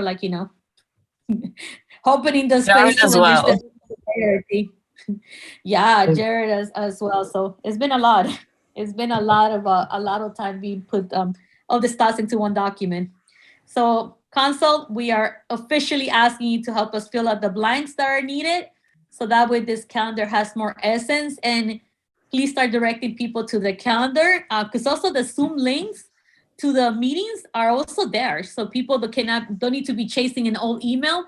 They could literally go to the calendar, and the Zoom information for a committee meeting is also there. The other last thing I will mention is what we started to do as well. I asked the team to be able to do this, like they do a one like this weekend review, and they put like if a committee is meeting, if we're meeting, if there's something important on it, so that way people have a complete view of what the week looks like, and along with a bunch of flyers that we send out. But what I realized was that you need that one central document that says like, this is the 10 items that you need to look out for this week, in order for the residents to be like, okay, I need to make sure this is where I could find the information. Then we direct them to the calendar to be able to reach out to get the follow-up, the Zoom link, or like whatever information is required for the team to provide, okay? All right, moving on to item number 10. Oh my goodness. Jared, you ready? Hey. All right. Ordinance number 02-2022, amending the Code of Ordinance of the City of Mount Rainier, Chapter 6, Health and Nuisance Municipal Infractions, Section 6-207, open burning, prohibited to permit outdoor burning of certain combustible materials under certain conditions, and Chapter 10, Peace and Order, on quotation, to repeal Section 10-115. It is entirely 10 minutes. Mayor and Council will have the introduction of the ordinance 02-2022. Councilman Jerry Stolfus, this is your item. And Selena, first time doing this, so what's the right way to do this? So do you have basically explain what what you're trying to fix, what are you accomplishing, and hear feedback and what those next steps are. You'll do great. No So this is okay. Just wanted to procedurally So make the sure. I floor was is doing it yours. right. Yep. So this is basically a ordinance permitting recreational fire pits, and so historically, any outdoor burning in this city has been prohibited. That was due to, historically there was a lot of illegal burning of materials that was far away and above beyond what folks may do, like recreationally in a small fire pit or something like that. People burning trash, people burning as businesses, commercial stuff. So over time, the dynamics have kind of shifted. And there's a lot of folks in town, and honestly, unknowingly, have been doing something that they've previously done in other places they lived in DC. They've always done it, which is had like a small fire in their backyard, in a fire pit, in a controlled place, and that was especially common during the peak of COVID. Because it was the only way to gather safely outside, and in our code, it was actually every single one of those was illegal. So what I proposed to do here was a couple things. The major thing was, historically, our complete ban put our staff in an awkward place by, putting essentially any fire burning, any recreational fires in the same place as like, someone burning their trash. So what this ordinance would do is basically amend our code to bring our rules in line with what the county's rules are. And the county doesn't let anyone burn anything. They have some specific rules about the distance that you can have. You can have a recreational fire. It needs to be in a protected area. Someone needs to be watching it while it's burning over a certain age. There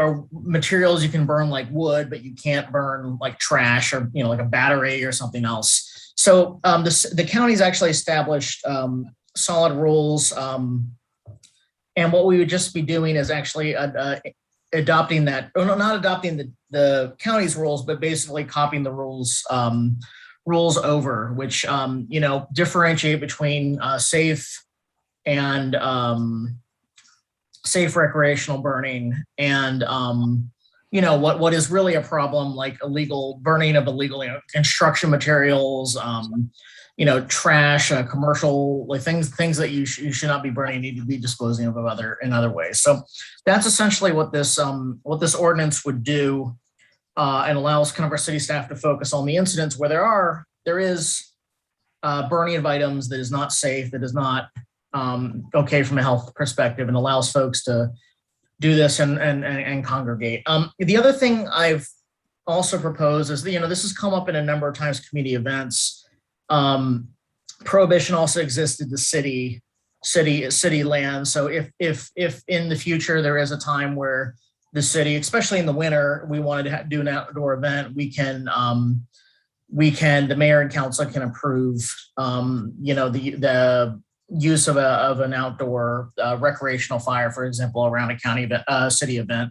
But that can only occur with the mayor and council's approval. So that in sum, that's what this item is. Selena, sorry, let me know what I should be taking questions. Melissa, can you bring it down to the whereas and go therefore, so that way we could have clearly?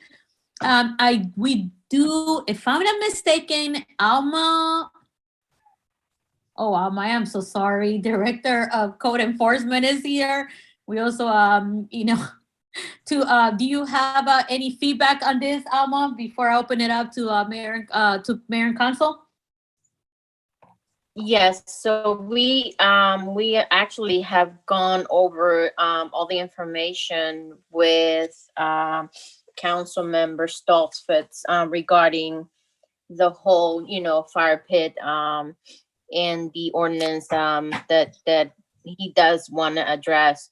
So it's something that like I mentioned to him, the only concern that our department had was that we wanted to make sure that it's definitely something that is being done correctly. And if, residents do follow the protocol and are being careful at what they're doing, I think it's something that's very doable. All right. Thank you, Alma. So I'm going to open up the floor. Jimmy, Luke?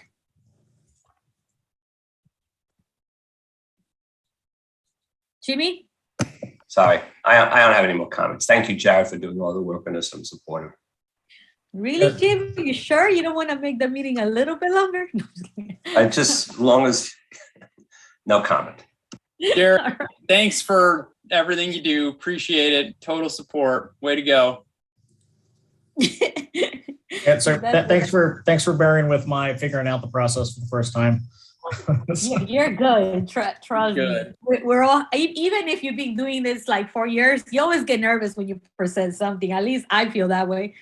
I know Luke usually, I was surprised he didn't bring his power board this time around, but usually whenever Luke presented like in real life, we always knew like he was presenting because he'll drag like a whiteboard behind to present like on the whiteboard. That's what made it more comfortable. So virtually, I'm surprised he hasn't mobilized like a whiteboard behind him to take care of this. He's opted for other mediums. So you'll get used to whatever you feel more comfortable with. So Mayor Consul, you have in front of you this very great ordinance. What it does, it gives you the guidelines of what is accepted and what is considered safety when it comes to fire pits. Correct, Jared? So Jared, one last thing to add, can you, this is a follow condition, can you like address those? And I think that will cover what needs to be so that way the community hears it, okay? So Sorry, what are the what? changes that were made? You can read that part, go ahead. Oh, be it further ordained and enacted by the Council of the City of Mount Rainier, Maryland, that Chapter 10, Peace and Order, shall be and hereby is amended to repeal Section 10-115, open burning prohibited in its entirety, and to reserve Section 10-115 for future purposes. Can you look at section number 1, Melissa? Can you bring it down? Yep. And the way the reason there was actually two and thanks for the there's actually two sections in the code. Section 6-107 and Section 10-115 that essentially said the same thing. And what we were doing was basically dropping this, instead of having two places that had the same language but slightly different versions of it, we were going to amend, we basically put this language in Section 6-107, and as stated further down, we're basically removing all the text from Section 10-115 to only have one section that has this language in it instead of two. Perfect. Can you do me a favor for the legislative section? Can you, I know I've seen a photo or a picture of it somewhere. I don't know if it's an old email you send or I saw from code. Can you make sure that's part of like the presentation so people get a more of a guidance what it looks like when it comes to like the safety? I think you showed to me your code. Yeah, the county had both, like, here's the webpage, but they also put together a very handy flyer, and maybe Alma, that's something we could kind of, when we do this change, we can echo that flyer or something like that as a piece of guidance material. So to like, hey, this is something you can do, but here's the ways under our code, you should do it safely. And these are, practices that the county and the fire chief and so forth have. Yep. Okay, so there's a question on the chat that says, so now fire peace will be legal, not yet because it's a work session, be after we vote on it. But residents will need to do they need to get a permit, Jared or Alma? So that's something to be determined yet. I don't know if you definitely want to do it by permit submitting, or if it's something that's just gonna be left open, as long as they follow, like I said, the protocol. It's Yeah, up I to would. during council.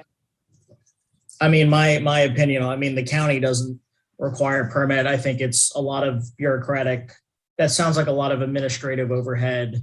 If we've set clear and understandable rules, that I think it should be fine for folks to follow. So that's, yeah, I agree. The reality is, like, I don't see our code department people like having to jump over fences to try to find this part, but I definitely know where there's two of them. If somebody wants to know, two people in this visual virtual meeting might have one each, but yeah. So I don't think it'll be more of a pin. It will be a guide for safety to put out, and that will allow to do it. It is a different message if it happens to be in a city property. That is definitely a different story. I think that's when the approval by mayor and council will have to have happen. That will allow, like, if the committee wants to do something, they need to bring it to us for it to get clear. Correct? Yep. Yeah, I think this is for single family homes, correct? Not apartment balcony. Yeah, the county rules on this. Sorry about that. The county rules on this specify a minimum distance from the house. I think, and that's a good question, Chevali. I think the minimum distance for the house, because you don't want to set fire on I can answer that.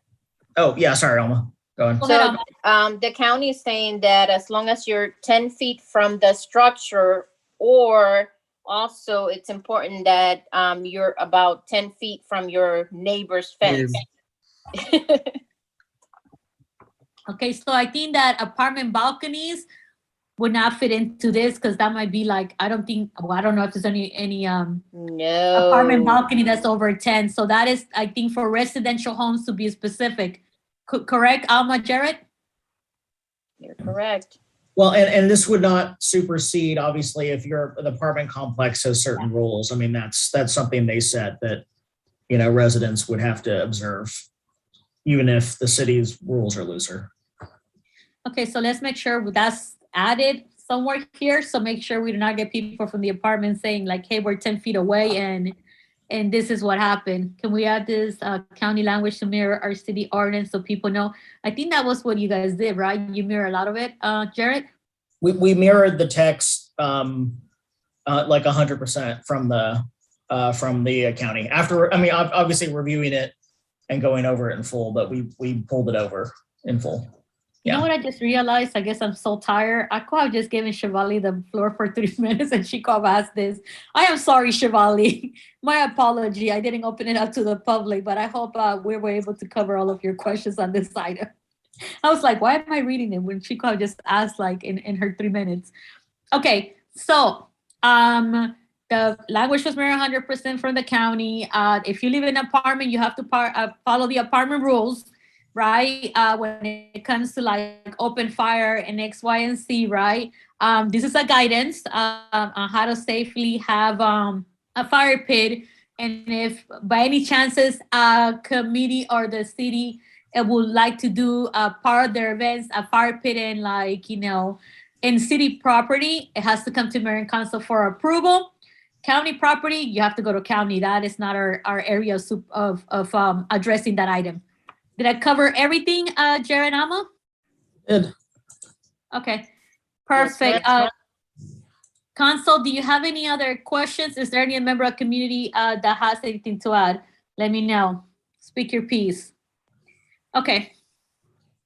All right, Council, I will move on to the next item. Thank you, Jared, so much for putting this together. You did outstanding, great, and once we sign this off, you could like put it on your wall as your first resolution, ordinance / you know what I mean.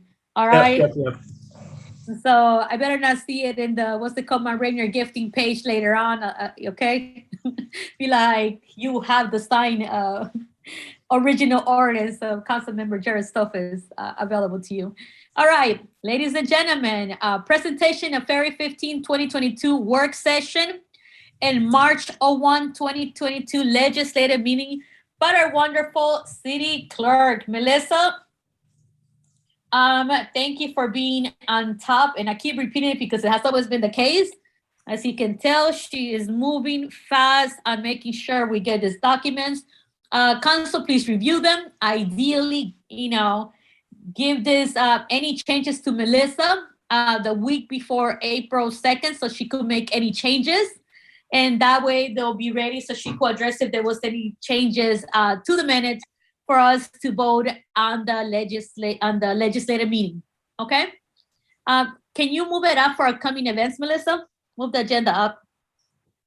So this is the part I was telling you. So now it's like this is going out. So we are cross-marketing in between our events, right?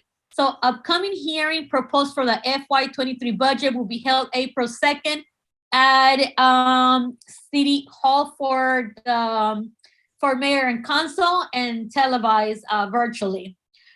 Because we don't have a lot of space in City Hall, then usually that takes like the whole entire space. The ECHAM will be April 9th at the Nature Center. Special election for Ward 2, April 25th, 2022 at the Nature Center from 7 a.m. to 8 p.m. And Mount Rainier Day, May 14, 2020. Lineup for the parade starts at 10 a.m.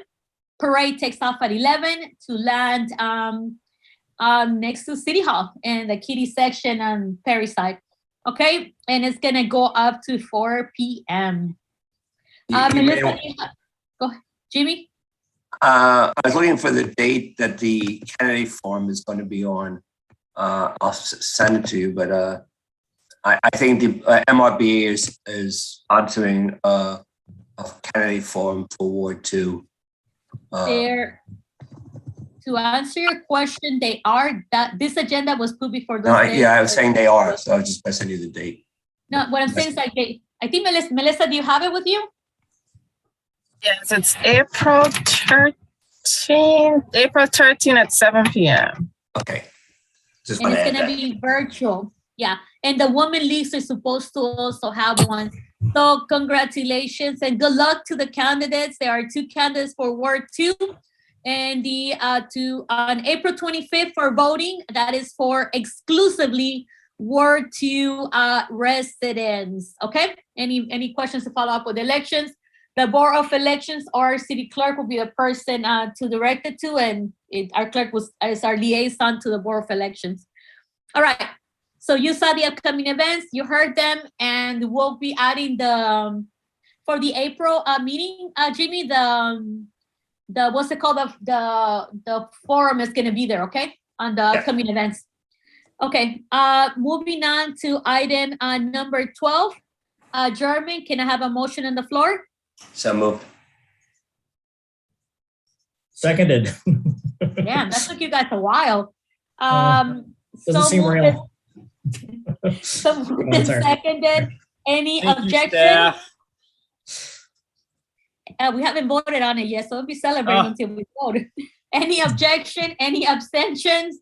Hearing none, this meeting has come to a conclusion at 11:39 p.m. Council, if you think this meeting was long, just imagine the whole entire budget being part of the meeting. So look at the calendar, and we might have to pull some of those meetings away from our regular scheduled meetings to make sure we're not here until 1 o'clock in the morning. Because the budget will add another easily another hour or two to the meeting. Just alone about 2-3 hours. If we can get Spring Park figured out, we will be okay. It's an update, quickly update. Here's the information, a quick turnaround, and that's it. But if not, the next one is a tree commission meeting, and then we'll figure out. But it's not going to be a super meeting. Okay, I don't want to keep the staff any longer. Thanks, everyone. So thank you, staff, for sticking with us. Thank you, community members, for sticking with us. There's 13 people still hanging on by a thread on this call. So have a good night, and thank you for everything. Thank you. All right, Thank you, Council. Bye, Mr. Kamali. I'm going to send you that Yes, please. thing for Thank the you consultant on the street. so much. Thank you, Alma, Rocio, and Jared. Melissa, Mayor. also Chief, for staying all this time. And I think I covered Mr. Kamali as well. Have a good night, team. I'll see you tomorrow. I Good night, promise. everyone. Melissa, don't call me